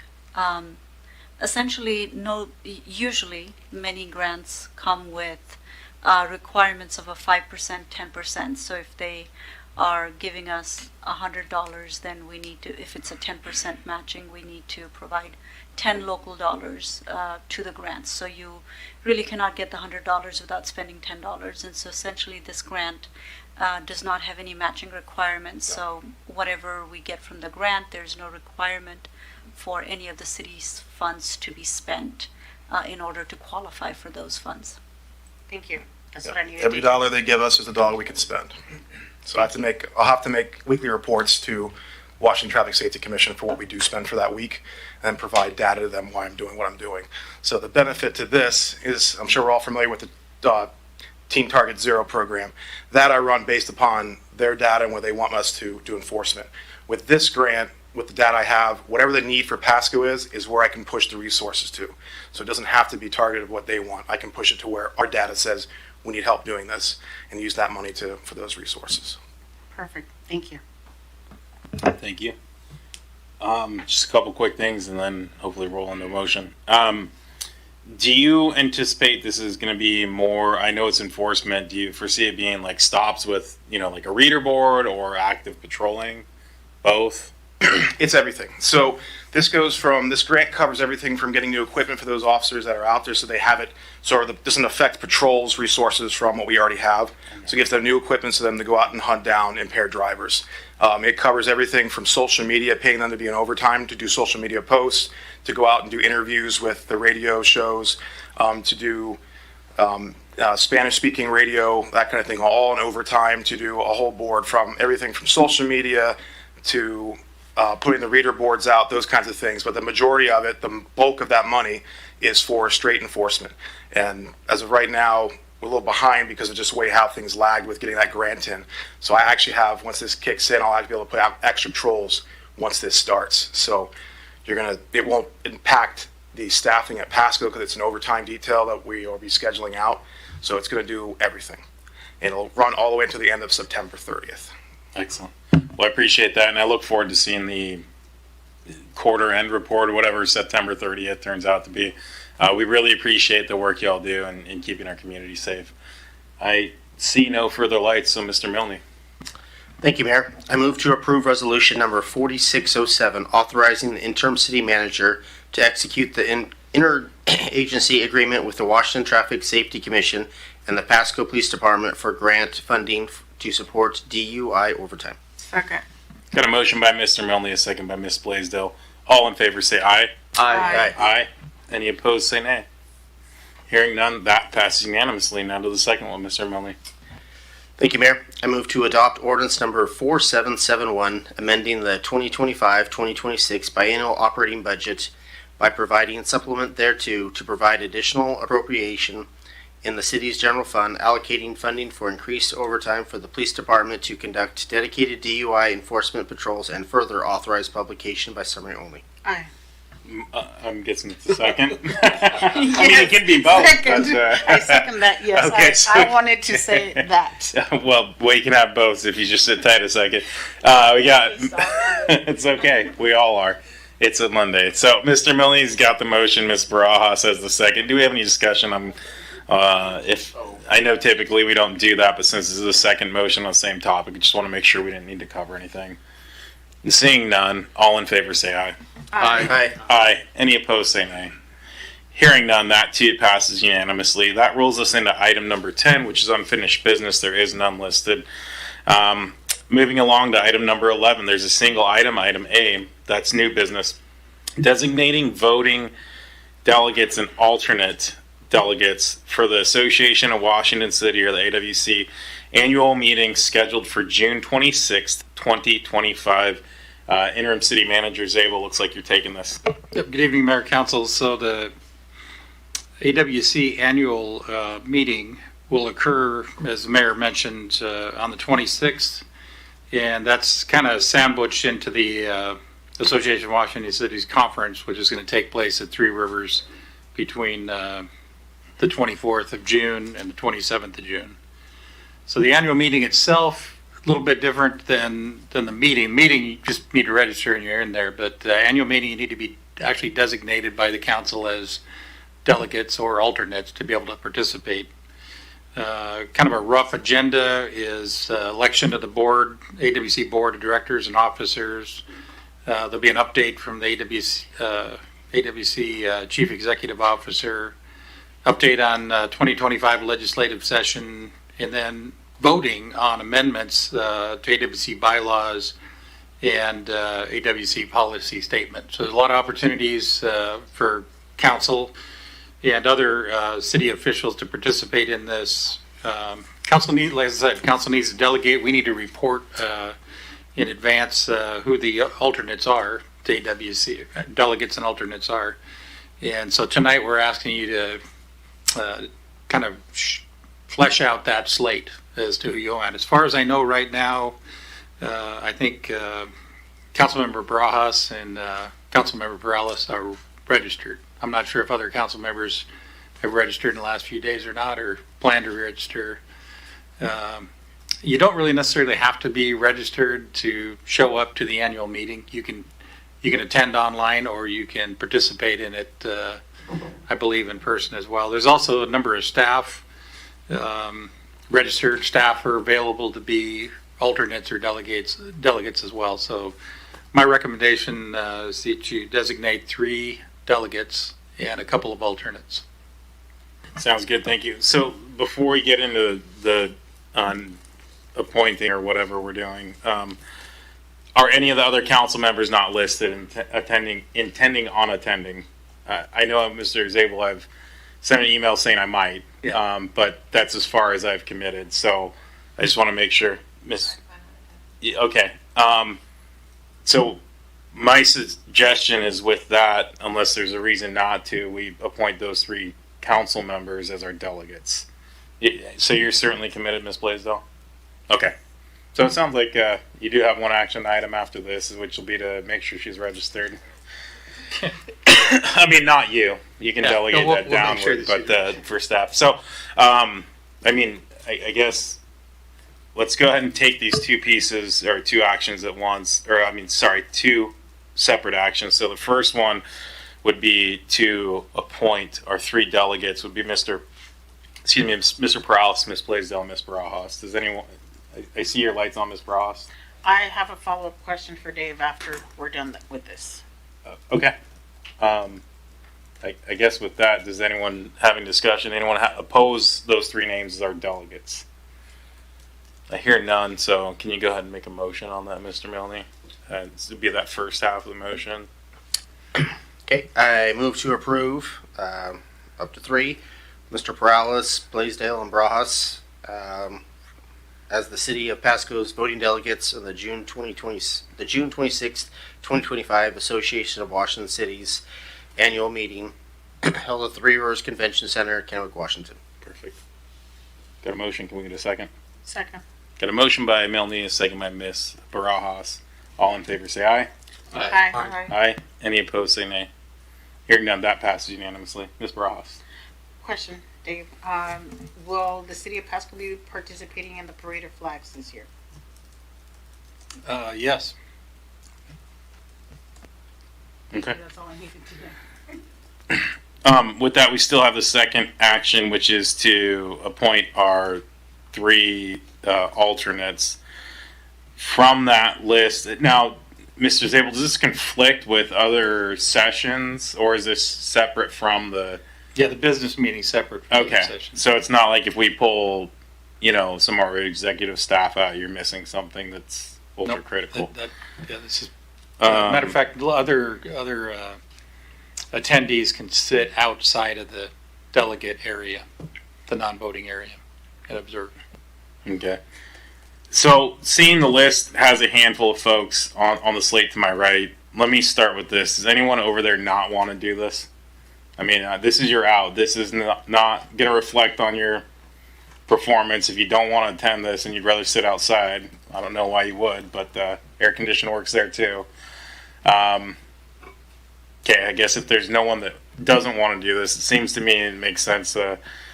Mr. Zabel, Ms. Sigdell, there Ms. Pichong, or since Director Miller's here and listed, maybe we could hand it to her. What are your all thoughts? We want Pichong or Miller, since Ms. Miller's here. And Ms. Miller's here. you cool with that, Ms. Miller? Okay. So we're going to go Zabel, Sigdell, and Miller. Any further discussion on that? Okay. Can you make that second half of the motion, Mr. Milne? Thank you. Yes, I am making a motion that we designate Zabel, Siddell, and Miller as substitute delegates in the case an approved delegate is unable to attend the AWC annual meeting. Second. Got a motion by Milne, a second by Blaisdell. All in favor say aye. Aye. Any opposed say nay. Hearing none, that passed unanimously. I know it's a little bit of a split process, but we got it done. Miscellaneous discussion. Mr. Zabel. Just one item I wanted to get on council's radar. June 17th, we have the Basic Law Enforcement Academy graduation at Hapo Center. That'll be at 10 a.m. As I said, June 17th. So Can you make sure a calendar invite gets sent out for that? There probably is one Okay. already, We'll but do that. usually I look day of to make sure I'm not screwing things up. I'm just going to throw myself under the bus. Okay, anyone else have miscellaneous discussion? I see Mr. Prowse. Thank you, Mayor.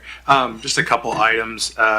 In my meeting today with Matt Truman, he was telling me that Paul Cook, who we approved back in August of last year, is still not approved by the city to be on the housing authority. That we haven't sent over paperwork for him, approved paperwork. So he wanted me to bring that up, and I figured I'd bring that up in a miscellaneous. And then also I was going to request, can we get more information about this Verizon cell tower? Because I mean, it was essentially a complaint about it, and just I want to learn more about it, and I guess if there is a complaint process, and how does that go? We could do that. Matter of fact, I was in the process earlier today of kind of putting together a note. Staff's been working on this to kind of get council up to speed. But short story is that you know, as a local agency, much of your former authority, as of about 30 years ago, was preempted by the federal government, having to do with telecom, the ability to regulate telecom within the public right of way. So you're very limited. Two, you did go through a franchise process. This was the U.S. Cellular, and you know, even in that franchise process, there's only so much the city could regulate. And frankly, it isn't a whole lot. So what you heard tonight, that example, and I plan on getting a hold of Browns as well, but and is with U.S. Cellular, but they're operating within their permit, and they're operating within the franchise. That's the unfortunate part, and there's not much this council or prior councils could have done about it, at least not in the last few decades. Okay, and then lastly, I know we've talked about fluoride a few times, and it seemed like perhaps we're going to get information. I was just wondering, engage interest from the council, if we can just bring forward a vote in the next couple weeks to just remove it from our water without getting a staff presentation and or hearing. So I think a lot of us feel that we should just take it out, and so that's what I wanted to gauge the interest of the council. Thank you. So I'll speak to that before I get to you, Mr. Grimm. I'm certainly in favor of removing it, as insofar as I think my concern with jumping ahead of staff's presentation is if there's an indication of a high cost or a prohibitive issue of removing it, I'd want to be informed of that, or if there's some sort of process that would implicate other water quality issues, I guess. I don't know enough about it, but again, if staff's done the research and they say, hey, look, it's as simple as running it through a filter again and not going to cost us a bunch of OT and that sort of thing, I'd be okay with that. But I do think the presentation potentially could present those types of concerns or address them. Mr. Ferguson. Just for the council, mayor and council's edification, I have not even looked at the legal ramifications of any of that. We've been obviously busy with school impact fees and vendors and all these other larger projects at council, as well as the packet items that we do have to do on a regular weekly basis. So we haven't even looked into the legal aspects of that yet. So just FYI. Okay. So I think I'll just take my position. I don't necessarily need a formal presentation if staff's going to run it to the ground and give us the information. But that's my take. Anyone? Yeah, Mr. Zabel. Yeah, I will just throw this out here because this is something that's come up before in the city back probably 8 years ago or so. I think we had maybe 2 different presentations about it, and it's a health issue, you know, and there's 2 sides to it.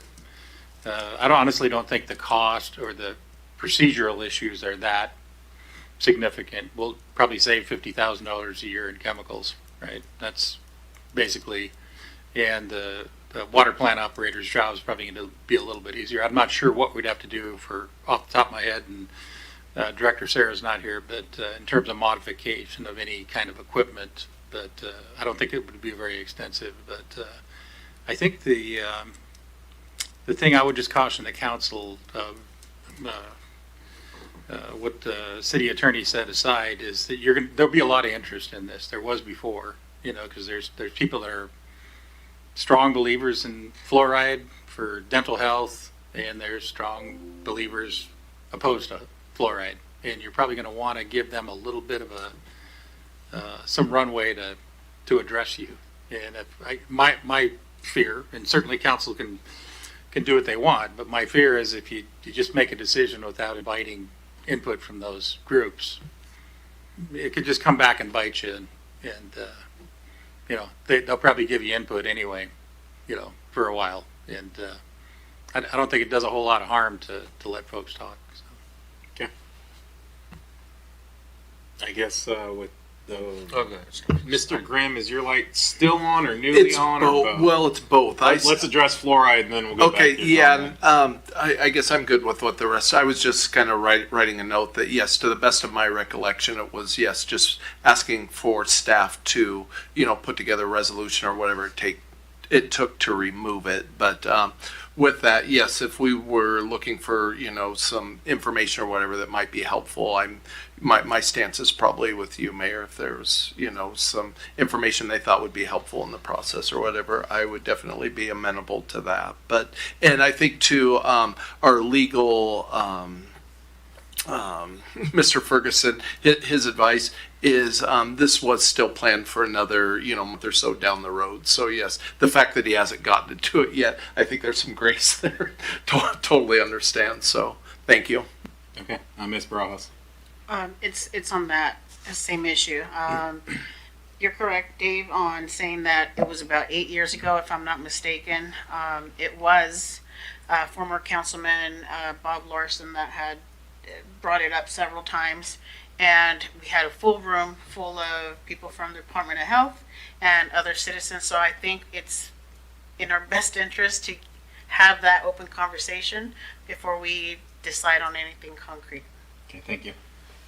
Mr. Harpster. A quick Google search indicates that Washington State Department of Health must be notified 90 days in advance of making a decision to start or stop fluoridation. And so, sort of to Mayor's comments, I'm certainly in favor of removing it. Several cities across the state have been doing that in the last couple of years.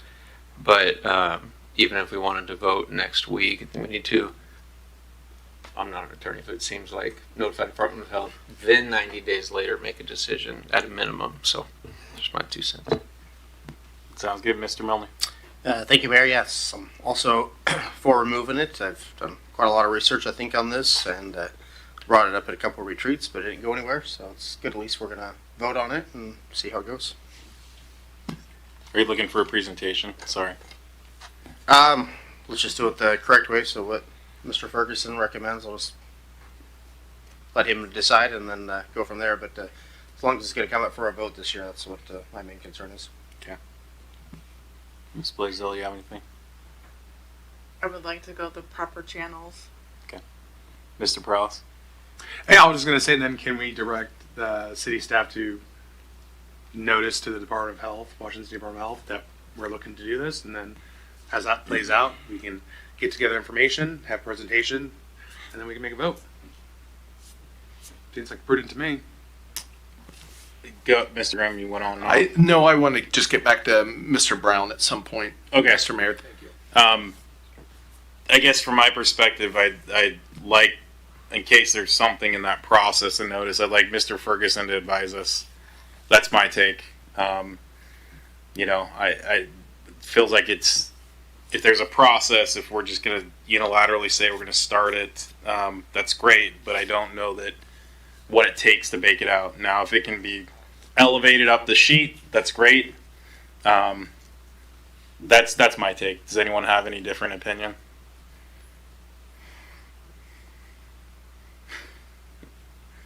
So I guess there's either consensus that we just push the notice out now, or there's consensus that we await legal review. So please help me here. I would just add, I'll just add that, okay, that we have until, Mr. Ferguson has till July 1st to give us something. And that's a month, right? say by July, we should have something, a review, kind of a plan or a process of what we would need to do. And I think that would be appropriate. So I guess that would be my ask. Okay, that seems to make sense. If you're good with that, you It's can on bring June. us back. Just so you know, it's in the queue for June. Okay. So Okay, that's so not then we'll anticipate something by July 1st regarding fluoride in the process. We good? All right, thanks. Okay. My Go ahead. my comment was going to be that if it's further along in the proposed agendas, so just follow that schedule. But if it's for July, I'm good with that. Thank you. Okay, sounds good. Mr. Grimm. Thank you, Mr. Mayor. Just wanted to get back to Mr. Brown's comments, as even brought up by Councilmember Perales there. He did reach out to me personally, and I know he also reached out to Councilmember Barajas, and she probably has some thoughts on that too. But I share his concern. I mean, I think that's, kind of where we're at even with the fluoride thing here. There are some unknown health risks that have come to light because of 5G internet technology that are concerning, and it is unfortunate that it sounds like, as our interim city manager said, that our hands are tied at government levels beyond the local level. But I really share Mr. Brown's frustration, and what might be in the right of way or an easement in his mind is in his yard and what he has maintained and mowed and all of that. So man, I really feel for his concerns, both in the intrusion into what he feels is his property where he's lived for a quarter of a century and maintained, but also the potential health risks with that. And so just kind of frustrated and feel for him. Thank you. Thank you, Mr. Grimm. Ms. Barajas. I just wanted to follow up on that. Yes, I've had several conversations. Thank you for passing along the contact. Mr. Marcel Browns lives very close to me, actually. We are in the same district. Did reach out to him, had a conversation in regards to his frustrations around the antenna that is literally going to be, well, the proposal is that it's going to be in his front yard on an easement. Just 3 feet from the sidewalk, basically. So he is frustrated. I've been having conversations with him routinely. We are getting together again to have that conversation as far as next steps, what to do, who to reach out to. We have reached out. He has reached out to our staff, Dave, and I think there's a meeting set up for the conversation. But this is ongoing. This is something that not only he is affected, his neighbors, but I think it's something that affects a lot of individuals within our city. So on my end, I'm just meeting with him and having that conversation just to see what next steps we can take as far as much as we are allowed to. So yeah, just an update on that. Thank you for that. Seeing no further lights, we're going to move along to item 13, executive session. None listed. That moves us on to item 14. It is 8:05 and this meeting is adjourned. Thank you for joining us. Good evening and welcome to the City of Pasco Council special meeting this Monday, January 23rd, 2025. The City Council thanks you for being a part of our city government. At special meetings, Council takes formal action on specific items, and then during workshops, which one will occur after the conclusion of our special meeting, we only discuss issues with no formal action taken. Agenda packets are available, as always, on the City of Pasco's website at www.pasco-wa.gov/agenda for those present on that same table with the little blue agenda arrow. This meeting is being televised on PSC-TV, channel 191 in Spectrum in both Pasco and in Richland. It's streamed on the city's Facebook page, its website, its YouTube channel, and via Microsoft Teams. This and all prior council meetings are available on the city's website. For any of those who want to submit their comments or ask questions, they can do so by contacting the city manager, the city clerk, or by using the Ask Pasco app. Public comment will be available after our executive session in this meeting, and then the same rules apply as with all prior workshops of the 2 minutes comment limitation. We'll get to that though in time. With that, Ms. Clerk. Councilmember Barajas, I believe. I believe she's absent and excused. Thank you. Blaisdell. Present. Grimm. Here. Harpster. Present. Perales. He is en route. Okay, thank you. Mayor Pro Tem Milne. Same. Okay, and Mayor Serrano. I am present. Thank you. Well, if you'll all join me in the Pledge of Allegiance. I pledge allegiance to the flag of the United States of America and to the republic for which it stands, one nation, under God, indivisible, with liberty and justice for all. Thank you. That moves us along to item number 4, which is our executive session. We have a couple of issues that we're going to discuss. The item is to evaluate qualifications of an applicant for public employment under Revised Code of Washington, RCW 42.30.110, subsection 1, subsection G. Second item is to consider site selection or acquisition of real estate purchase or lease if likelihood that disclosure would increase price per RCW 42.30.110, subsection 1, subsection B. We've got these action items listed for 50 minutes. For the first 15 minutes, it's going to be council alone. At that point, or shortly thereafter, we will bring in the city manager, the city attorney, and our consultant for the application, for the applicant qualifications. So with that, we're going to go back to our executive session. And Ms. Clerk will get you the time that our other 2 council members arrive. Pardon? I can make sure that we get you the time. Okay? Yes, sir. Mr. Mayor, could you oblige me for 2 minutes for the first 2 minutes of the session, just so I can make council aware of some things related to that? Okay, so we'll bring the city attorney in for the first couple minutes and slide you out, and then we'll bring you right back. Absolutely. All right, with that, we are going to executive session. Thank you. Thanks, everybody, for joining us for this special meeting. It is 6:55. We're now out of executive session, which rolls us into the rest of our meeting. Give me 1 second. Oops. Okay. So this opens us to our public comments, limited to 3 minutes each. Does anyone have any public comments at this point? Going once? Going twice? We don't have anyone signed up to speak online, do we? Going a third time? All right, with that, we have no public comments. That moves us on to item 6, which is our unfinished business. We have 2 items. We have item A and item B. Item A is ordinance number 4777, budget amendment for upsize water program, or for upsize program water and irrigation. Director Sarah. Good evening, Mayor and Real quick, sorry, I'm going to recuse myself from this item. Thank you. Go ahead, Director Sarah. Good evening, Mayor and council members. This is an item that was discussed in prior 2 meetings, most recently last Monday, and it pertains to an ordinance amending the water and irrigation budgets to allow for a supplement to the irrigation upsize program allocation and the inclusion of an allocation in the water budget for the same type of program. As a reminder, the program works as development occurs.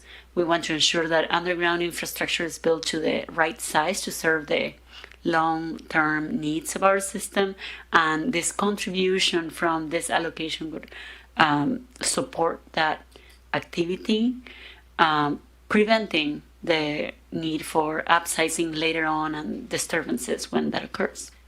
I'm happy to answer questions. I'm being brief, just understanding that it will be a long night. Thank you. Thank you, Director. Do we have any questions or comments from council? Mr. Prowse. I'll keep it brief. I appreciate the information I was given over the weekend. I would say just for future reference, if we're going to be doing upsizing agreements like this, either out of budget or in budget cycle, just to have more information, have the information. We need to have the information so we can think about it, make the best decisions. And so that's all I'm going to say. I would like to see it maybe codified in some way, shape, or form, but those are just my 2 cents. Thank you, Mr. Prowse. Seeing no further lights, Mr. Milne. Thank you, Mayor. I move to adopt ordinance number 477, as in 4777, amending the 2025-2026 biennial operating budget by providing supplement thereto to provide additional appropriation in the city's water and irrigation funds and declaring that an emergency exists and further authorize publication by summary only. Second. Got a motion and a second. Any further discussion? Seeing none, all in favor say aye. Aye. Any opposed say nay. Hearing none, it passed unanimously. Go ahead and grab Mr. Harpster.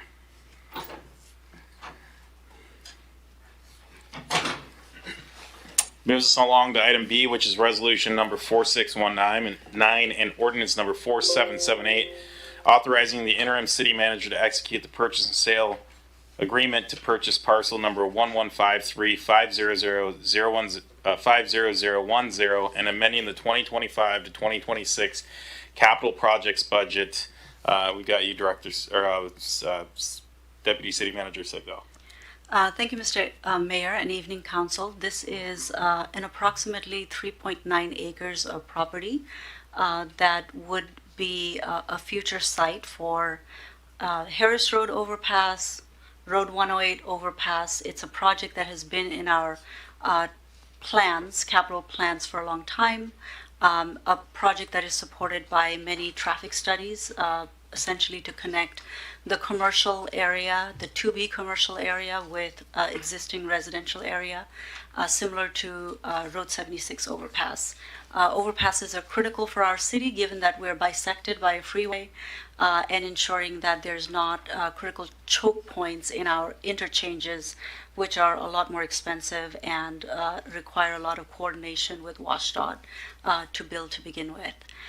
We are extremely preliminary in the design of the overpass. The Road 76 overpass that we are working on for design that we recently received grant for, we're looking at about $2.5 million.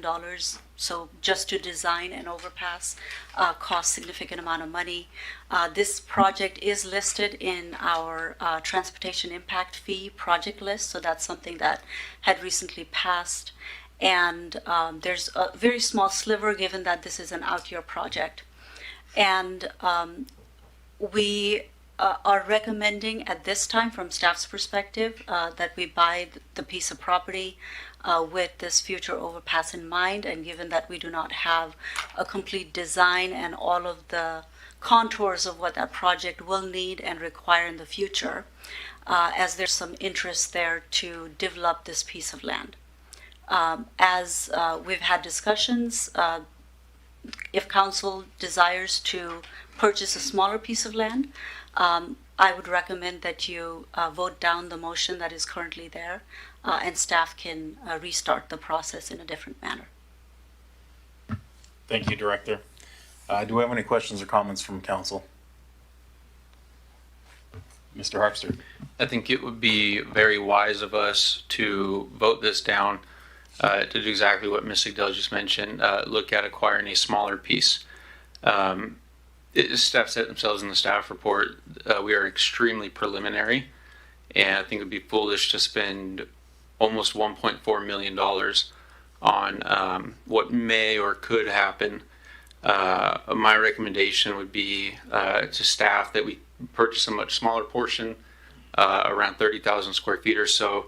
Looking at the preliminary designs, where we need approximately 10,000 square feet, so around 30,000 gives 3 times the space we need, which should allow flexibility for design as well as flexibility for eventual construction. And I'd also recommend that the seller, if still interested, be responsible for doing that. It shouldn't be up to the city or city staff to complete a short plat or some kind of parcel segregation. So those are some of my thoughts. Thanks. Thank you, Mr. Harpster. Any further comments? Seeing none, Mr. Milne, can we get a motion? Thank you, Mayor. I move to approve resolution number 4619, ratifying the purchase and sale agreement with Gage Properties LLC for purchase of parcel number 1153-50010. Second. Got a motion and a second. I think this one, given we're already at 6 instead of 7, let's do a voice vote here. Councilmember Blaisdell. No. Councilmember Grimm. No. Councilmember Harpster. No. Councilmember Perales, No. Mayor Pro Tem Milne, Yes. and Mayor Serrano. I'll go with yes, but it fails 4-2. However Yes, you that want is to count that. Thank you. All right.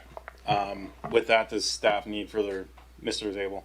I was going to suggest, Council, and I know there's an idea about how much we should negotiate with. I'm wondering if Council be open to staff working with, doing a little bit of consulting engineering work to kind of take a look at what we might need out there and then come back to you with a more defined portion of that parcel, whether that's 30,000 square feet or 1 acre or whatever it might be.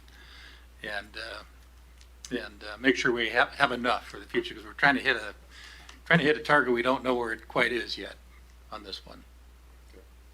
Yeah, I would, just speaking from my perspective, I would be very much in favor of that. Because to your point, Mr. Zabel, it could be 30,000 or more or less.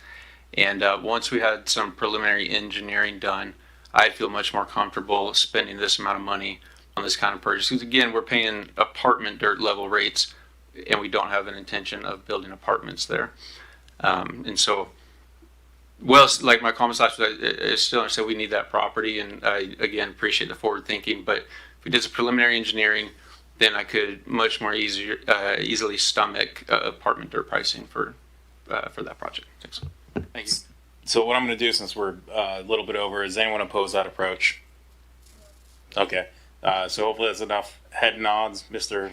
Ferguson, I see you trying to zoom your light in here. Yeah, so this is a little bit of a new one or odd one. So essentially what's happened is the resolution that the emergency in the ordinance that was based on failed. And so it sounds like you're giving further direction to staff to proceed. So my recommendation on the next item would be for someone to make a motion to strike from the agenda so that you don't have to take action on the next item. That would be my recommendation, or you could actually bring it up and discuss it and then decide to vote or not vote. But I would caution you that a lot of the basis for the ordinance emergency was the resolution. Okay. You catch that? Yeah, you I think if you can strike that, that'd be easiest, unless someone wants to discuss this. I think striking is the best bet. Okay, I move to strike the ordinance number 4778, amending the 2025-2026 biennial capital project budget. Do you want to read the whole thing? Second. Got a motion and a second. Any further discussion? Seeing none, all in favor say aye. Aye. Any opposed say nay. That passes unanimously. Thank you. I'll sleep much better today. All right. Hey, that's what we're here for. We'll get you a pillow next time. With that moves us along to item number 7, which is adjournment. We are adjourned. Communicates. Welcome to the City of Pasco City Council Workshop Meeting of Monday, June 23rd, 2025. We've already done our roll call, so we're going to go ahead and we don't need another roll call on this one, correct? That's what I thought. Let's roll into verbal reports from council members. Anyone have anything they'd like to share? I'll kick us off. Today I attended the Hanford Area Economic Investment Fund Advisory Committee. We are actually transferring some of those funds over to Tridec to help smaller businesses and potential grant funds. I will say we've had some great successes throughout HAFE's run. The Port of Pasco is able to utilize some monies to purchase the ground for the Ryman Center. If you're not following along, that's pretty significant to the industrial development of the city of Pasco. Thanks to our partnership there with the port. And the city also has been a beneficiary of some of the monies that it's been able to use in leveraging for the land acquisition. Then the other thing that I attended was the, I think this was last week, Chief, correct me if I'm wrong, attended the graduation ceremony. That was last week, right? Okay, thank you. Graduation ceremony from our Pasco Police Academy. There were, I believe, 32 officers. One of ours was graduated, Officer Rodriguez, I believe, right? Rivera, I apologize, sir. Very great meeting, Officer Rivera. His family was very supportive. It's always great to have folks in our community come and serve our community. So that's what I've got to report. What else did I do? Oh, yeah. Apparently, thanks, Mayor Pro Tem.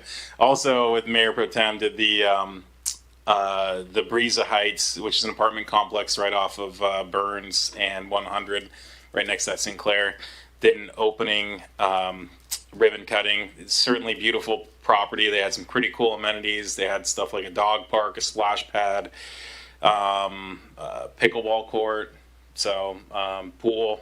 You know, some really good. They have this interesting trash service that could come right to your door. So I guess for anyone looking at apartments, that's one of the nice new facilities that we have. It's nice to see folks building here in Pasco. Anything else? Mr. Grimm?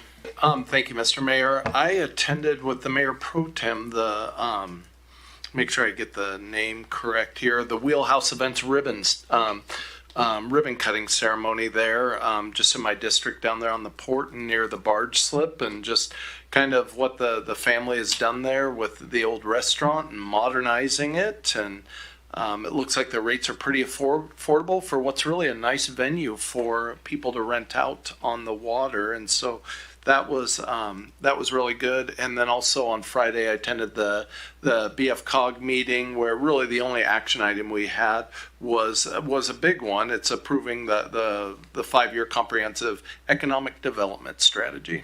Thank you. Thank you, Mr. Grimm. Seeing no further lights, that moves us along to item number 5, which is our items for discussion with opportunity for public comment. If you're not familiar with this process, there's an opportunity as we discuss these next 3 items, A, B, and C.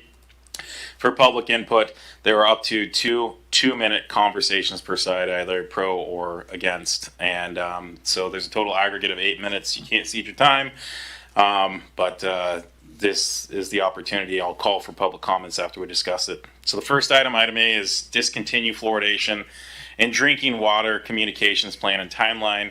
City manager or interim city manager Zabel.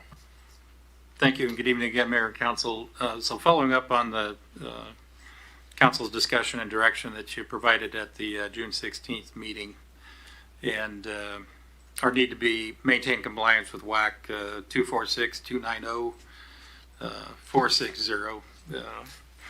We put together a communications plan, which is an attachment to this agenda report.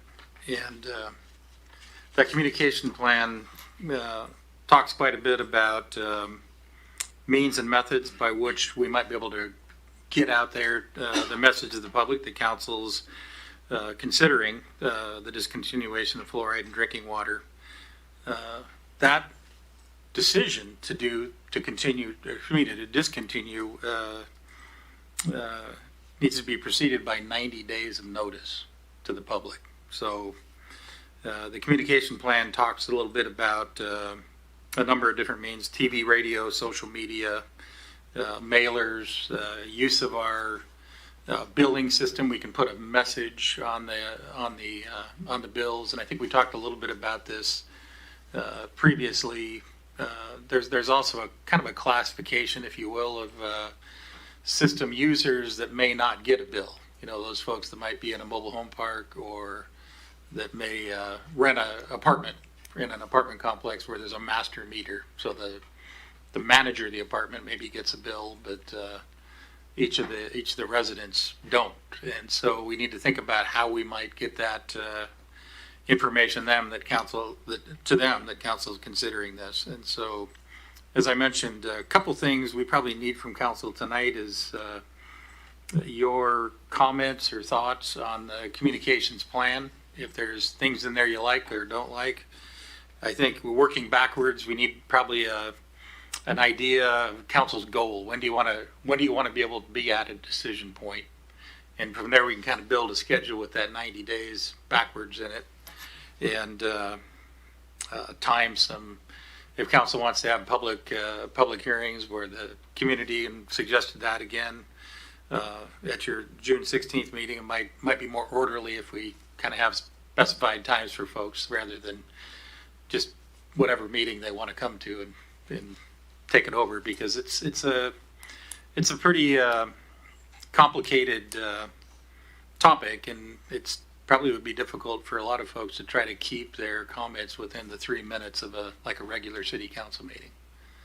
So council could certainly limit comments to 3 minutes, but But I know some folks and some presentations may take a little bit longer than that, so just looking basically for input from council on how you wish to proceed and what your scheduled date is or goal is in terms of wanting to be able to be at a decision point, and then whether or not you'd want to have some scheduled public meetings so we can kind of work those into a schedule working backwards from when you'd want to be able to make a final decision. Thank you, Mr. Zabel. Go ahead, Mr. Grimm. Thank you, Mr. Mayor. I'll kick it off. Appreciate staff giving us all these, options we have and just going down them quickly, just kind of thinking out loud here. Recorded phone messages, I'm probably not too big of a fan for, just because how many people are actually listening to them. I think we probably all read our voicemails more than we listen anymore. Love the idea of emails, though. Advertising it on our social media channels through the city, I think, is also a great idea. I like the idea of an online survey, as long as we could, I guess, keep it to just residents of the city of Pasco, or we're going to get people from all over the nation. I'm not sure if we can qualify that or prove in a way that that's where they're coming from, because this is really about our constituents. So that's the only reason I'd steer away from that. And then, public hearings. I think the public, wants to speak about this. I think, just as we've heard already, I think a couple of them would be a great idea. An advisory ballot, that's going to kick it down the road a ways. And as far as I know there's a large expense with that and everything too. And so, those are kind of my preliminary thoughts. If I go down here, I see staff, gave us some more exhaustive, kind of options for this, as far as make sure it's in English and Spanish, and just giving the public an opportunity to interact is, I guess, where I'm at, just for starters. Thank you, Mr. Grimm. Mr. Prowl. Thank you, Mayor. I agree with everything Councilmember Grimm initiated here right off the bat. My only concern was just, I hope the information we put out is more neutral in tone. After reading the staff report this week, I'm not sure who put it together. I kind of felt like the anti-fluoridation section seemed a little bit more hedged and qualified. I looked at words like phrases suggested, however, further research, while like the pro side seemed a lot more prominent.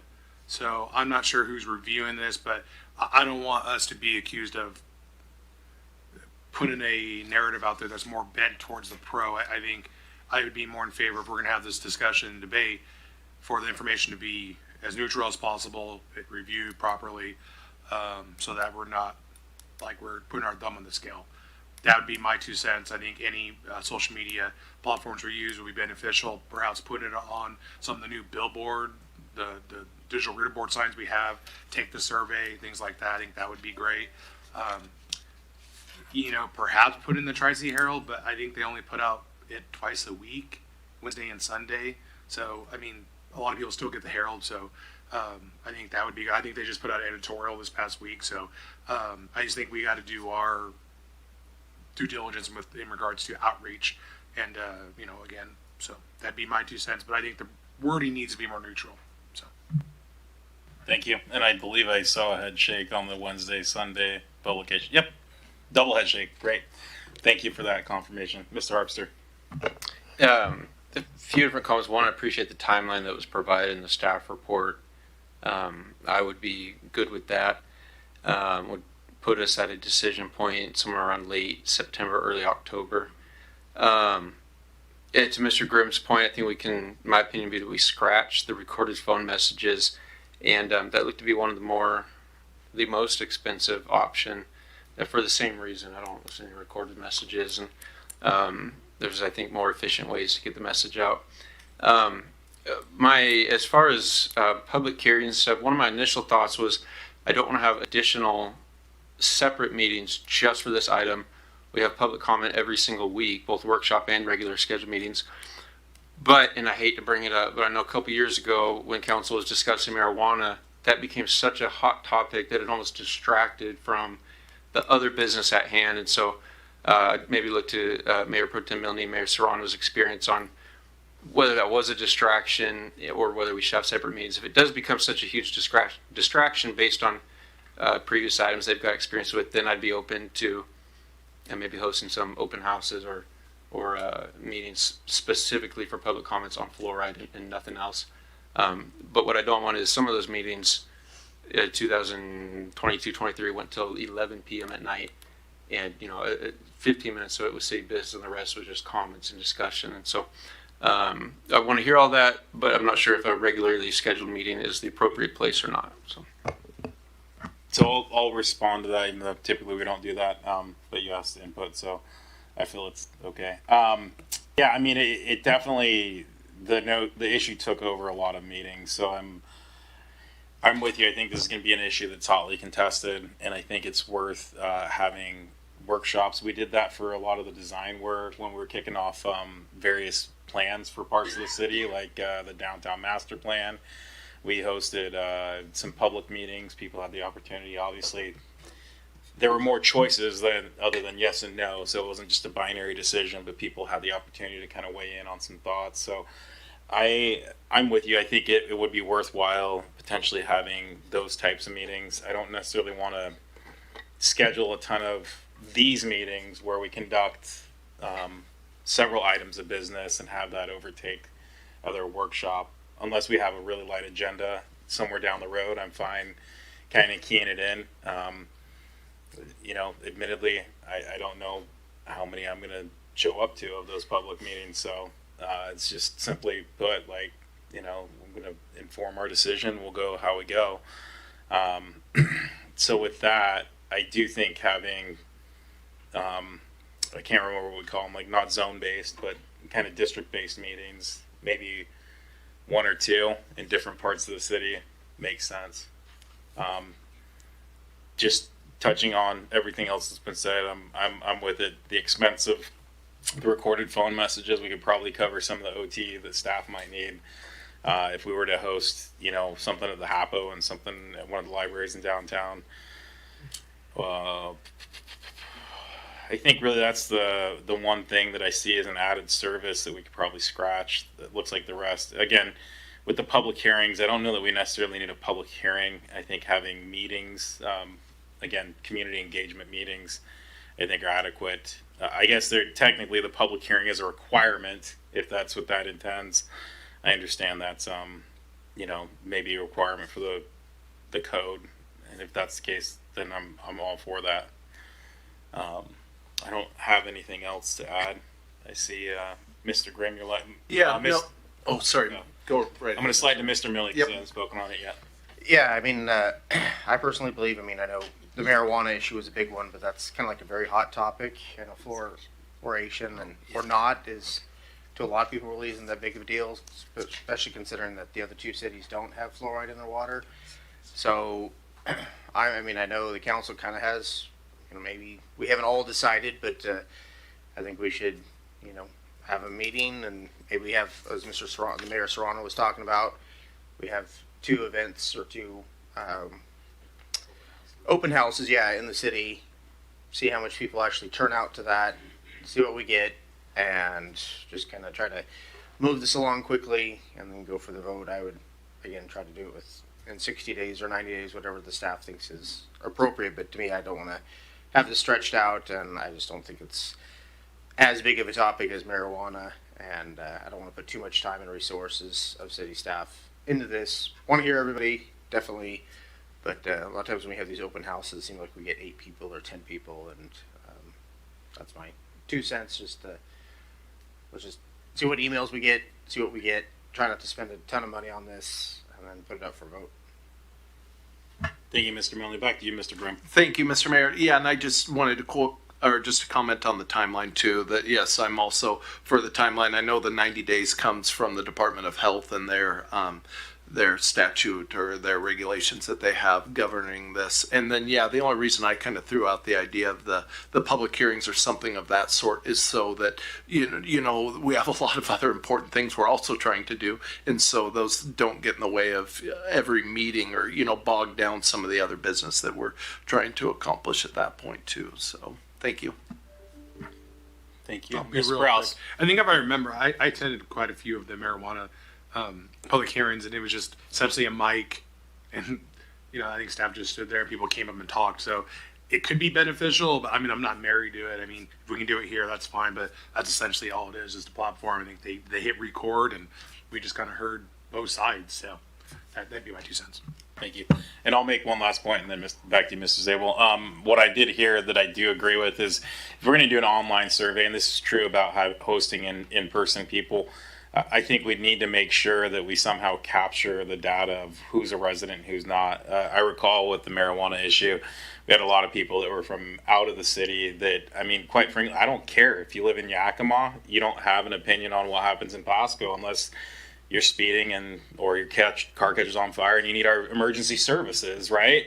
But when it comes to our day-to-day life, you don't have a vote here, and I equally don't have a vote to say what happens in Seattle, Yakima, pick any other jurisdiction. So if we're going to do it, we're going to need to make sure. And I mean, the tough part about either is someone could make up an address or whatever, but hopefully no one's going to that much trouble over fluoride. But that said, I do think having it culled down to people who are residents of the city who are going to be impacted would be helpful. Mr. Zabel. Yeah, well, just on that issue, I think the first question of the proposed survey kind of gets at that, something along the lines of, do you or your dependents live, work, or attend school in Pasco? So, yeah. But the other comment I wanted to make about the recorded phone message, so that's the quickest way to get to all of our utility customers. So we could do it with the mailer or the bill, the message on the bill, but that's a four-week process if we hit it just right, because the bill is split into two, to where half the accounts go out 1 month and the next month the other half the accounts go out. So depending on when we hit that, could impact when everybody has notice. So that was one of the reasons why the recorded phone message piece got out there, so we could get everybody that has a utility account notified at exactly the same time, or at least within a few days of each other. Gotcha. I think, if that's our quickest way, I'm not hot on spending extra money, but it sounds like it's money worth spending. Anyone, Mr. Grimm? Yeah, I would also not be opposed to that for the reasons our interim city manager stated, Mr. Mayor. Thank you. Anyone oppose it? All right. Sounds like you got a head nod on that option. And I think we have sufficient direction on what council supports and what methods probably aren't necessary. Sounds good. Thank you. Thank you very much. And I'm sure our future city manager is going to enjoy walking into that one. With that, we'll move on to item B, which is overview of payment transaction fees. Deputy City Manager Sigdell. Sounds like it's on you. Thank you, Mayor, and evening council. This is an introduction to the credit card fees, essentially online payments, I'm going to say, because it does include ACH, which would be a direct withdrawal from your payment or your bank accounts as well. Over the years, the primary area where we utilize online payments the most is our utility payments. You have significant amount of customers. The bill is on a monthly basis, and so every month there's 20,000 plus transactions happening, and so that's your biggest area where you're paying for services to provide online payments. We just in the utility side, we have about 25% of our transactions where we're withdrawing via ACH, and the rest of that, 75% about, are paid via credit cards. We have a payment processor called Paymentus. Their contract with us ends at in November of this year. And I remember when I first started with the city changing a payment processor, and it is quite a transition. And the reason for that is because it disrupts what some people just have a credit card in there, it charges every month, have their bank account in there, and then they are not really paying attention till they're in arrears. And so it is quite a bit of work to do transition of payment providers. However, recently I've heard that they've made that process much smoother. linking kind of transactions so that people do not have to make those changes again or set up their accounts again. We are, there's a lot that has changed since we picked the last payment provider, and one of which is that our utility billing system has changed. And also in the industry, what we're seeing is a software comes with its own payment provider, which didn't used to be always like this. They would be connecting with others and allow for, let's say, our Trackit, which is our permitting system, to connect with Paymentus, which happens right now. But now there's a lot more exclusive access to the software. So we're seeing a lot of different softwares have different payment providers because of that reason. But the key impact, financial impact to the city, are really in two areas. One is the utilities, which we do provide online payments, and one is for permit fees, which we're looking to provide online payments. And as council remembers, as we were talking with our development community and asking them about how we can provide better customer service to them, online payments and online applications was on the top of the list. What is happening right now is either somebody's having to send a check, put it in the mail, wait some time, receive their permit, or somebody's having to come to the city hall. So that's a lot of labor, gas, to come all the way to the city hall for, if it's a really large permit, maybe that's worth it. But if it's a smaller permit, you might be spending a lot of time just on staff labor. So that was a big thing. We've been working on figuring out how we can utilize our current permitting system and integrate it with an online payment system. Our team has been working diligently, our IS, Information Services team, and our CED team, and we believe that we would be ready to roll it out in the next 2 to 3 weeks. However, our current codes read as such that essentially does not really address how we handle credit card fees or any online payment processing fees, because a large part of our expenses have been in the utility realm, and there's advantages to incentivizing people to pay their utility bills online. Otherwise, you'd be dealing with, I don't know how many people have checks now, but let's say that, people had checks and they wrote it. It cost a lot to process that. So we want to incentivize people to pay online for such a routine, but a smaller amount as much as possible. On the permitting side, you have usually bigger checks and they're less frequent, so it's not a monthly bill. The model for how the cities handle this cost is all over, so it's really up to us on how we want to handle it. But there are cities that just absorb the cost. There's no limits to the permitting fees, how much they can pay with a credit card. There's ones where they have a limit, so if it's more than $5,000, let's say, then you have to send a check or do it via ACH.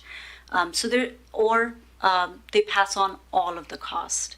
And council was also interested in knowing how much are we spending on payment processing fees. So overall, at this time, you're looking at about $530,000 annually. And as our accounts grow, as our transactions grow, that is without permit fees. So as your permit fees transaction, once you fold that in, that's going to get a lot bigger. Just talking about what exists right now, that $530,000, because large portion of that is utilities. Our utilities funds reimburse that cost to our general fund. And so our water, sewer, ambulance ratepayers are essentially paying for that service via the rates. For our permit fees, all of that would be general fund, and my estimate was around $160,000, I believe. That would be impact of absorbing all of the fees for what I will call non-utility payments, because there's really those two criterias, utilities and non-utilities. And that's really based on some of our prior year's transaction, assuming that 25% will pay via ACH and the rest will pay via credit cards. There's a lot of people who will pay via credit cards, especially if it's a large transaction and there is no fee because they earn points on those credit cards. So there's a lot of variance on where we think it will go. The question in front of council that staff has is looking for your discussion and your guidance on how we want to handle the permit fees, the online payments for the permit fees. It will cost around 2.75% for transaction of the permit fee if it's a credit card, or I believe $1.1 per ACH transaction. That's a decision that we need to make and make changes to our code in the next month. And then we have another decision that we're proposing be down the line in November. If we choose to change our provider, there's an opportunity there if you want to change the model for passing on some of the costs for our utility customers as well. For example, if you chose to say if you draw it from your bank account and it's an ACH transaction, it's free. If you pay with credit card, then we pass on that cost. That's a model that exists.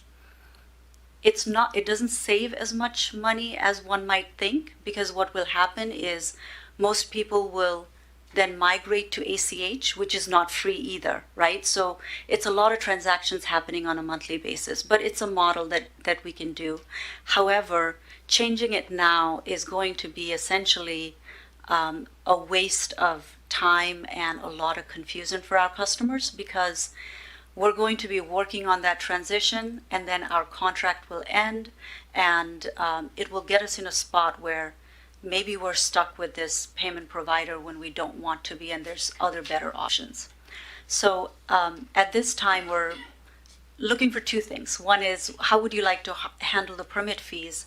And the other one is, are you okay with us not discussing the utilities, changing the utility online payment fees at this time, and we bring that back to you sometime in October? Thank you, Deputy City Manager. Mr. Grimm. Thank you, Mr. Mayor. Thank you, Ms. Sigdell, for bringing this back to us. I just, in almost a year in review here in June, and I just think about really all the council goals and agendas that you have worked on and brought to us through permitting, and, even before we were blessed with Miss Miller down there at the end, and, all your hard work in community and economic development, just with our mobile trucks and just so many other things that you brought before us. I just really appreciate it. And this is one just really I wanted to see just for the savings to the ratepayers and the taxpayers. And so I do have one question, and then I'm happy to share how I feel about this too.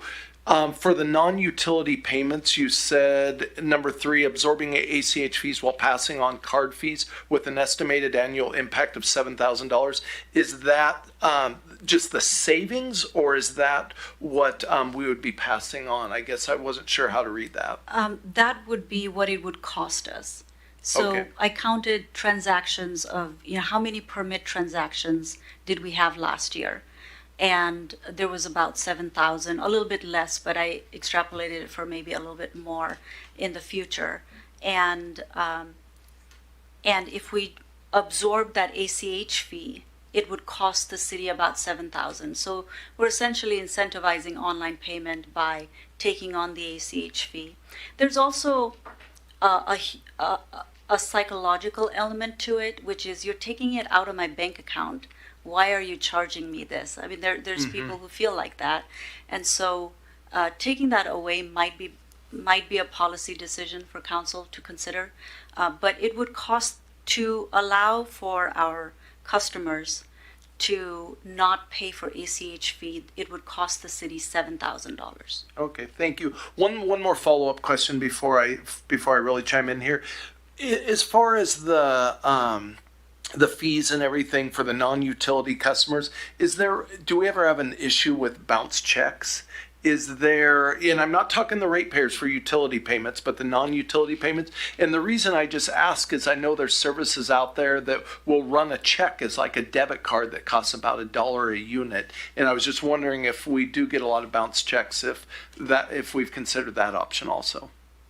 Oh, we've not, of course, we received some, but not in a volume that has been challenging to address at this time. Okay.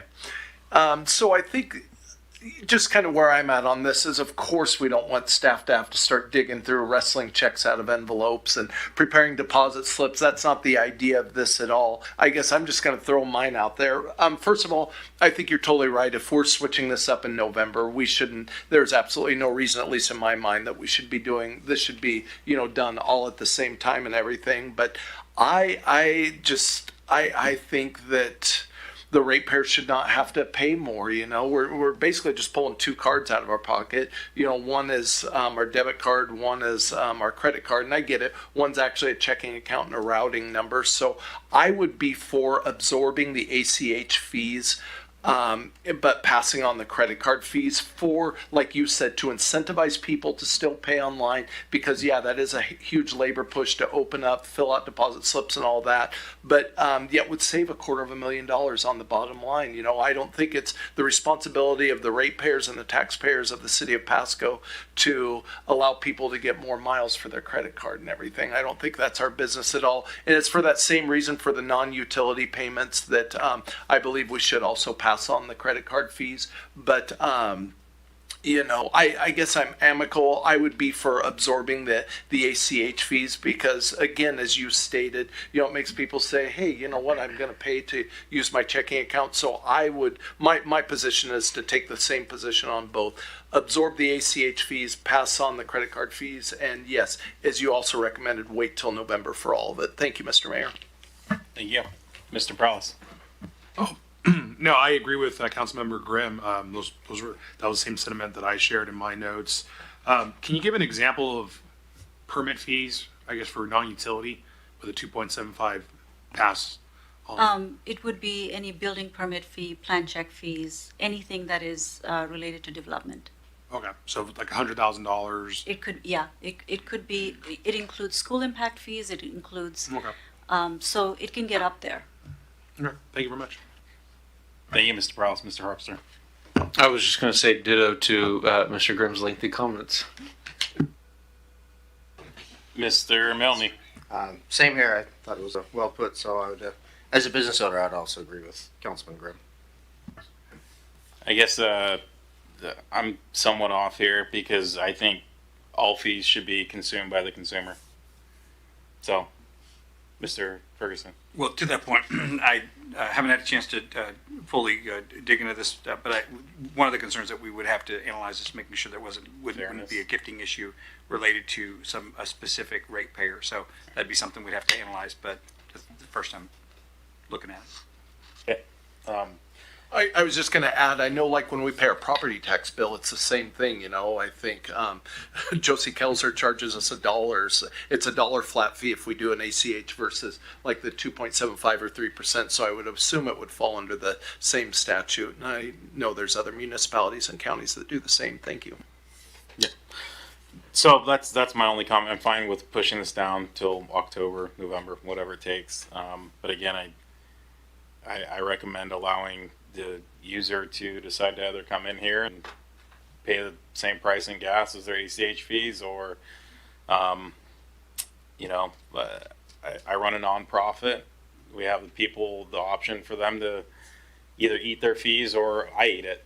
I'm pretty sure you don't even have that option, and I'm pretty sure you don't either, and you don't either, and you don't either. And technically, I don't know that you ever take payment, Mr. Prowse, but for all of those, for all those who have some sort of point of sale type service, our customers eat that cost, and we eat the cost, And I think in this case, I struggle to have the ratepayers being the ones that eat the cost. So Mayor, if I'm hearing this right, are you all okay with bringing a change to our code for at least the non-utility payments so we can roll out the online payments for the permit fees, which you should be seeing in the next couple of weeks? Yeah, I'm seeing enough head nods that that would be the case, and then in October we can address how we want to deal with the utility payments. Thank you. Thank you. Anything further on that? Ms. Sigdahl? We good? Okay. With no further comments on that, we're going to move on to item C, which is a resolution acceptance. Oh, yeah. I apologize.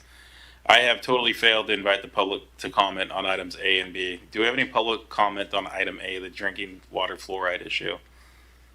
Going once, going twice, third time. Okay. Back to public comment on this one. Do we have any public comment on item B, this payment issue that we just discussed? Going once, going twice, third time. With that, we'll move on to item C, which is resolution acceptance of work for MLB required improvement at Giza Stadium dugout bench additions. This is phase 1B. This is coming from Director Sarah. Good evening, Mayor and Council members. This is the acceptance of work completed as one of the several phases of improvements that are happening at the Giza Stadium. And we have a location of the project. That's where the Giza Stadium is located. Next slide, please. This work was completed by CMR General Contractors, and we're going to see pictures of the before and after of the dugout bench additions. Also, if you came to our CIP open house at Giza Stadium, you may have gotten an opportunity to tour the facility. Next slide. And you're seeing, so pictures were before in the previous, this is in progress. You're seeing the work happening, the construction of those benches. Next slide, resurfacing of those areas. And then the final product all finished and ready to be used, already being used in this season. Next slide, please.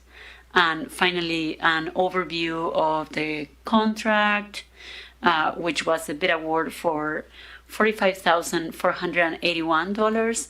No change orders for this project, and was completed within that construction cost, and it was slightly below the range provided by the design architect. And with that, I'm happy to answer any questions. Any discussions on this issue? Seeing none, I anticipate we'll see it. I do have one question, not related to this specific. Last week we rejected a bid related to the stadium. Has there been further conversation with the Dust Devils folks, and can you share any update on that?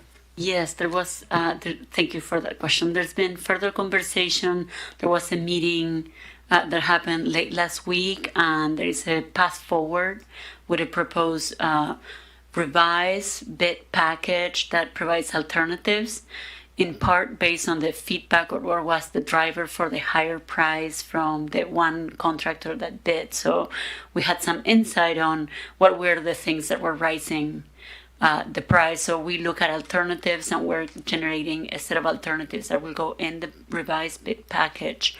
The plan is to be advertised in the next 2 weeks and have a bid opening 2 weeks after the advertisement, so that it can be quickly brought back for award and construction can happen. Now, we have also identified that the time of construction was a constraint that was also increasing price substantially, much more than had been anticipated. So there is some flexibility there to allow for the additional days in the contract that would allow for a more aligned cost with what is in the budget for the project. Thank you for that update. Really appreciate that. With nothing further, do we have any public comments on this issue? Going once, going twice, third time. That moves us along to item number 6, which is our miscellaneous council discussion. Mr. Zabel. Council, we have got some input from the community about 4th of July holiday coming up and fire, and I asked the chiefs if they wouldn't mind coming up and just sharing their thoughts and some of their preparations on what we can expect from the two departments, how they're going to be working together over the holiday. Thank you, Mr. Zabel, Mayor, council members. The police department is gearing up, ramping up. Plans are in place for an active July 4th and the weekend or the days before and after that. This isn't anything new to us. We gear up for it. All hands are on deck that day. We have resources for the parade in the morning, for the event at the Gisa Stadium, as well as the river activities and the rest of the events that will occur across our community to celebrate the holiday. It is an active time for us. We see a significant increase in just calls for service, aside from the obvious fireworks calls that we do get that come in on that day.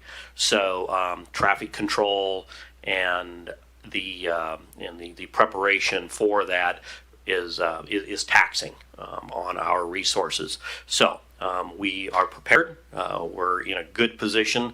We have good resources and good plans in place, and I feel comfortable about our approach this year to keeping the community safe. As far as fireworks and the enforcement of fireworks, that will be focused on those with the most dangerous fireworks activity, where people or property are in danger.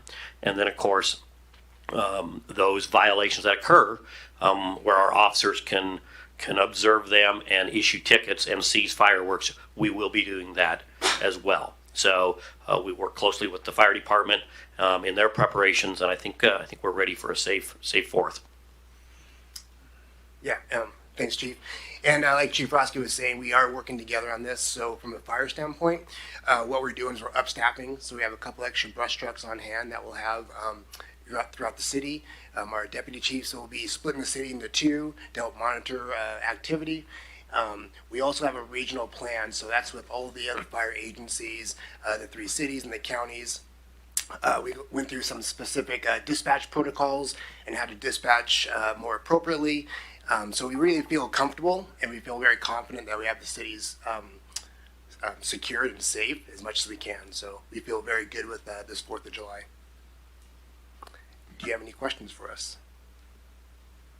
Yeah, I got one. I mean, if there's people, so are we looking to cite people if they are doing, if they're using dangerous and fireworks that aren't allowed in the city? Because I'm glad I moved out of Linda La Vista, because it was really bad the last couple of years. Ever since previous council opened it back up, it was nice to kind of get it out there again and see how people would, act. But I honestly, at this point, from a lot of people that I've talked with and my own personal experience, I almost feel like we need, if not an outright ban, I don't know, I think in more enforcement.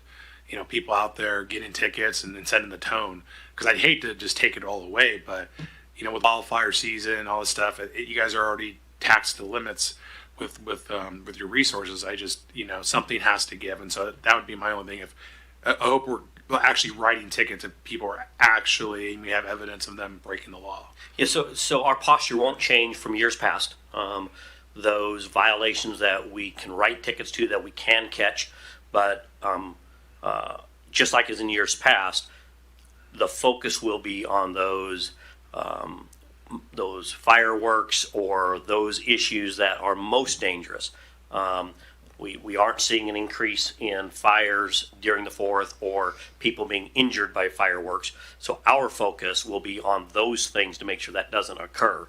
But yeah, as you'd mentioned, our resources are tasked and maxed on that day. Simple to say, more enforcement, but you only have so many resources, and the obligations are there. We have to be in a ready posture as well. That's not uncommon for that weekend to present violence to us as well. So we need to be in a position to pivot to address violent action and calls for service that occur.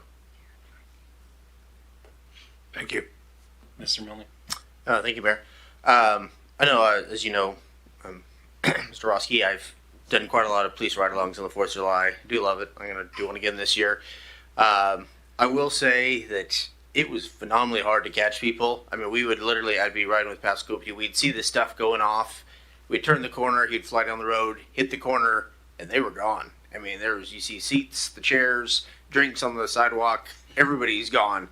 I was shocked on how many people could run that fast or get away that quick. I mean, it happened over and over and over again that whole night. So I guess my question to you would be, and I realize it would be difficult to have like unmanned cars or not unmanned cars, but unmarked cars. But is there anything? Because I mean, again, it seems like people have a sense when a cruiser's coming down the road, and they're assuming that's Pasco PD. And by the time you hit the lights again, we never caught one person the whole night, and it was again quite a shock that people are watching, or they're really, when they're doing the legal stuff, they're really very vigilant of, they know it's wrong, they're doing it anyway, and then they scatter. So and we will have unmarked vehicles out, unmarked resources as well.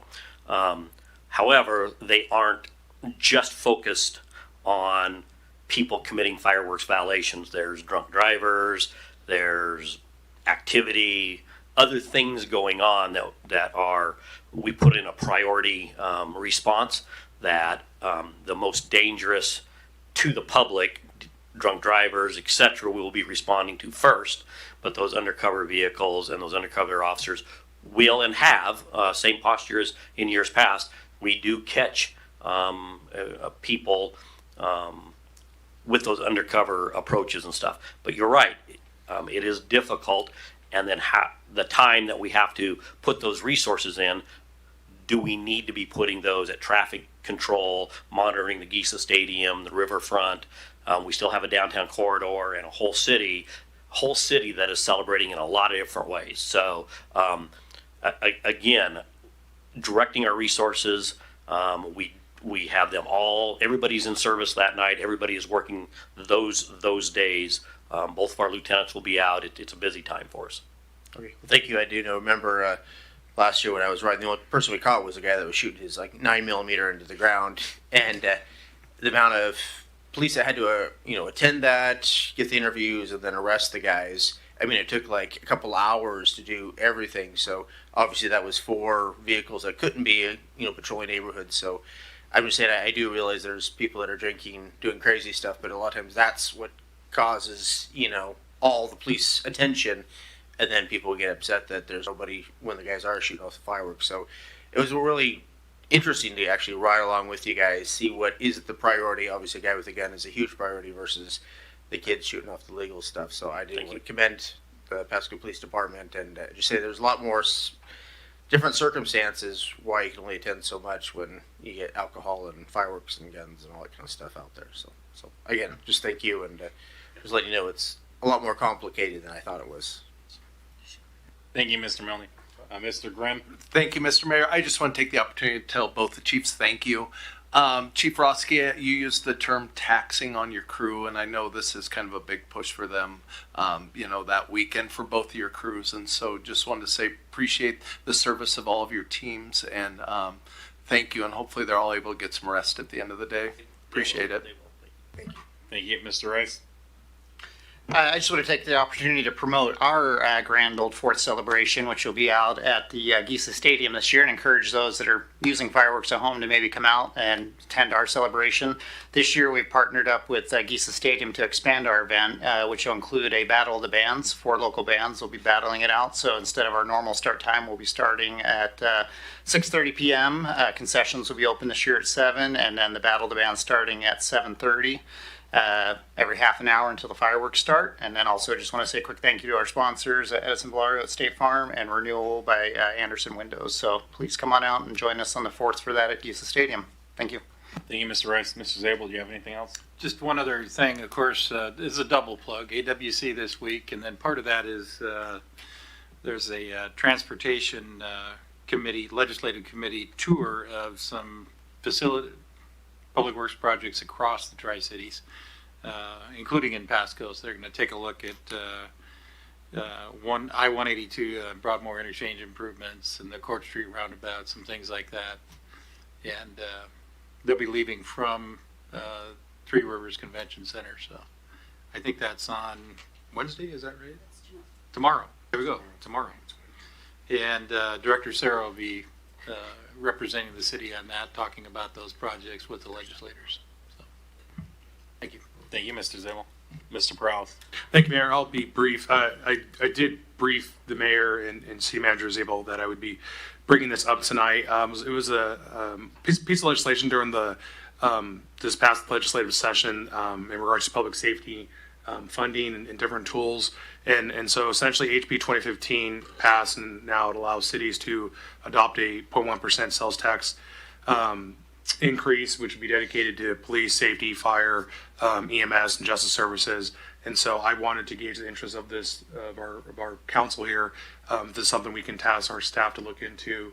It's a two-for type of piece of legislation. We also have to be eligible for the grant funding and what have you, but I think this is a good opportunity.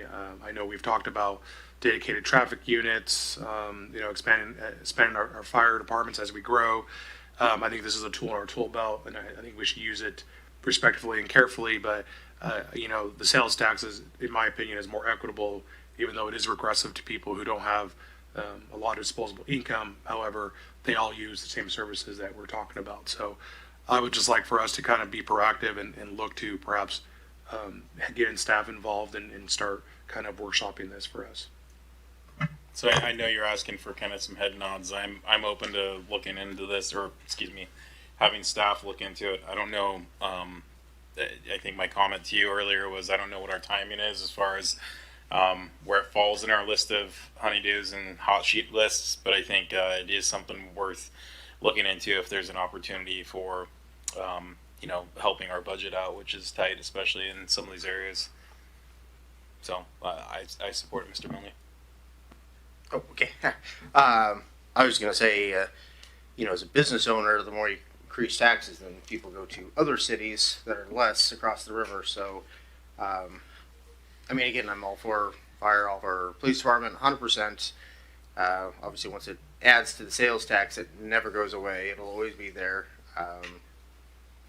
Again, you can have a look, but again, unless there was something dramatic,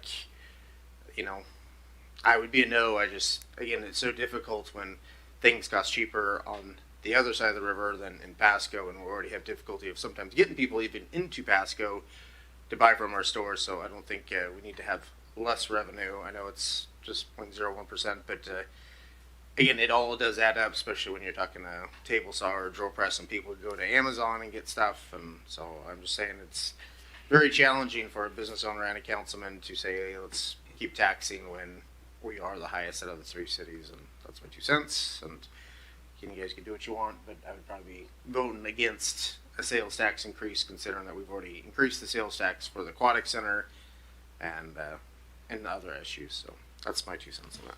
I appreciate that, and again, I think at this point, unless I misunderstood, the goal is to look behind the curtain, get some analysis, and determine whether or not it's even viable or helpful. Let's go to you, Mr. Harpster. Yeah, I would be in favor of Mr. Prowse's request to just get some more information and learn more about it. Thanks. Thank you, Mr. Grimm. Thank you, Mr. Mayor. I wouldn't be opposed to getting more information, but for the same reasons the Mayor Pro Tem listed, I would likely be a no as far as anything added to the sales tax or the property tax is pretty much with us forever, and I don't think that's the best direction to go, even though I'm very pro-police and pro-fire. Thank you. And also one last comment. We did not vote for the aquatic center. That was by vote of the public. Thank you. Thank you. So it sounds like you at least have enough interest in gauging that. Maybe just look at the hot sheet, get us a generalized timeline, and then kind of figure out what that analysis looks like, maybe what revenue it could bring in, ensure that we have needs based on what it can benefit, that sort of thing. Mr. Zabel? We can give you probably a high level at the June 30 budget workshop. Okay. I wasn't going to commit you to that, but sure, I'll take it. Okay, and then one more item, and it's in regards to noise ordinance reform. I get a lot of emails from individuals in the community, in my district, outside my district, and according to the MRSC, I kind of did some digging on this. Our code's pretty outdated, and it's really hard to enforce it, even according to them. They gave me kind of insights into like Camden, Bellevue, and they use a public disturbance noise standard, which doesn't involve a decibel meter. I think it's time to look at, I know we've talked about this a lot, looking at our codes and updating them. I think this is something that really needs to be looked at. I had a resident send me a video of someone just nonstop right next to their home in a residential neighborhood. It was a good fight, like a minute video, and it was just bang, bang, bang, like with power tools and stuff, which is great. And there's some other issues with that, but no one should have to live next to noise ordinances or noise issues like this. And I feel like I get a lot of them through my emails, and so I want to do my best to address every issue that comes through my email or through a phone call. And so I'm just requesting hopefully a review of our codes and perhaps draft something more in line that has some teeth, that can give our law enforcement the ability to start, citing people for noise complaints and issues. So that was it. Thank you. I don't know if anyone has any thoughts. As I emailed you earlier, I think that's something that's kind of for me is down the line, especially like weighting some of the issues that we have. I'm open to looking at some of these issues in our code. I have no desire to do so now, given that we'd have to shuffle some. I mean, especially if it was checking into the sales tax increase versus that, my interest would be more leaning towards making sure our budget's as flush as possible. So, from a perspective of asking for assistance or head nod, I'd say sure down the line, but not now. Mr. Harpster. I was just going to say basically the same thing. Definitely something I'd like to take a look at in the future. But I think we got quite the workload at this time. And I don't remember what the item was, but sometime recent I mentioned that the noise ordinance part of our code mentions jukeboxes and cassette tapes and things like that. So it probably is due for an update. So is much of our code. So something to probably add to the list, but not to try to get done in the next 6 months or so, in my opinion. Does anyone have a higher priority? Okay. I think just sit and wait and put it in the shuffle and the iPod shuffle, that is, because that's probably in our noise ordinance too, if it was updated in 2006. But just put it in the queue as something down the line, or just where we go. I do have one item. Sadly, I got this information from a friend in Tacoma, not from Washington State Department of Transportation. They're going to be here tomorrow night, in case anyone was wondering. They're going to be talking about the Snake River dams at the Pasco Library, the one on 1320 Hopkins Street, from 5 to 8 p.m. Pretty frankly, I'm disappointed that that's how I learned about it, that they didn't communicate to the city. Apparently they're doing these presentations in Colfax, Pullman, and Clarkston. And tomorrow night, Pasco's open house is at the Mid-Columbia's Libraries branch at 1320 West Hawkins, 5 to 8. I know I've got a jam-packed evening, but I'm going to try and shove a few minutes in there to just say I'm the mayor and I still oppose this. Hopefully council members can slide in for a couple minutes. I don't know how this is going to play out. I don't know what their structure is of the meetings. Apparently there's one that just finished in Colfax. So hopefully we can get some staff there, at least to hear. I mean, I hate to throw more on the plate and not needing to stay for all 3 hours, and hopefully some of us can show up. But yeah, so the WashDOT's talking about the Snake River dams tomorrow, 1320 West Hopkins Street, 5 to 8 p.m. for anyone interested. Seeing no further lights, that leads us to our favorite part of the evening. It is 8:08 p.m. and we are, oh wait, sorry, just kidding, executive session. There's none listed. I don't hear a need for a second one. All right. With that, it's still 8:08 and we are now on to item number 8, which is adjournment. We are now adjourned. Thank you.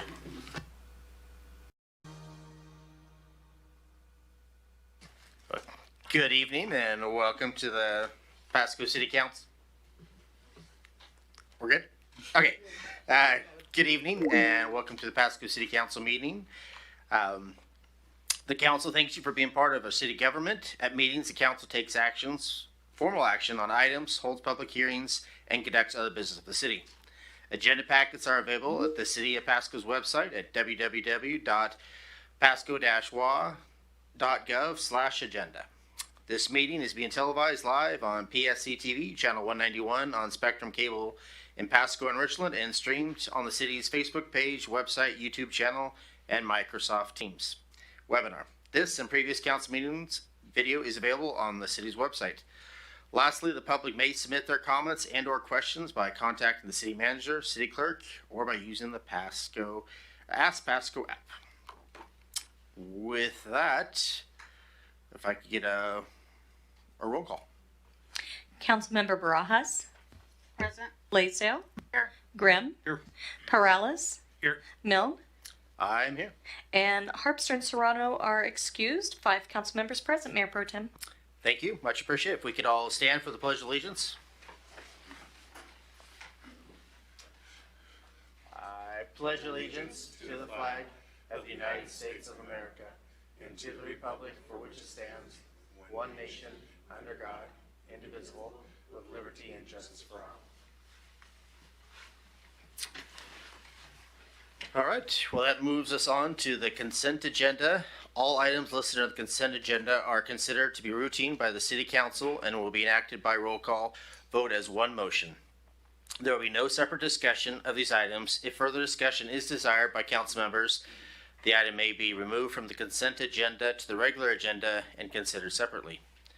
So we have A, which is approval of meeting minutes for June 9th, 16th, 23rd, and June 30th. We have bills and communications approving claims in the total amount of $8,419,368.36.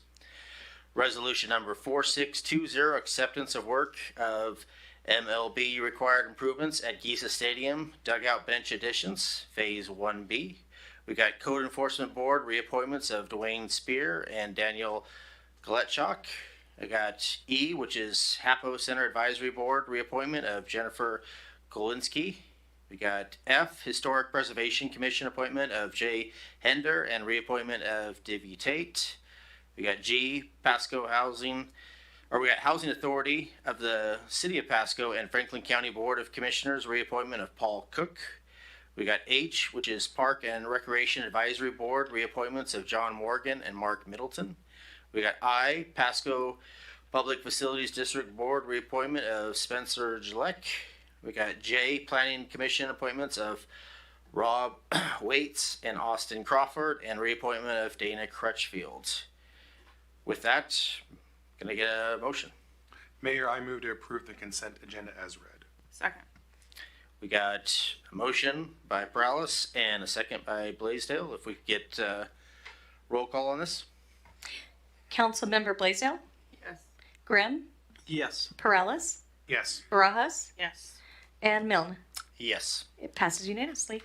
Thank you. So move on to number 5, which is proclamations and acknowledgements. I'm not seeing anything. Which leads us to number 6, which is public comments. The public may address council on any items unless it relates to the scheduled public hearing. These items is provided to allow the opportunity to bring items to the attention of the city council or to express an opinion on an issue. Its purpose is not to provide a venue for debate or for the purpose of questions with the expectation of an immediate response. Some questions require consideration by council over time and after a deliberate process with input from a number of different sources. Some questions are best directed at staff members who have access to specific information. Citizens' comments will be normally limited to 3 minutes by the mayor, and there's a clock up there. Those with lengthy messages are invited to summarize their comments and or submit written information for consideration by the council outside of formal meetings. Lastly, when called upon, please state your name and city or county residency into the microphone before providing your comments. So with that, do we want to do the ones online first? Yes, so Mayor Pro Tem, it looks like Lori Thompson is online, and then we do have a call-in, but it's a phone number, so I don't have their name. But you do have 3 that had signed up for tonight. Okay, so let's start off with, you said Lori Thompson was the first one? So let's start off with her first.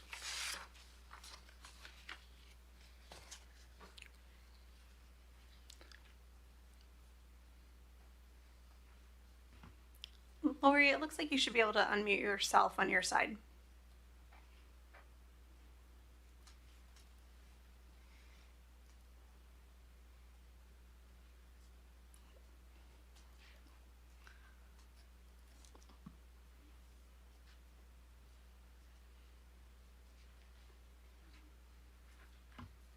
Okay, Lori, how about now? Can you try your unmute button?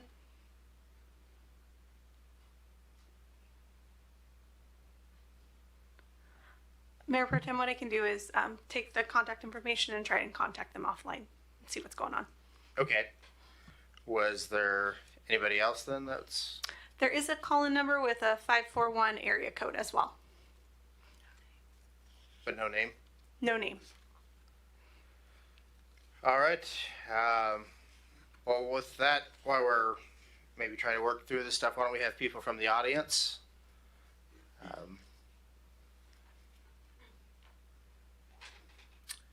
you'd like to go first.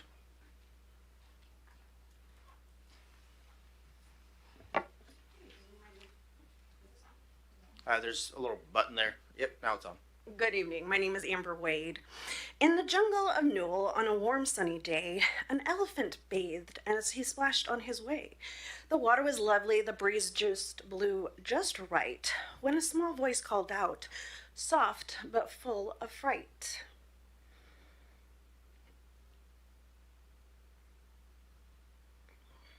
He paused and he listened. Now what could that be?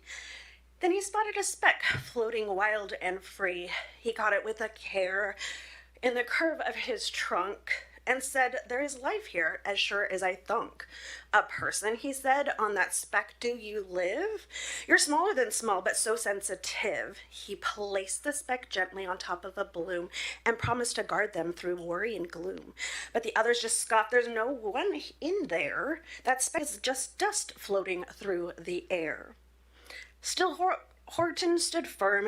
There are people, I swear, and someone must speak even when it's not fair. A vulture swooped in and snatched up the flower, then dropped it deep in a field full of clover. But Horton kept looking. He never gave in. He picked every clover again and again. Until, yes, he found it, and loud came the plea, we are here on clover 5003. Still others around him refused to believe. Make noise, Horton cried. Don't give in, don't grieve. The Who's banged their kettles, blew trumpets and all. But it wasn't enough. No one heard the call. Then one little Who gave a yawp from the back, and that single sound picked up the slack. The jungle fell still, the others leaned in, and last they believed what came from within. They turned to the elephant, noble and tall, who simply said, a person's a person, no matter how small. But Whoville's not fiction. It lives here today in a small park in Pasco, not so far away. For 2 years we've shouted, the pressure is low, but they shrugged it off. They just told us no.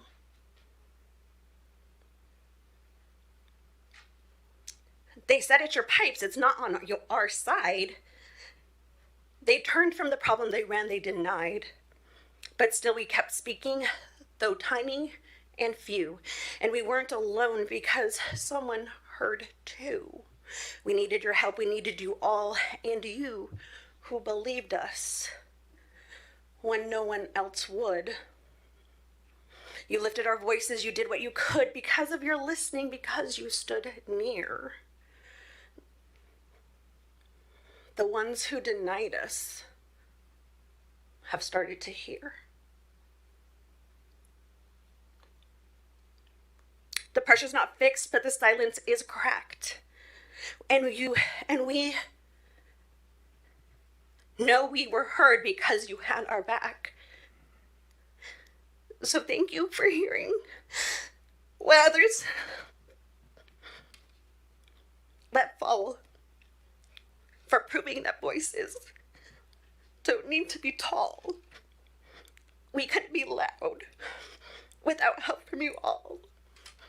Because a person's a person, no matter how small. Thank you. Do we have somebody else from the audience that would like to speak? Are you doing your phone thing?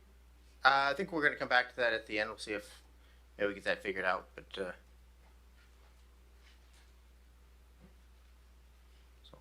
Mrs. Maloney.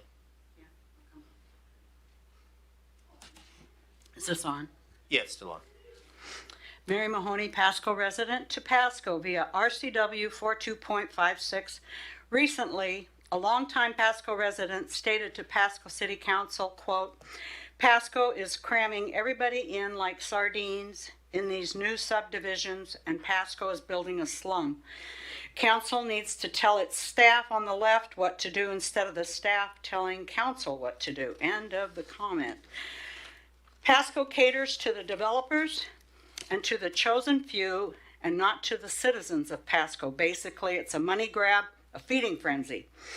With Pasco's CIP budget well over $500 million, how much are we paying the taxpayers? How much are we paying the Kerr Law Group with Pasco City Attorney Lee Kerr and his proxies?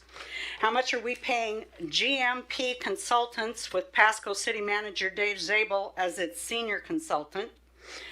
Give a total amount paid out to ex-Pasco Mayor Matt Watkins and or Watkins Endeavor LLC at a rate of approximately $11,000 per month, plus his travel expenses. Provide a total cost for the Pasco Aquatic Center's Wow Factor wave machine, costing anywhere from $22 million to $280 million. List the funds scheduled for a low-barrier homeless shelter for people. List funds scheduled for a low-cost spay-neuter clinic for dogs and cats. Provide fines paid by Pasco and spot zoning developers Hayden Homes for killing our 8 floodplain American bald eagles and their eaglets. Provide a permit number 404 that allows Pasco to develop and destroy our floodplain. Include all fecal matter testing reports regarding our floodplain water supply. Provide all past and present ULID and LID designs for my Pasco property with start dates and costs. Include all Pasco officials' communications regarding harassment and retaliation against me and my property.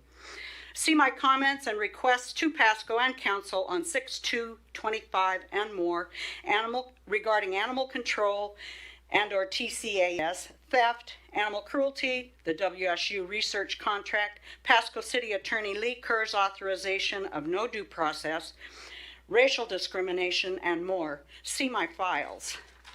Provide all federal and state investigations currently underway for the city of Pasco regarding fraud, corruption, and more. My comments are for the record and to put Pasco on notice. Thank you for that. Do we have anybody else in the audience that would that's here that would like to tell us what they think? Not seeing any. Going once, going twice, going 3 times. Staff, do we know if we were able to get any of the people back online?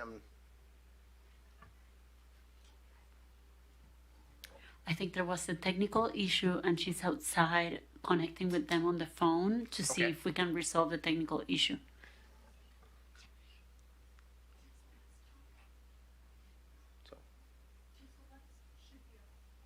Okay, so let's start off with Celeste. If you could, you had 3 minutes and tell us what's on your mind.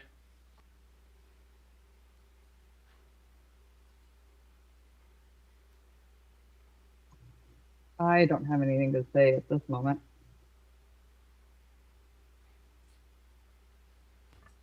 Okay, there's nothing because we can't hear you, so.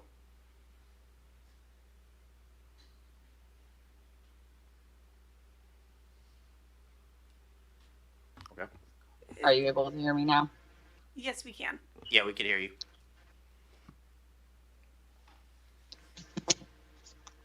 I have nothing to say right now. Okay, well, So Mayor Pro Tem, we are having some technical difficulties. Lori is on my phone, so I was going to try her through speaker. If it doesn't work, we've talked about it, but Okay. I'm going to unmute my phone, get her to the mic. Okay, let's try it. Okay, Lori, go ahead and let's see if we can make this work. Thank you. Are you folks able to hear me? Yes. Perfect. My name is Lori Thompson. I'm a resident of West Pasco, and my attendance tonight is primarily concerning the fireworks situation that we have here in July in particular. There are other dates, but primarily around the 4th of July, and not just the little fireworks that the children play with. I'm talking about the illegal M80 mortars and all the aerials. And I just learned today, apparently people put them in metal cans when they set them off to make them even louder. And this is not something that we can put up with here in town. I understand how the police may be overwhelmed with being able to respond to each and every call. And one of the issues I have with law enforcement and the fireworks is I'm being told that they have to actually see the people fire them off themselves in order to issue a citation. So I'm curious how many citations were issued this year and for what. But this is unlivable, what goes on over here in West Pasco in particular. I know that the entire Tri-Cities has big problems with it, but we need to figure out a solution so that we can all enjoy the 4th instead of being in fear that the house is going to burn down, the window's going to break, someone's going to get injured, they can't go outside. I actually last year had one of those bottle rockets land right on my feet, standing on the sidewalk in front of my house. So that's my quest, is that we need to address the use of the illegal fireworks in Pasco particularly. All right, well, thank you for And that. I appreciate your time. Thank you. Thank you for the call in. I know we've got quite a lot of emails as well as far as council members. And in my verbal report, I will mention what I saw when I was out on a police ride along on 4th of July. But I think that's all we have online, correct? So let's move on. And again, we could hear from everybody what they did. So let's start off with members of the council for the verbal reports. This is 7A. Let's start off with Councilwoman Blaisdell. Thank you. I'm going to take it back. Last weekend, I attended the Pasco Police Foundation fundraiser, and it was, I don't know how successful it was, but it seemed pretty successful in the silent auction and their live auction. Was very enjoyable. It's probably one of my favorite events to go to that we've had this last year. And then I also did the parade, which it was kind of overcast, but it seemed like the streets were pretty filled from beginning to end. All the kids were enjoying the candy that was being thrown, and then the dancing in the middle of the street before the parade. And then I also did the car show, judging the car show, which I picked a 1965 Impala as mayor choice. And then I finished the night off with, right along with the Pasco Police Department. And I will say that we had a lot of interaction with the fire department, and it was non-stop. I did 4 hours. I started at 8 o'clock and ended at midnight, and it was one thing after the other. And I will say this, they couldn't keep up, police or fire, so they were pretty overwhelmed. But everywhere we went, they were doing the best that they could to get on to the next call and get the solution handled. So I want to say thank you to police and fire for all of your hard work this weekend, probably since before the 4th, and it's probably still continuing. So kudos to our teams for really working hard, and I'm going to I was gonna say something kind of inappropriate, but they really kicked butt this weekend. So thank you. Well, thank you for that report. Are you going to chime in as well? Or? Sure, I can. Yeah, I also attended the Grand Ole 4th of July parade and some of the festivities. It was my daughter's birthday, so some things are a little bit more important. But the parade, as usual, and the festivities, flawless. Thank you to staff, and your staff is very courteous, professional. It just seems like it gets better every year, and it was enjoyment to myself and my family. So thank you to you and your staff, Mr. Rex. Thank you. Well, thank you for that report. I'm not seeing any of the lights, so I'll comment on it. Did start off with the 4th of July parade. I do appreciate Perales, Blaisdell, and Barajas, and I know Barajas went with the Mustang Club, so I do appreciate the involvement by council members. I did see Councilman Harpster, so I was glad that he was at least there. And then in the evening, it was a pleasure to give the speech since Mayor Serrano was out of town. And I will want to thank staff. I assume it was Nicole for writing a great speech. I did enjoy it. And I did say on the parade, I do also want to echo Perales's that we are blessed with great weather. I thought a good turnout overall. And I was lucky enough that my wife Nicole and grandchild were in the car with me, and we were able to wave at everybody and have a good time. And then after my speech at Giza Stadium, I did a ride along with John DeLiego, or it was a D'Aquila, yes, sorry about that. Can't read my own handwriting. And we were out till well after 1:30. And I know for myself, I was hoping we'd give more tickets, but it seemed like we were overwhelmed with intoxication, disturbances where people were drunk.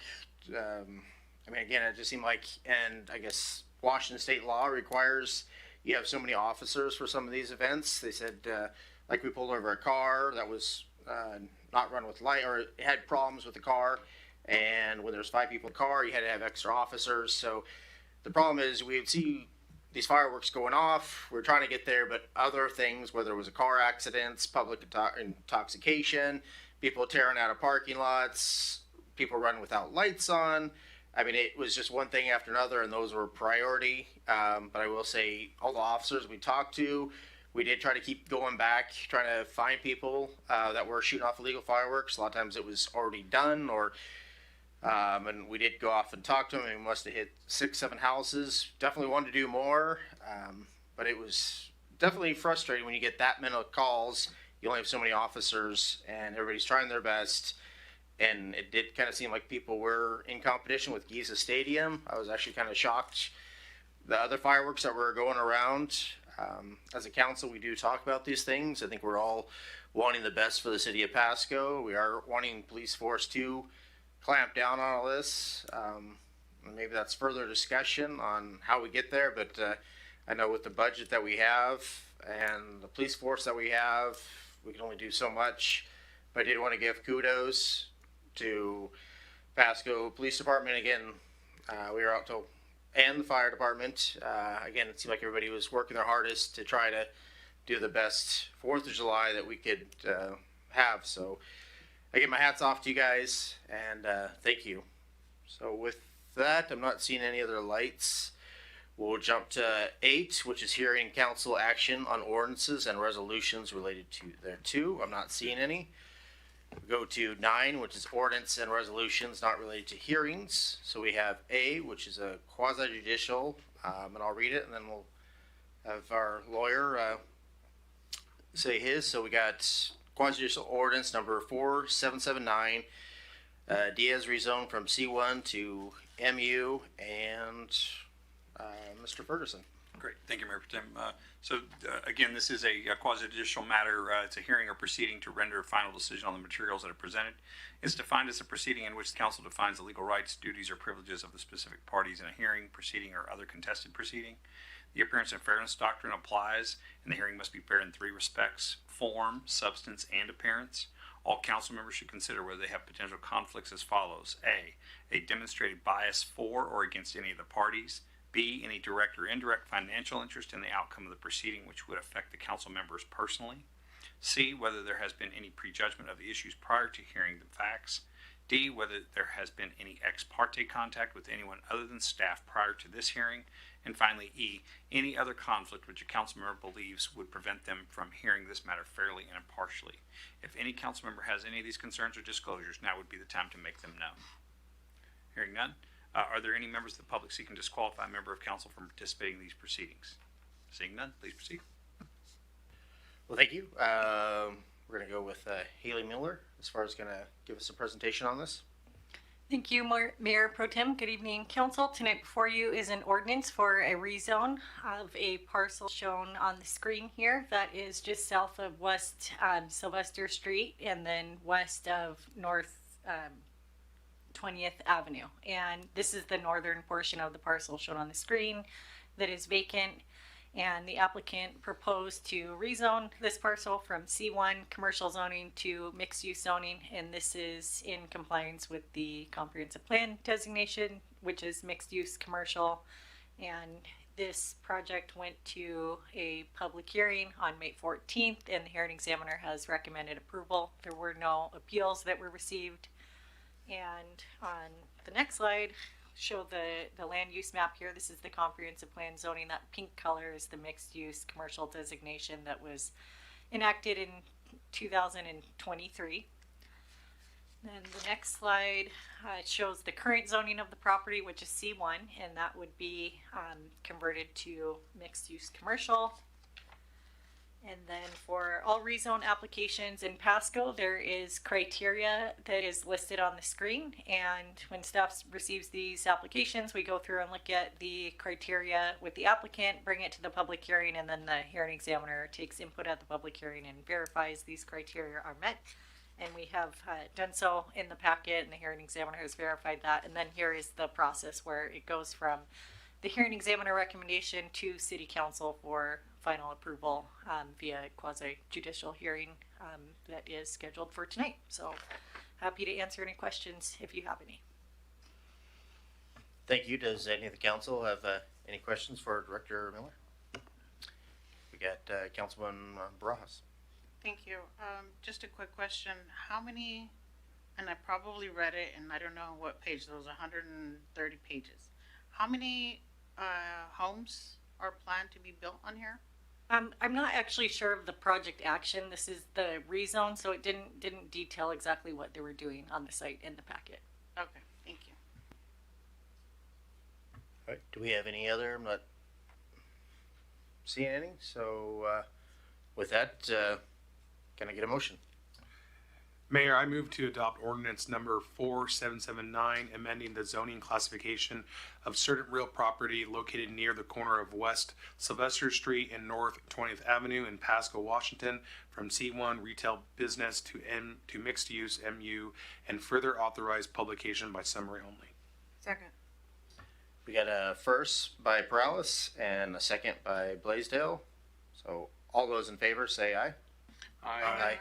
All those opposed say nay. Looks like that one passes unanimously. So let's go on to B, which is resolution number 4621, setting time and date for a public hearing for an easement vacation for Big Sky Developers, LLC. And we also have Director Miller. Thank you. This is a resolution to set a time to consider the easement vacation proposed by Big Sky Developers. And on the next slide, there's a bit of history here. Don't try and read all of that. I will explain it. But in the early 1900s, there was a petition filed by residents in the area to establish a 60-foot road. And then later on in 1910, the road or the easement was established by the Northern Pacific Railway Company. So there's an easement in that area. And then on the next slide, this is the process that staff goes through to determine if an easement should be vacated. And for those of you that don't know, when you vacate an easement, that just means that it's a public easement, but we, the city, are vacating it. We no longer have a need for it. and then that can be returned back to the applicant. In some cases, we can assess a fee. In other cases, if it's just fixing an existing deficiency, we do not recommend that. So we go through the different approval criteria listed on this screen, and we feel this is eligible for an easement vacation and have scheduled a public hearing for August 18th.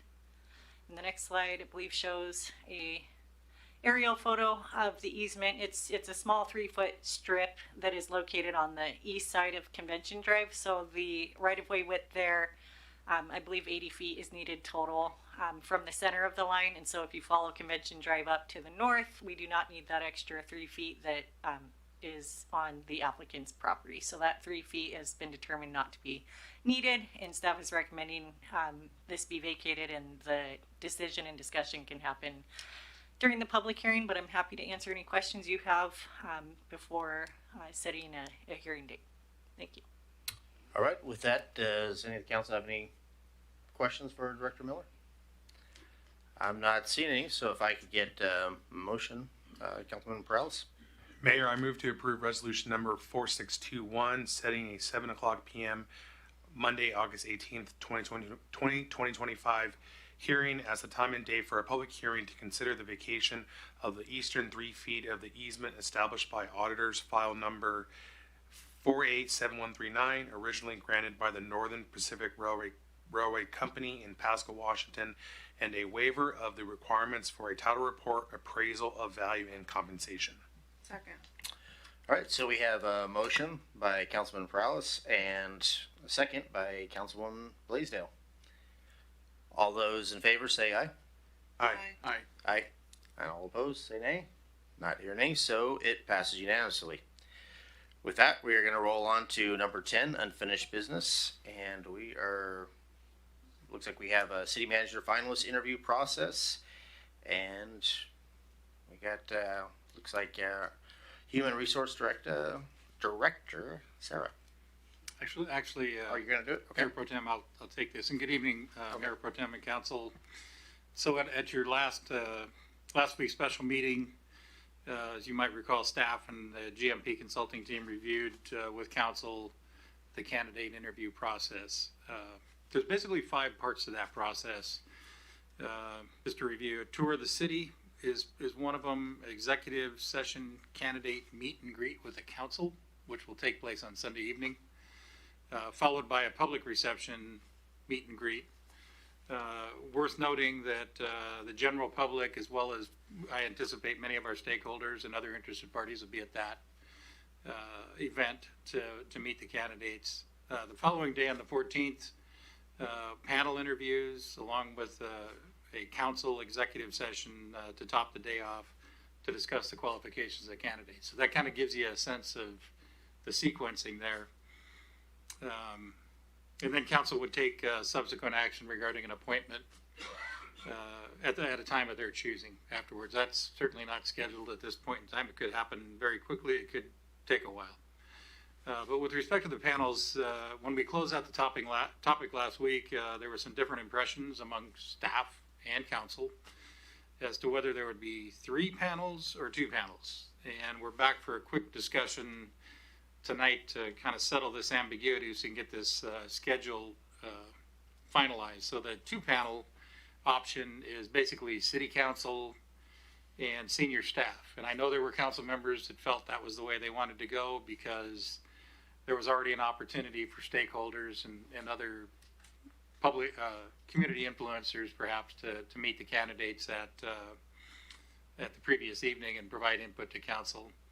Then there's a 3-panel option that we talked about that had some support among council, which would be city council as a panel, the directors as a panel, and then a stakeholders group, which would, members of the public. So the company's experience, I'll just share, has been that the inclusion of stakeholders solely for the purpose of identifying candidate strengths and weaknesses, not to rank them or anything else, of the candidates, can be helpful to decision makers and results in a degree of buy-in on the council's ultimate decision. So that's one of the advantages of having that panel. Again, you do have the function the night before as well. regardless of whether you have two panels or one panels, obviously this is the council's sole decision to make. And staff is asking, you have two motions to consider. Option A, that it believes a two-panel option, and option B, the three-panel. We're looking for some directions so we can finalize this. So, any questions? All right, well, thank you. We're going to start off with Councilman Grimm. Thank you, Mr. Mayor Pro Tem. I would be for option A. I was one of the ones last week that talked about the different options and was kind of just at least thinking out loud about it as far as including the stakeholders. And I love the idea of the buy-in and having them as part of the process, but yet it would be really easy for people to feel left out because not everybody's going to be in that group. And so I love the idea of the open house the day before where many of these stakeholders are invited and can interact. But I would be for option A as I think the cleanest and easiest way of putting it of the two panels. Mr. Mayor Pro Tem, thank you. Thank you, Councilman Grimm. We got Councilwoman Barajas. I have a quick question for staff on what we've done in the past. I'm looking at David. Not sure if you recall what the process was when we brought on Adam, but that was a little different. Here we're starting brand new. Can you, Dave, I'm not sure if you were there, but Richa or staff, can someone refresh me on the process we went through when Dave was brought on? When I was brought on? Yeah, I can. Well, because Adam's process, Maria was here. again, Adam's process was different because Adam was basically already on board. He was the interim. Yeah. So he just kind of transitioned in. But the process to bringing in someone new, someone different. And I can give you my experience with it as a candidate. I can't tell you how well it worked. Well, I think it came out with a good decision, but that aside, I can't tell you how smooth of a process it was because I wasn't involved in the internal piece. But basically, there were three panels. There was a council and two additional panels. And those two panels had a mix of department directors and community members, community influencers. The school superintendent, college president, folks like that, Chamber of Commerce. Thank you. That's the response I was looking forward to. I would opt for option B because, again, I'm going to state this, what I said before. It's a community-wide consensus of who is going to help us as council members to run the city when we're not present. Someone that does the hard work behind closed doors. And so I think it's the community that should be involved. Like Mr. Zabel just mentioned, colleges, your school directors, your possibly your school board president, but someone that has a stake in it and someone that has good input to share on why they're participating. That's my take. Thank you. Thank you for that. We're going to move on to Councilman Prowse. Thank you, Mayor Pro Tem. I'll be brief. Yeah, I agree with Councilmember Grimm. I thought about it a lot over the weekend because I knew we were going to talk about this tonight. I just don't really see any benefit from it because I did think about, I don't want to leave anyone out. I don't want to get into this whole, I suggest like 4 or 5 people and then half the council doesn't agree and then it just goes back and forth. I think the points that interim city manager Dave Zill made about, maybe having, Superintendent Whitney, CBC, but at the same time, I'll just say it, I don't really feel like we have like the best relationships with any of those entities. We're community partners, but it's not like we talk every week or something. So I'm going to go off of their judgment. I don't know. I don't know what benefit I would get from hearing what they think. I think the community mixer on Sunday is something great. People can come, they can talk to them. I just think at the end of the day, hearing from director heads and talking amongst yourself, we'll be able to get a good kind of grasp of the 3 candidates and kind of make a decision from there. And so I'm going to be for option A. And again, I'm all for community input. I'm Mr. Community after all, but I just think I'm not really sure what I can glean from having a third panel of, community stakeholders and influencers. And plus it's more work on staff because they're going to have to organize it. And, it's not like we have a lot of time here. And I know Dave wants to get back to being retired. So, the faster we can kind of get information and make decisions, I think that bodes well for us. Thank you. Thank you for that. Councilwoman Blaisdell. My preference is option B. Reason being is this city manager is representing Pasco as a whole. So I think that that's more reason for this person to build relationships with council, the directors, and the stakeholders. They're going to have the relationship with all of those people. And the stronger the relationship they have with everyone, the better city we will have. I think that our stakeholders are really important to the city, and I think that their opinions matter. All right, I do appreciate that. I know I'll give it to Mr. Perales in a second to do his motion, which one he decides he wants to push forward first. I will say, whether it's Whitney or some of the other members, we do talk to them. We have the social hour. You are going to talk to people. Hey, what's your, and then again, we're always open to emails or phone calls or whatever. So I'm good with both of them. I guess my big take would be, how can we move forward faster? How can we get this done? A lot of times I go with my gut as a business owner, kind of knowing what I would want. Usually kind of get a sense of the person and their qualifications. I think all of us on the council, on the dais, are competent enough to do that. But I mean, again, I'm definitely willing to hear from the community, but I don't think it's a necessity in my book. So with that, and I'm not seeing any other. Oh, Mr. Zabel. Just one comment, just in the sake of time. If council were to approve option B, we would want to follow that vote with a discussion on who we invite. Okay. Thank you. Okay. Well, with that in mind, why don't we have Councilman Perales tell us what he wants to do first. Thank you, Mayor. I move to approve option A for the city manager finalist interview process. Second. Okay, we got a first by Perales, second by Councilman Grimm. So let's do a roll call on this to make sure we're clear. Councilmember Barajas? No. Oh, wait, for Option A. option A. Okay, so no. Okay. Blaisdell? No. Grimm? Yes. Perales? Yes. And Milne? Yes. Okay, it's 3-2. Passes. All right. So with that clarified, let's go on to number 11, which is new business. I'm not seeing anything listed, so let's go on to number 12, miscellaneous discussion. Do we have anything by council, or let's start off with Councilman Perales, and then we'll go to interim city manager Dave Zabel. Perfect. I'll be brief. Just wanted to, I know we talked about it a little bit, and I sent an email last week, a little bit at the budget meeting. We didn't really touch on it, but I sent over that email about the right-of-way vacation policy change. Wanted to see if there's any appetite to maybe have staff work on that policy change based on those merits I presented in the email. It would help out infill. It would increase property tax base.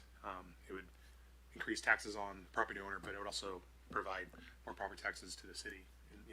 So I wanted to get interest of the council to see if we could move forward with directing staff to kind of look into that, provide the pros and cons at least. Councilman Grimm, do you have a No, no, it was on something else. Sorry, Mayor Pro Tem. Okay. My 2 cents is that we maybe bring it up when we have the full council, make sure we have the other two councilmen could chime in and see where we're at with all that. So was there anything else you'd like to know? Yeah, I wanted to talk about fireworks. Like you, I wanted to save it for the end though. I also fielded a lot of phone calls and met with residents this past weekend. I do think we need to look into the merits of perhaps banning them again. It just seemed a lot of people were very irresponsible. We had a record night, and I will say that, I think we're going to get a presentation probably right now or an update. I would rather kind of get an email before seeing it in the news, to see record numbers. I'm like, well, I kind of wish we would have known more about this prior to the council meeting. But I look forward to the presentation. You know, we have an issue where we're doing more with less, and that's the reason why I brought forward that perhaps looking into HB 2015 and increasing the sales tax, because we do need more officers, we need more firefighters, we need more resources because we continue to grow. Just there's way too many incidents this weekend that could be prevented, and I think there's a lot of small proportion of bad actors, but they cause great big problems for our city within a 2 to 3 day span. We don't got to make a decision tonight, obviously that wouldn't be appropriate, but I think we need to at least have the discussion. It looked like we lifted the ban 6 or 7 years ago based on a kind of a simple search. I do think we need to look into it. If I could just bear with me, I know we get excited when we get a chance to get out early, but I got a lot of different emails from people. I have one from Diana Bellafato off Salem Drive. This is what she had to say. I had an absolute mess in my front yard, especially my backyard, until I saw my driveway. This is so frustrating.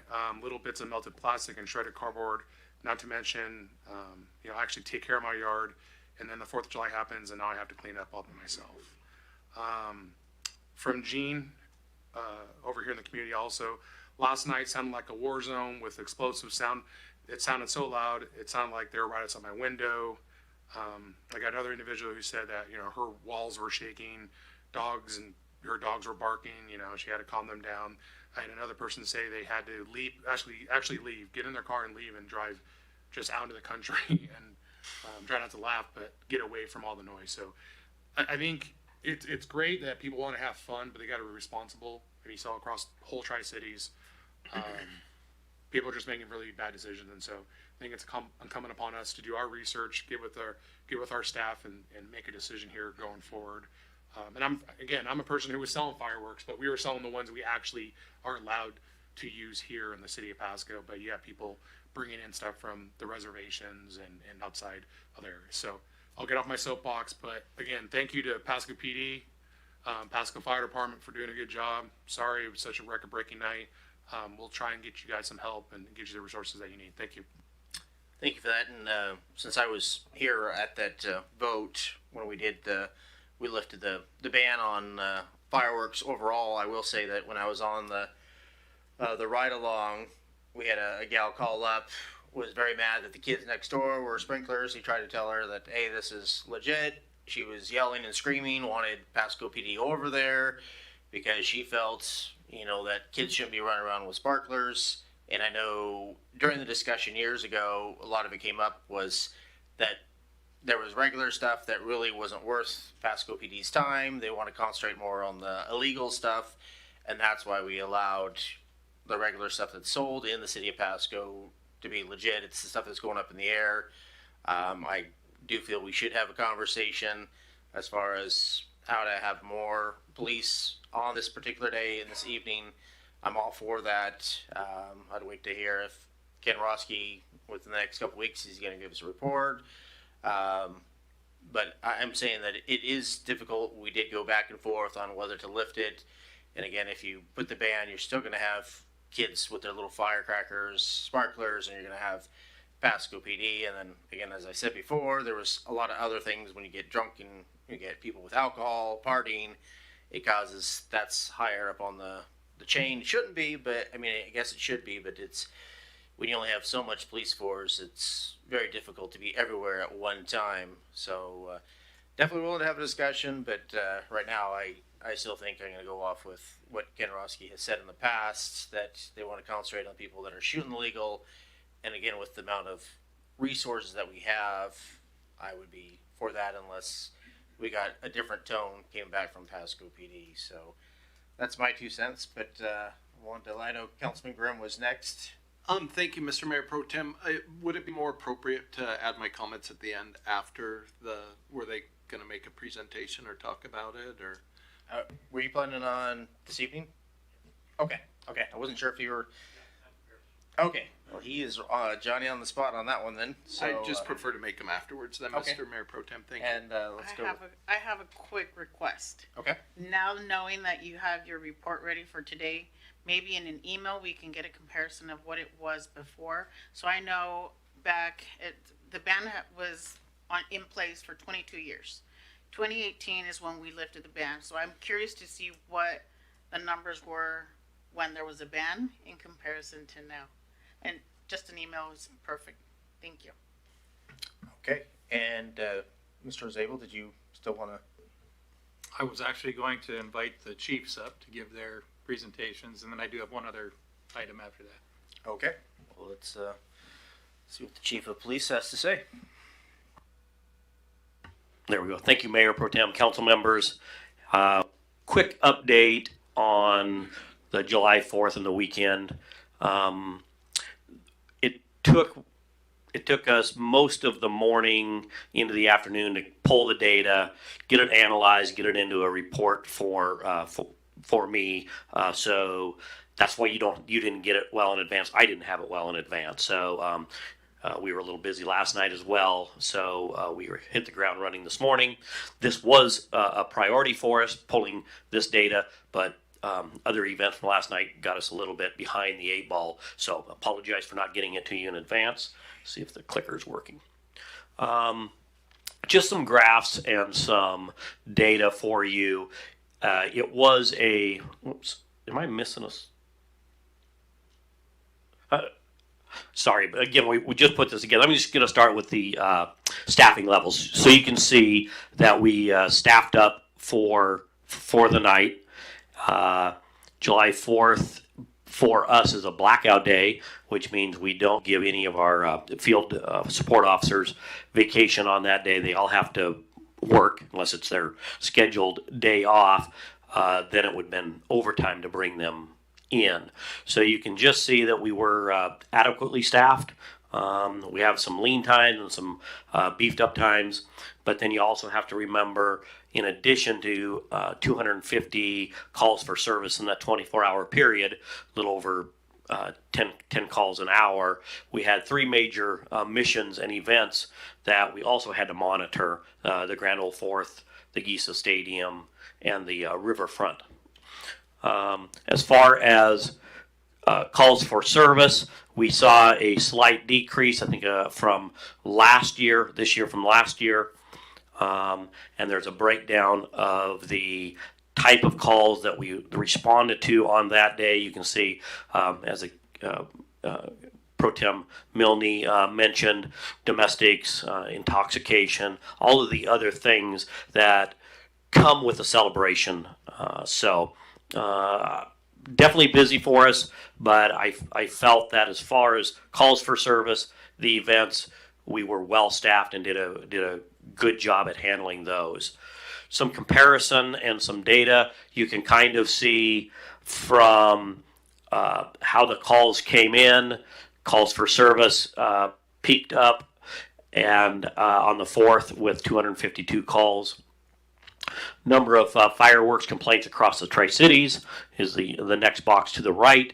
You'll see that we were lower than Kennewick, about average with Richland, so it's not just Pasco that's dealing with this issue. And then calls for service by hour. I think one of the things that the data shows us is we have to mitigate all of the events that are going on for public safety. Council members that were out witnessed it. It's not as simple as writing a traffic ticket. You do have to seize evidence. So then you have to determine, are you going to take an officer out of service for an hour or so to go process seized fireworks?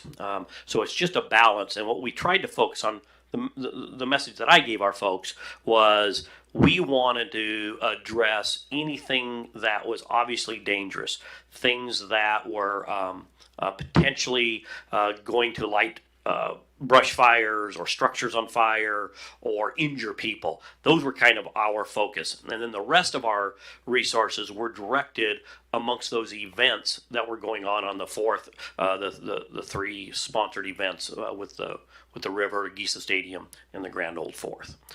I'm sure you have questions for me, so I'm not going to keep going on. I'll field the questions. I think the fire chief is also going to give you an update, so I don't know how you want to, if you want his update now, or if you want to ask questions of me.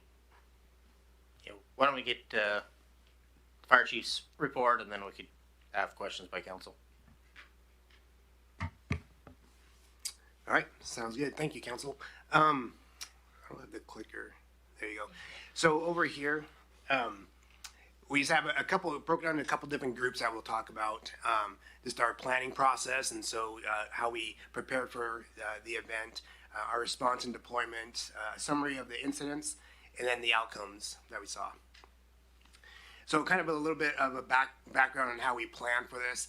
We did a regional incident action plan, or an IAP we call it, and that included all the municipal fire departments and district fire departments. So we worked together because we realized with the limited resources, I mean, we have enough to properly staff, but there's a lot going on, and sometimes these incidents take more than 1 or 2 engines. So we had a master plan for the whole region.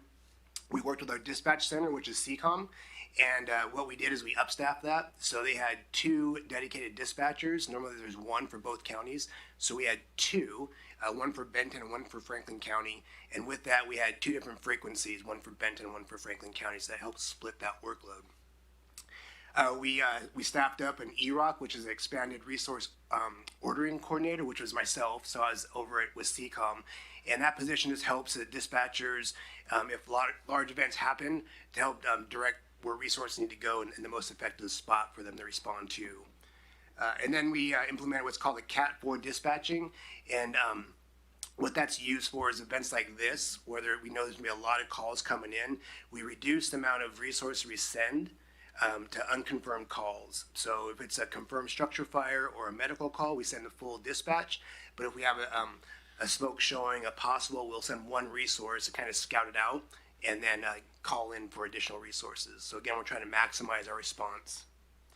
And then just so you know, Pasco Fire was fully staffed. So we have a staffing of 21 firefighters. That includes all the captains and battalion chief. So we had a full staffing that night as well. So as far as our response and deployment, so to give you a little background, our typical shift, which is a 24-hour shift, starts from 8 in the morning till 8 the next morning. We average about 24 calls for service. That includes all fire and EMS calls. What we saw for the 4th and going into the 5th is we had 86 calls for service. 67 of those calls were in Pasco. We received aid, so that's a mutual aid or automatic aid agreement. So if we have Kennewick or Richland coming to help us, we had 10 of those, and then we gave aid to 19 of those, or 19 calls. So that means we went out of our district. One of the things we gave direction to our battalion chief was to make sure that when we're going out, to make sure Pasco is still fully staffed. So we want to make sure that we maintain a full complement of resources in Pasco, and that's where that EROC comes into play and helps direct. If they're calling too many, we help stabilize where resources are going. One of the big things with that too is we don't want units kind of crossing each other, so we try to keep them in their areas. So in particular, if you can go back one more, please. In particular, what I want to look at is that 4 p.m. to 3 a.m. time frame on the 4th of July. So the whole shift, we had 86 calls. During that one time frame of 4 to 6, we had 69 of those, 69 calls there. 51 calls were in Pasco, received aid, 10 calls, and we gave aid 18. So that was a very busy time for us. I think that's probably the busiest we've seen in Pasco for the fire department with that. This kind of gives an idea from that those 69 calls that we had, the event types. So we had 35 natural cover fires or wildland fires. We had 6 residential structure fires, 2 commercial structure fires, 3 vehicle fires, 8 trash can fires or dumpster fires. And then of course we had some other, like a fire alarm, some accidents, and then several EMS events as well. Next slide. So here's a picture of one of the areas we went to actually several times in the evening. You can kind of see that basketball court right there is littered. There was a lot of activity over there, and so that's just an example of our crews out there working. Again, you just had one resource out there, so though we were able to handle all the calls efficiently, didn't reduce staff, and so we had a little more stress on our crews out there. So our outcomes, overall, we had one civilian injury. It was a very minor injury that didn't require transport. We had 0 firefighter injuries. Of those calls, the 69 calls, 54 were fire-related calls, and 52 of those were directly related to fireworks. So the 2 that were not were 2 vehicle fires that were on the highway. The good thing is with our dispatching and with proper preparation, we were able to dispatch our incidences very quickly with our dispatch center, and we were able to provide a very quick response. Of those calls, it sounds pretty significant as far as the residential structural fires and commercial fires. When we came out of it, at least for Pasco, we had very limited actual property damage, and that's why I want to put the last thing in here: our huge community support. We actually saw, because there's so many people out there, that they actually reported very quickly, and we actually had a lot of people out there with hoses and helping us, so they were putting out fires pretty fast, and so we saw most of those fires that were out of residence, people were putting water on it through a hose, bucket brigade in a way, and so by the time we got there, the fire was pretty much controlled. So I just wanted to point that out, that our community had a huge part in our success. And that's kind of a high-level update on fire. Be happy to answer any questions. Thank you for that. Do we have any council members that would like to make comments? So start with Councilwoman. Just a quick question. Can we get this presentation, both presentations, emailed to us? Thank you. Okay. Councilman Grimm.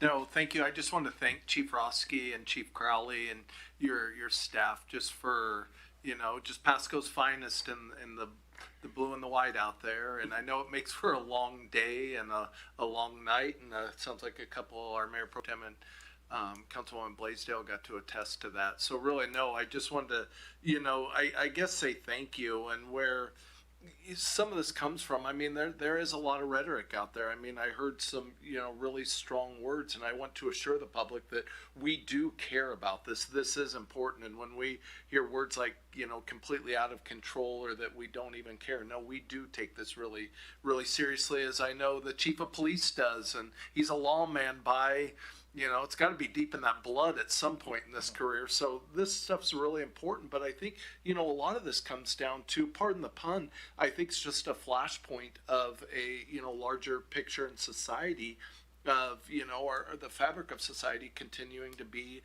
unwoven by people's, I guess, the entitlement mentality we have. People lack good judgment, respect for authority, even respect for God for that matter. And people just don't fear consequences anymore. I think we see that in the amount of red lights that people run and how late, oftentimes you see somebody going late through a light and you think to yourself, wow, that was pretty late. And then 2+2, somebody else is still going through. And so sadly, I think, the mob mentality sometimes sets in on an event like the 4th of July, and people see other people doing it. And sometimes there's like an energy that flows through the crowd, and everybody just starts behaving very poorly. And it's very frustrating, I guess, to me, and I know to the rest of us and everything. So Chief, I really appreciate your crews out there, just keeping up the good fight and, keeping our city as safe as possible. So thank you very much. Thank you for that, Councilman Grimm. We got Councilwoman Blaisdell. I just have one other comment. I started at 8, ended at midnight. By midnight, my anxiety was high. I was super overwhelmed.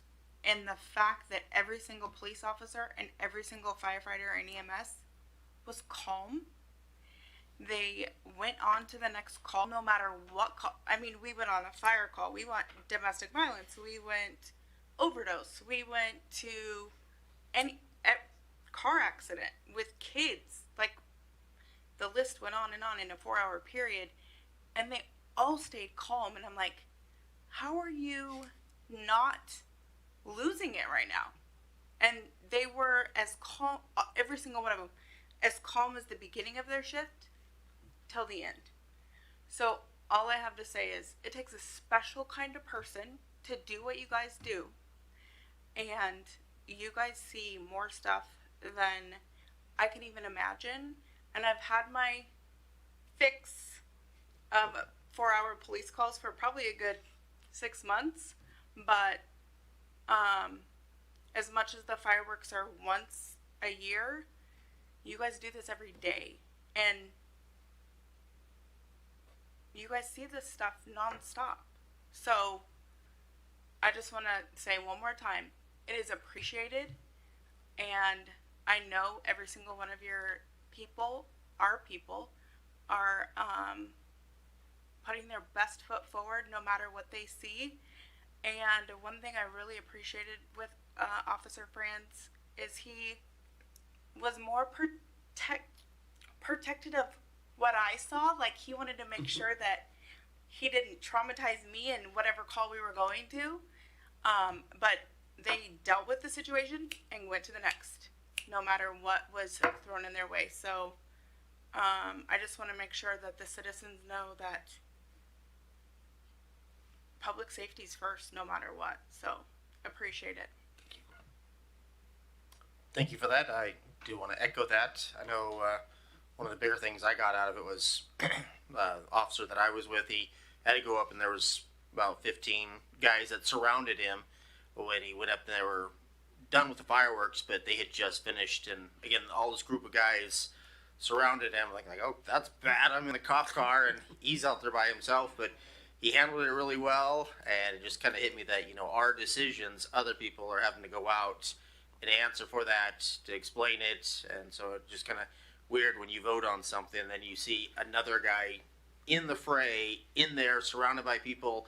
Again, it all turned out well, but, you know, I was thinking, well, if something does go down, this is really bad because I'm in the car and I'm not going to be able to give him that much assistance, me against 15 guys. But it went well and he handled it expertly. And so just another thing I will say, that it's weird when we make decisions and then other people in the police force have to go out there and answer to those decisions that we've made. So it a little bit of eye opener. And again, I also want to echo Councilwoman Blaisdell's comments about how professionalism and how everybody was calm. And I do really appreciate the experience and the opportunity to go out there and spend 3 hours with you guys. It was a good experience. Thank you. One final comment. Okay, we have another comment from. Just a final comment. I am very sorry that I had to miss it this time. I had family that I needed to tend to, but I'm very curious to organize right along in the near future, just to see how things have mellowed down since. I know your officers have always done a great job at making sure when there's a ride along that we're well taken care of. I've been on one before. And have seen a lot of what they go through. One thing that we as council members need to consider is that our officers, both fire and police, are always out there exposing their lives for what they do. We need to make sure that the services, we need to somehow fix the budget to where they have the services for mental health and to be able to take care of themselves and their families. So I just want to highlight that now that we've all seen what the officers go through. So just keep that in mind in the future. Thank you, Chiefs. Thank you. Thank you for that report. And yeah, I look forward to getting a written copy of that as well. And so kick it back to. And just one more comment. Thank you, Mayor Pro Tem. And that is, we don't have a report on the July 4th festivities in general just now. We don't have the software and the staff to put that kind of thing together. It's Jesse doing it by himself. And we'll have that for you next week, though. And get into kind of the attendance. It was very well attended, very well, council noted, very well executed, as well as sponsorships, which were pretty high, and a lot of support out there in the community. So we're anxious to get that to you, but it's kind of one of these years where when you have July 4th on a Friday or Saturday, it's hard to turn it around by Monday night. Well, I appreciate that. Yes, that would be difficult. So with that, we don't have a need for an exec session, so it's going to roll us into number 14, which is adjournment. And without anything, we are adjourned. Thank you.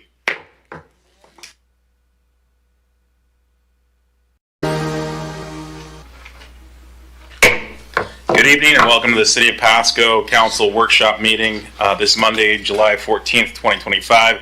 City thanks you for being a part of your city government. At workshop meetings, the City Council discusses issue but no formal actions taken. Agenda packets for those here present physically are available on the table underneath the fancy sign that says agendas. For those following along and via website or other electronic means, it's www.pasco-wa.gov/agenda. Is it just me or does the mic sound off? I mean, it sounds a little, anyway, whatever. We're good. As long as I can be heard, I guess that's all that matters. This meeting is being televised live on PSC-TV channel 191 in Richland and in Pasco via Spectrum Cable. And is streamed on the city's Facebook page, website, YouTube channel, and Microsoft Teams webinar. This and previous City Council meeting video is available on the city's website. Lastly, the public may submit their comments or ask questions to the council by contacting the city manager or city clerk or by using the Ask Pasco app. With that, Ms. Clerk. Thank you. Councilmember Barajas. Present. Councilmember Blaisdell. Here. Councilmember Grimm. He is excused. Thank you. Councilmember Harpster. Present. Councilmember Perales. Here. Mayor Pro Tem Milne. Present. And Mayor Serrano. I am present. Thank you. Thank you with that. If you all please stand with me for the Pledge of Allegiance. I pledge allegiance to the flag of the United States of America and to the republic for which it stands, one nation, under God, indivisible, with liberty and justice for all. Thank you with that. With that, we'll move on to item number 4, which is our verbal reports from council members. Mr. Harpster is on and off, so you're on again. Yeah, after our long day today, I attended the Pasco Chamber of Commerce Member Appreciation Barbecue, which luckily was indoors at the Hapo Center.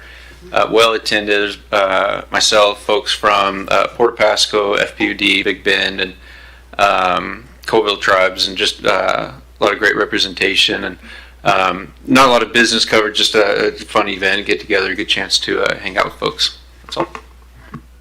Thank you, Mr. Harpster. With that, I see no one else. Oh, Ms. Bras. I wasn't going to share, but I'll share real quick. On an unofficial capacity, I was asked to be a speaker for the incoming graduation, not even graduating yet, for the incoming class at WSU Pullman for the year, their bilingual class. So, was able to do that. And I will share a bragging mom moment. Again, just non-official.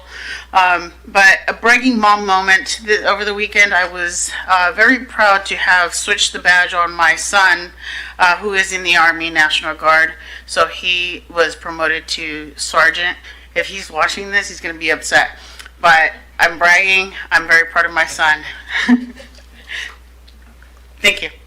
Well, you certainly should be proud. You've done a heck of a job with those boys, and thank you for their service, and thank you for your proxy service here.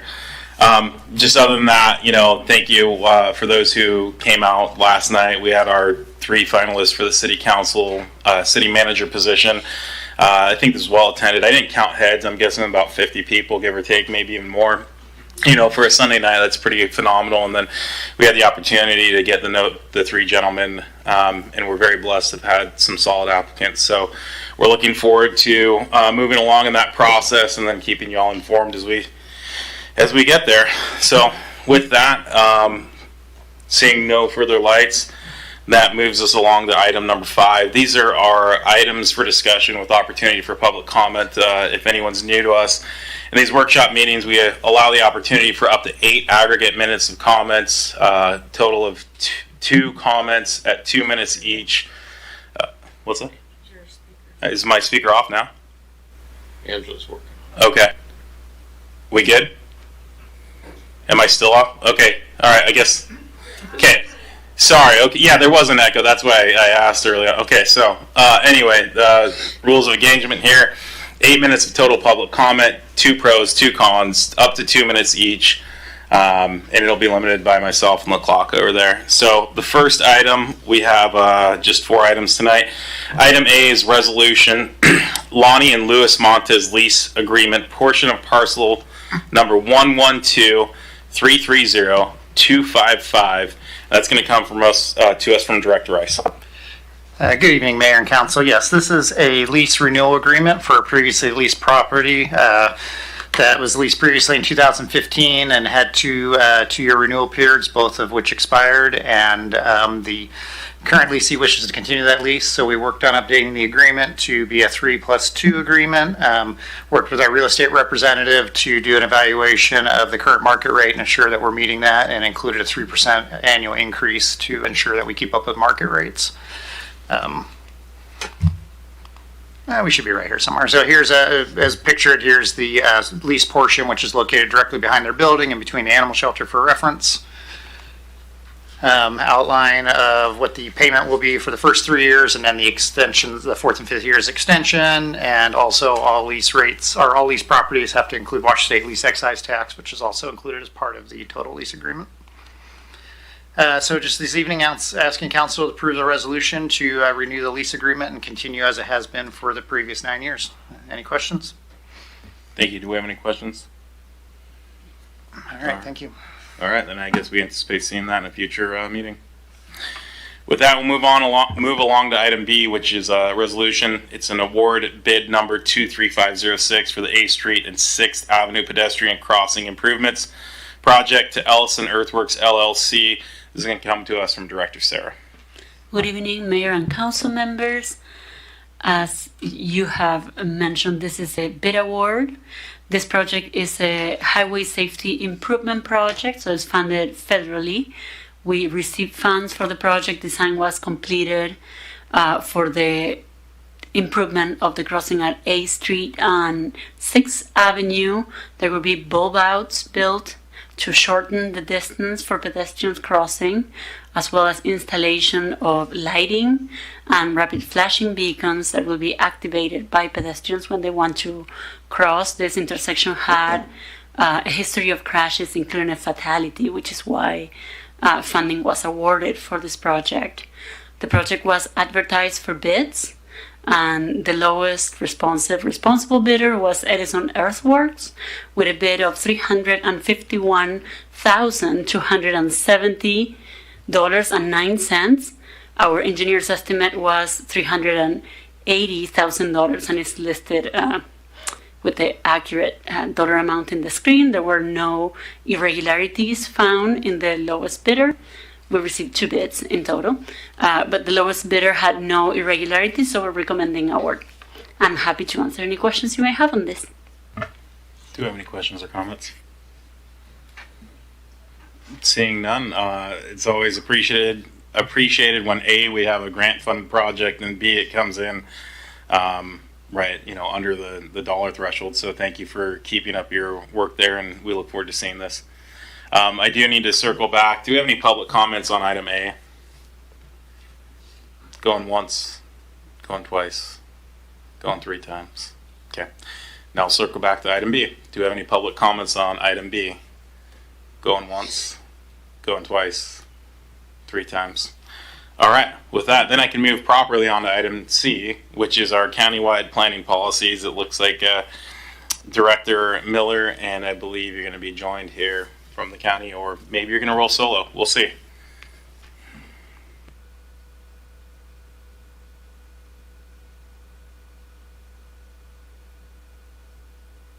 Haley, you're not on.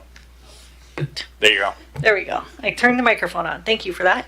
My name is Haley Miller, the Community and Economic Development Director here, and I'm joined by Wes McCart. He is the Planning and Building Director over at Franklin County. And tonight we're bringing forward to you the countywide planning policies that are developed by Franklin County in collaboration with the other cities within Franklin County.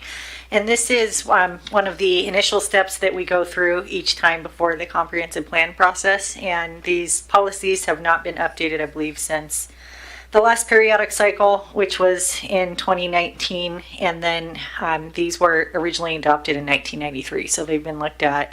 This is the second time now since the adoption.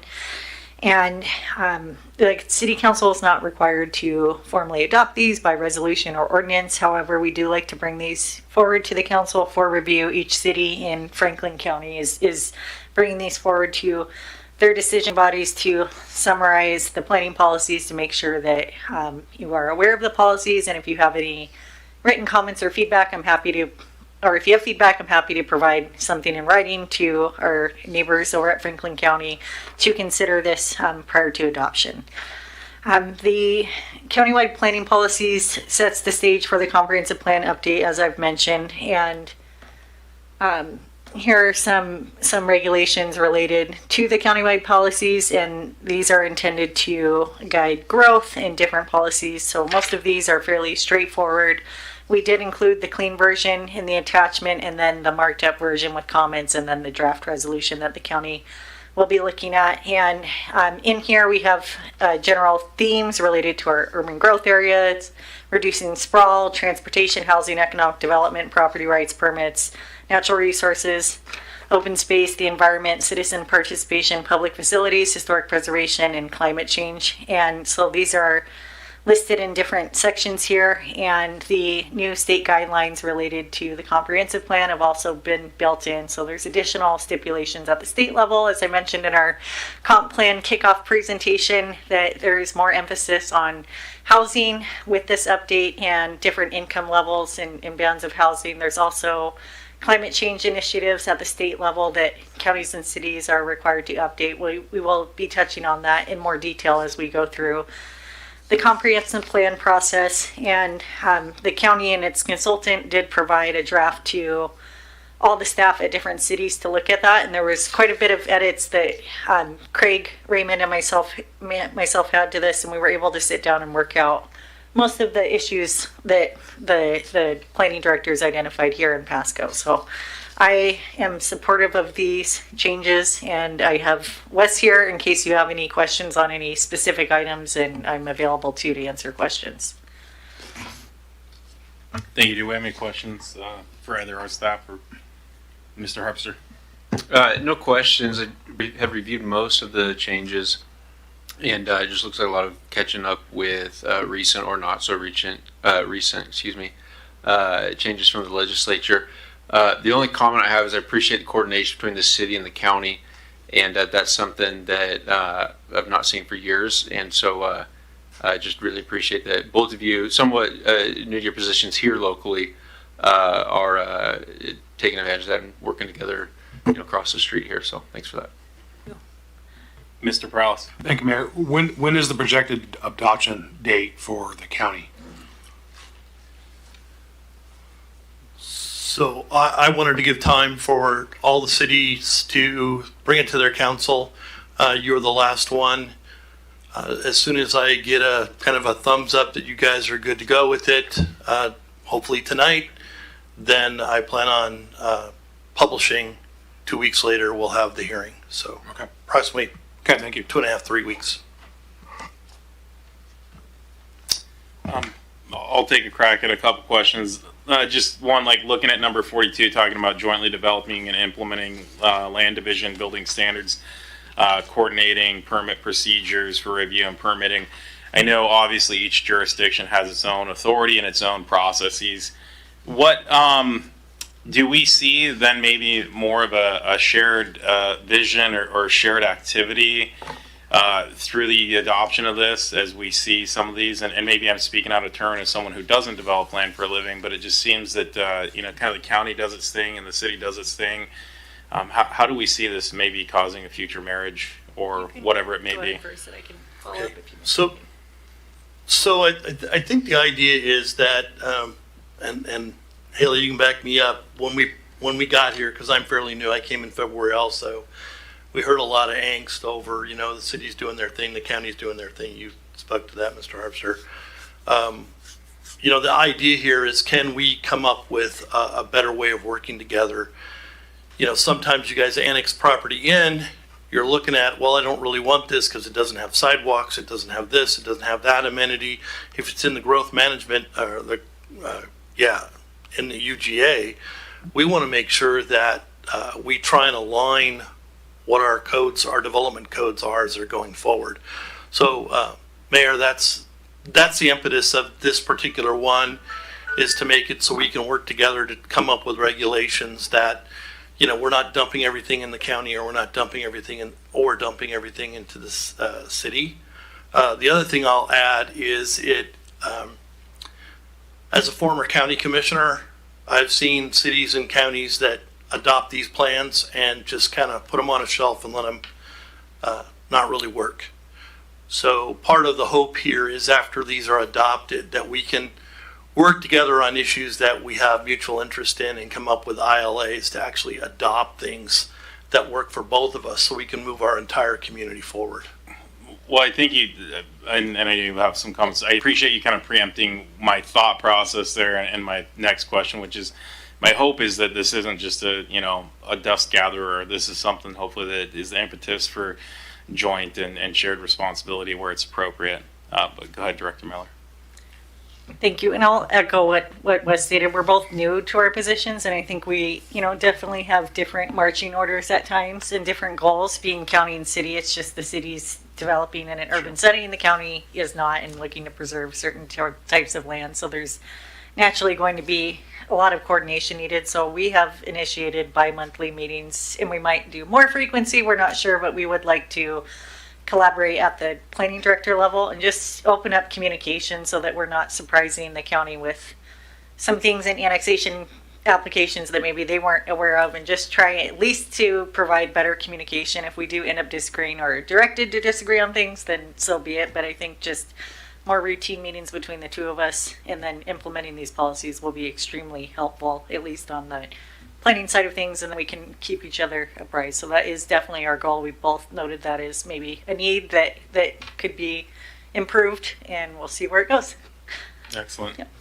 And then I'll just point to a couple of things that I think are phenomenal highlights. The countywide economic strategy in paragraph 40 or bullet number 45. I hope that we can work with the county and develop something that has some goals and some sort of, and end zones to chase. I do kind of want to raise the note on 49, talking about impact fees, where of course presently we have school impact fees and we're discussing those and what to do with those in the future, whereas the county doesn't. So I do think, again, I realize this is like a policy document and something that we want to work towards co-implementing. Are there any other cost factors that we should be aware of that somehow I did not catch in my reading? I'll just add that there's some logistical concerns that I think we've kind of hammered out in these. Some has to do with housing, some has to do with essential public facilities. A lot of those, you get into apartment buildings outside of an urban growth area or landward. I can't put in apartments in the county. Right. Essential public facilities, some of the facilities, and we do really want to coordinate on some of that information as we move forward. We've had some communications up north where I'm from, dealing with intensive behavioral health units. You really want to figure that out before you get that proposal in front of you. And those are conversations, once we just adopt it and start moving forward, we need to actually fine tune and go there, because it talk about costly. It can cost your police force, your fire response, your community. It can be very bad if we don't do it appropriately. So we put a lot of emphasis in that to try and make sure we're coordinating and putting those in the appropriate places, or designating for appropriate places. I appreciate that. And as far as cost, I think some of the state regulations related to climate change or housing could cost us some money in planning. We do have grants that cover this. I didn't see anything in here that would result in like a direct cost today. These are policies. If there was some language in the essential public facilities that we work through to make it more like not as specific to leave it open. So when we do have those discussions, then we can kind of start from scratch between both entities instead of alluding to maybe a potential solution in here. So we looked through this very closely and collaborated pretty well. And I think that I'm supportive of these as written. And if we do need to get into talks about money or financing, we can do that outside of these, and it just sort of hints at it in the policies. Excellent. Thank you. Looks like we have no further comment from council. So with that, appreciate your time. Do we have any public comment on this issue? Going once, going twice, third time. Right on. Thank you for that time. Ms. Miller, will give you some time to get to your seat because I know you're up next. So that moves us along to item D, which is our federal FY26 federal funding for community development block grant and home HOME programs. We got a discussion on this. Again, it's directed by Ms. Miller. Good evening, council. This is meant to be a discussion, and then there's a question here at the end related to the city's community development block grant program and the home fund program. And the city last week was notified by a group at the federal level that the CDBG funding and home funding may not make it into the appropriations for 2026. And as of today, I heard CDBG was back in the funding. So I think the message we're trying to give to you tonight is that it is up in the air. It's not a guarantee. So there is a chance that the new administration would eliminate funding for this program, and we just won't know for sure until later on. If the funding is eliminated, that would impact Pasco, possibly related to the Section 108 loan that was secured in 2020. And this is a loan that you're allowed to take out if you're a CDBG program participant. And I believe the city secured this for a project at Peanuts Park Mercantile. And the loan was originally taken out for $3.7 million.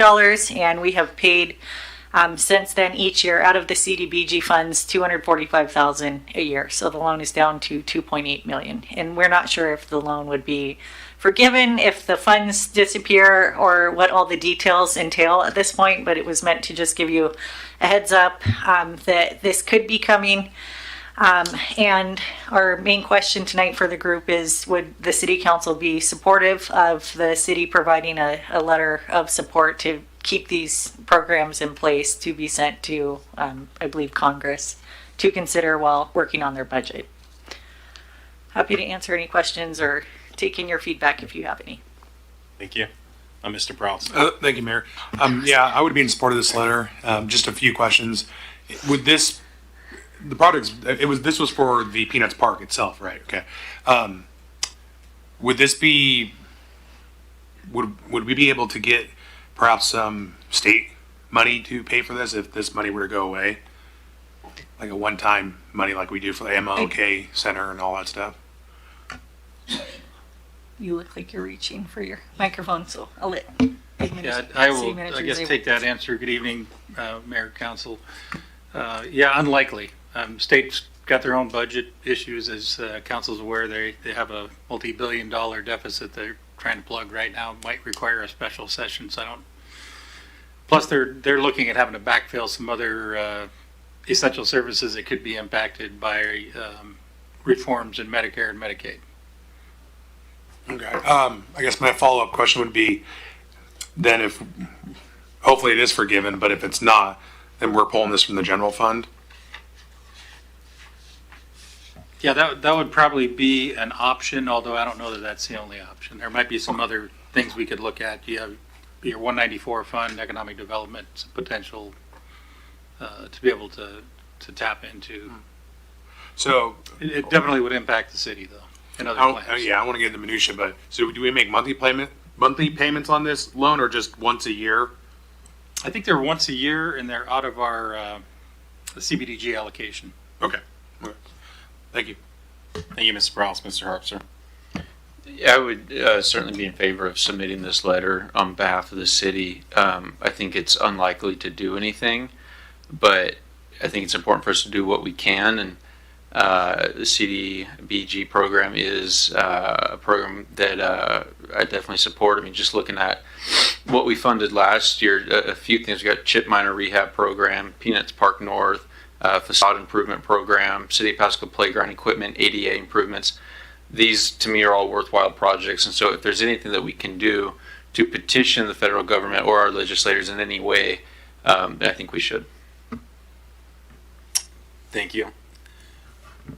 Just a couple quick questions. Can you clarify whether this is the president's budget or the actual congressional appropriations bill that we're seeing this stricken from? Yeah, this is the administration's budget. Just to comment on that. So first Monday of February is when the administration's budget is due, the president's budget. That rarely, if ever, happens by that date in February. So that just came out, and the administration's proposal was to eliminate funding for CBDG in the home program. It's due to be completed October 1st, the budget approved and adopted. Again, rarely ever happens, as council is well aware. We've been kind of living on continuing resolutions for many years, different administrations. You know, it's not a Republican or Democrat thing, it just happens. Republicans and Democrats are behind it, though, I'll say, because they're the legislators.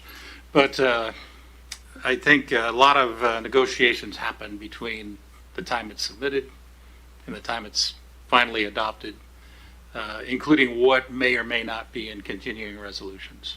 So, while the president may have this, taken this position, his administration may have taken this position, don't know that Congress is there. And, you know, probably pretty doubtful that they're there given the benefit of these programs. But it's, you know, it's a nuanced dance, the whole budget process. And I think we've all kind of seen, and this is no criticism of the administration at all, we've all kind of seen that, you know, this is a negotiation. You know, we're negotiating probably a lot more than taking things at status quo and taking them for granted than what we've seen from other administrations. And this is probably somewhat of a symptom of that. You know, is this the bottom line of the president? To be determined. I appreciate that, Dave, and that's why I asked the question. Knowing that it's in the presidential budget, there's a whole process that's going to happen over the next 4 to 24 months, depending on how many CRs we see. And, you know, obviously that there are some big dollars that come into this community or adjacent communities through the Hanford site, and continuing resolutions have some pretty disruptive issues community-wide. So point there is, I do think that Congressman Newhouse's office would be receptive to a letter like this, presumably Congressman Baumgartner as well. And I think we could also, you know, petition our 2 senators. I know that certainly Cantwell staff is very present. Rich, you know, I get frequent pings from him, and Senator Murray's staff is also present as well. But I do think there's an opportunity for us to request that these funds remain in the budget, and I think this letter would be appropriate. Anything else from anyone else? Okay. Look forward to seeing that letter soon. Any public comment on this issue? Going once, twice, third time? All right. With that, we're going to move along on to item number 6, which are miscellaneous council discussion. Mr. Interim City Manager. I wouldn't dare tonight, given the day you all had. Thank you. And I see no lights from here. So that moves us along to item number 7, executive session, none listed, presumably that's true? No need. Excellent. That moves us along to a 7:28 p.m. adjournment. Thank you for all for being with us.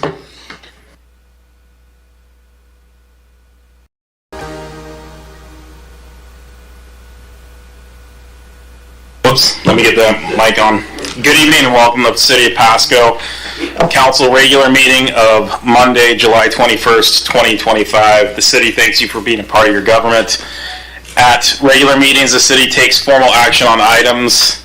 We hold public hearings, and we conduct other business of the city as required. Agenda packets are available for those here on that small table under the blue arrow that notably says agendas. For those following along, It's online at www.pasco-wa.gov/agenda. This meeting is being televised on PSC-TV channel 191 on Spectrum Cable in Pasco and Richland. It's also streamed on the city's Facebook page, website, YouTube channel, and via Microsoft Teams. This and previous council meetings are available on the city's website. And the public may submit comments outside of the public comment period through the Ask Pasco app or by contacting the city manager or city clerk. So with that, Ms. Clerk, you can read us the roll. Yes. Council members Blaisdell, Present. Barajas, Present. Britton, Here. Harpster, Present. Morales, Here. Mayor Pro Tem Milne, Present. and Mayor Serrano. I am here. Thank you. So with that, if you'll all please stand with me for the Pledge of Allegiance. I pledge allegiance to the flag of the United States of America and to the republic for which it stands, one nation, under God, indivisible, with liberty and justice for all. Thank you. With that moves us along to item number 4, which is our executive session. It's a single item. It's to evaluate qualifications of an applicant for public employment under revised code of Washington 42.30.110, subsection 1, subsection G. It's listed for 10 minutes. It is, we'll just call it 10:03. 7:03. We'll be back at 7:13. We're going to have the city manager, city attorney. Anyone else, Dave? That's it.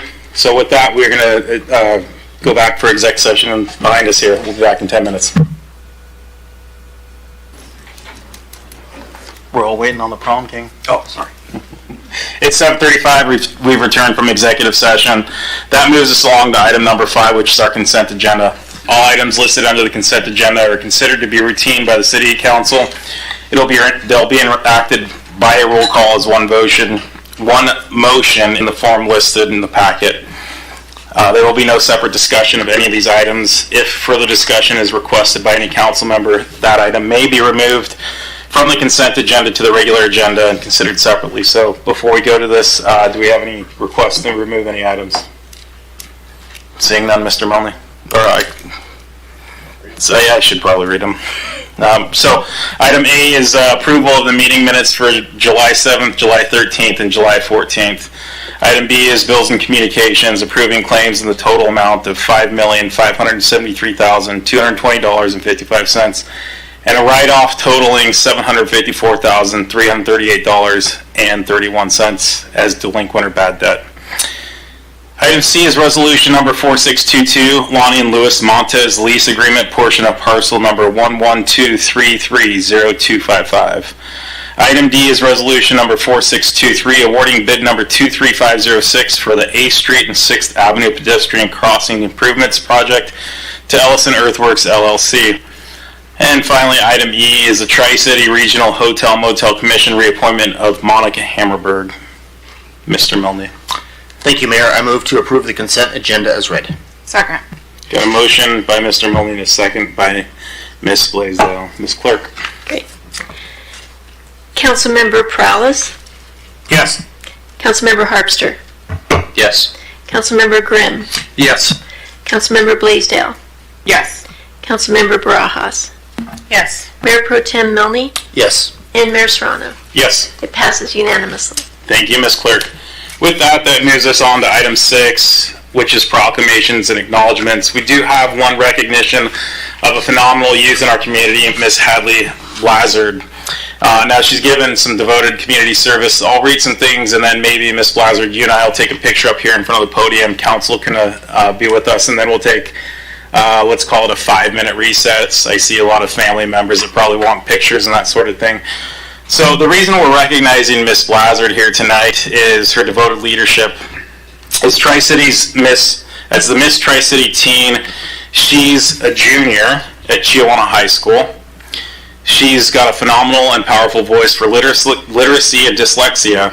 Her fundraising efforts and donations brought in over 1,000 dyslexia kits, reading kits, placed them in classrooms, public libraries, and organizations across Washington State. So your determination here is a testament to your commitment to helping your community and to helping those who are underserved. Washington State is a better place for your commitment to your community, and so is Pasco. We greatly appreciate everything that you've done, and every public library in the Tri-Cities and every library in the Pasco School District now carries your kits. So thank you for your leadership. Thank you for your heartfelt commitment. Thank you for raising awareness to this issue that plagues a lot of our kids. Now, a couple other things. Ms. Blazard has maintained a 4.0 GPA while she's been duly enrolled at CBC. She's led her team's cheer team to state championship. And she's also found the Just Serve Club at Chiawana High School. These acts of community service are no small feat, and again, also reflect your community commitment. So Hadley, with your commitment to literacy, education, and community service that exemplifies the values that we hold dearly in Pasco, your humility, your heart for service, they're truly inspiring, and we appreciate you. And we're grateful to recognize you as a member of our community. So Hadley, if you'll come up here, I'll hand this off to you, and we'll take pictures and do all the fun stuff.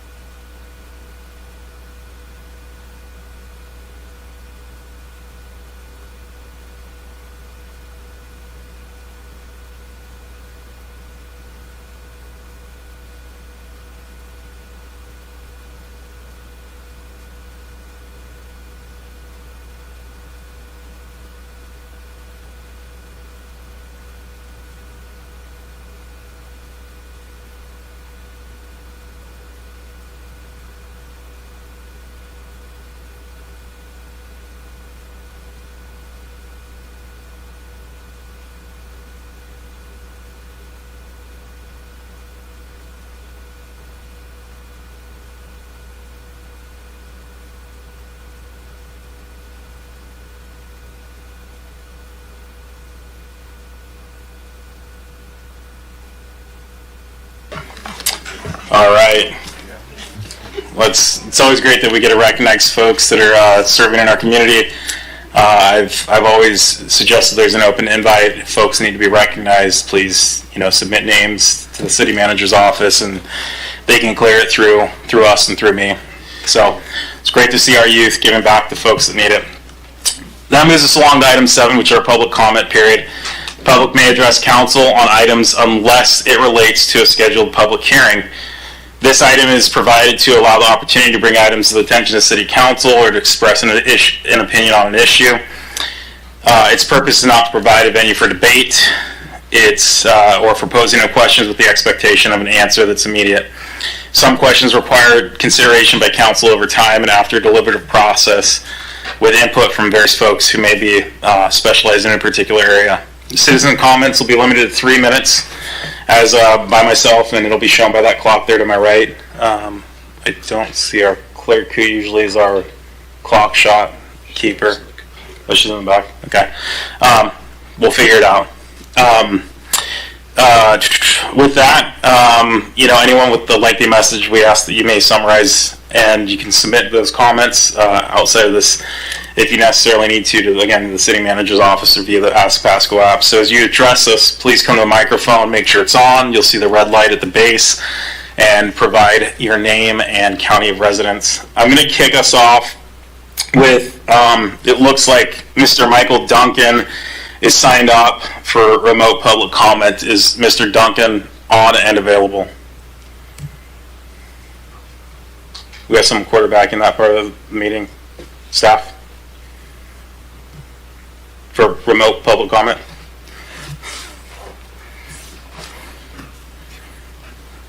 Oh, sorry. We do not have anyone, Mayor. No? Okay. So, Mr. Duncan, are you here present? Okay. I guess we'll circle back if we see him on here in the next few minutes. I did see that Miss Lori Thompson had initially signed up for remote, but is listed as in person. Lori, if you're here, why don't you go ahead and take the first crack at the mic? Well, I've not been here done this before, and I'm afraid I'm going to seem grouchy. It's all right. There's a little speaker. Looks like I'm out. There you go. You're on. Okay, my name's Lori Thompson. I live in the West Pasco neighborhood between 68 Burden, Sandifer area, and I've been in that house for about 9 years now, and I live in the county of Franklin. I was in attendance remotely at the last regular council meeting on July 7th and commented regarding what I see as a dangerous, uncivil, unhealthy, and illegal free-for-all that happens within the city of Pasco every summer, starting in late June and into mid-July, with fireworks being allowed on our city streets and backyards all across town. While there wasn't really much of a discussion in response, there was a couple of troubling remarks made, one by a Pasco Police Department representative, I believe, explained that citing and confiscating the illegal fireworks takes too much paperwork and time. The other troubling comment was made by a council member, I believe, was that there are a few bad players out there. And it is no secret to the community and this council that this fireworks situation we are now dealing with is out of control. And there are many more than just a few bad players out there. It affects our quality of life in our own homes, rattling the windows and doors where we are doping our pets, fearing our house or roof catches on fire, where the fire department and law enforcement is overwhelmed by the fireworks and other uncivil activities, and many veterans of war suffering post-traumatic stress, anxiety, in listening to what sounds like a war of bombs and missiles next to the house for hours and days and weeks. When is the paperwork not too time-consuming? When the self-styled pyrotechnician blows his head off in the street in front of the neighborhood kids? I don't know. To reiterate the obvious, what goes on with the fireworks here is dangerous, an unnecessary fire risk in the heat of our dry climate. It's unhealthy to breathe, made from many elements known as toxic to the environment and all living things, tossed to the street where the refuse and residue washes into our sewer treatment systems, and the discomfort of the noise many of us recoil from. I'm here tonight for myself and many other good neighbors asking for your help in protecting our freedoms to enjoy our property and celebrate in a more peaceful and safe manner. I reviewed the ordinances today regarding fireworks for the city of Pasco, and it seems that there are plenty to back up law enforcement citing and seizing the illegal items. I did not see the part about how they have to actually see the offenses with their own eyes. So I'm hoping that later someone could lead me to that part of the ordinances to where it says. I'm going to go ahead and ask you to wrap it up. Okay. Yeah, unfortunately our clock's not on, but we have been keeping time. Oh, either way, it sounds like there needs to be some changes made and maybe rearranging for more law enforcement. I appreciate your time. Thank you. Do we have any additional public comment? Go ahead, sir.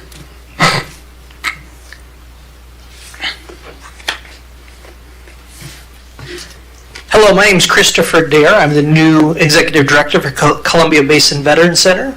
And I'm just coming to say hello. And we actually serve the whole region, but our office is right here in Pasco. And so I was excited to come and meet you. I did leave my card with you. You have it. One of my goals is to meet with each of you guys if possible, just kind of hear your heart for veterans. I'm doing that to all elected officials in the region, just kind of seeing how we can help. One of the things that maybe you know who we are in Pasco, but sometimes I keep hearing that people do not know that what our Veteran Center totally does. And so my goal is to get out there and make sure that we know that. I am a transplant from Nevada, so I just got here about 3 weeks ago. So I'm learning where everything's at, where the cities are, how to work the bridges, and all the kind of fun things. So it's an honor to be here with you. I do want to invite you September 18th on Thursday from 4 to 6. We're going to have an open house, and we're inviting everybody. We're also going to be putting up a Purple Heart parking spot at that time. We'll have news and everybody there. We'd love to see you guys in attendance. You'll get more information from us out there. Like I said, you do have my card. I do want to thank Jesse Rice and his team. We've been working with him for the Veterans Day celebration coming together, and I just appreciate your guys' work. So your team's doing good stuff. Christopher Dare, and hope to see you soon. Thank you, Chris. And to confirm, that was September 18th, 4 to 6 p.m. Yes. All right. Thank you. Thank you, sir. Appreciate your commitment to our community and our veterans. Mr. Ace.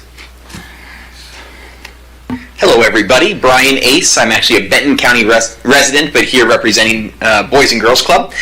We have an agenda item later tonight, and I'm glad to answer questions on that when it gets to that. But as long as I was here, I just wanted to announce something and thank you all for your support of youth in our community. We did just get notice on Saturday evening. Our Keystone Club, which is our leadership club for the Pasco Clubhouse, was attending the Keystone Conference in Chicago, and it was announced on Saturday evening that they were recognized as the Keystone Club of the Year for Boys and Girls Clubs of America. So the programming taking place at your clubhouse on 18th Avenue is not only being seen locally, but recognized regionally and nationally as well. And we're proud of the work that's taking place there, and thank you for being a part of it. Appreciate it. Brian, you having any open house to recognize that or any event?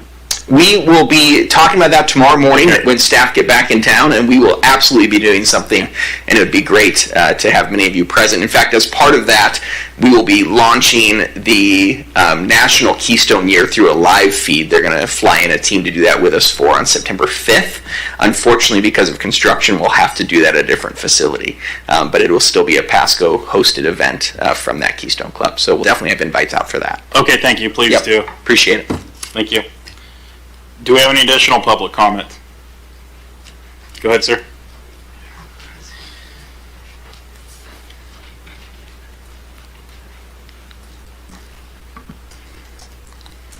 hold on, you just turn off the mic. Yeah, no, there you go, it's on. Okay, thank you. Yeah, my name is Kirby Turley. I'm a lifelong Pasco resident. I spent 3 long years in this building right here, through junior high, actually. We got a sometimes permitted, oftentimes not permitted remodeling fiasco happening behind our house for many years, typically using non-licensed individuals that come and go. And according to our neighbor, his current employee came from a work release program and doesn't appear to have journeyman carpenter skills. He can't pass any permit inspections, so the work continues on and on with no work in sight. Since last fall, the noise has been constant. It's pounding, drilling, cutting, reciprocal saws, using air-actuated nail guns, utility tools. The air compressor runs intermittently all hours, including this weekend. It was still cycling on and off at 3 a.m. this morning. In fact, it was still running when I left for this meeting today. Our noise ordinances are ineffective. They're written to make enforcement easy because there's no noise violations between 7 and 10, 7 days a week. That's because you can make as much noise as you want with no regard towards neighbors, 15 hours a day, as I said, 7 days a week. We can't sit on our patio and enjoy our backyard for most afternoons or evenings. We can't even sit in our house because the noise is so loud. It interrupts our daily routine. Yesterday, for the 20th, as an example, at 4 o'clock the noise started and lasted until 7:30 on a Sunday afternoon. And by the reactions I'm getting from conversations with Pasco residents and through social media, we aren't the only family going through this. I believe that my family's situation reflects what many other Pasco citizens are going through, but because it's so hard to get any help, people give up. Whether the noise is from a structure remodel, fireworks, music, or a barking dog, there needs to be a way to protect the considerate neighbor from those who could care less about disturbing others. It's my understanding other communities have figured out ways to solve this problem, excuse me, and I know through conversations with Mr. Perales that he has gathered some information from some other city governments on how they've implemented the ordinance changes for the same reasons. I've used the Ask Pasco app several times, and the response for everything, excluding noise, has been great. For noise, not so much. The response was the nature of this complaint is noise, and these complaints are to be reported to the Pasco Police Department as they are happening. I would encourage you to try talking to the neighbor before calling the police. Case closed. Can the city consider having our code enforcement department work with the police using interdepartmental cooperation with ongoing nuisance noise enforcement upon updating our noise ordinances? 7 to 10, 7 days a week is not sufficient to allow Pasco citizens to enjoy outdoor spaces with family and friends. In our case, the noise, as I said, the noise permeates inside our house, even with all the windows closed. So I'm asking the council to please address our noise issues and noise ordinances and make changes so that Pasco will be a model citizen throughout our continued growth. Thanks to all of you for your time. I appreciate it. Thank you. Appreciate it. Do we have any additional public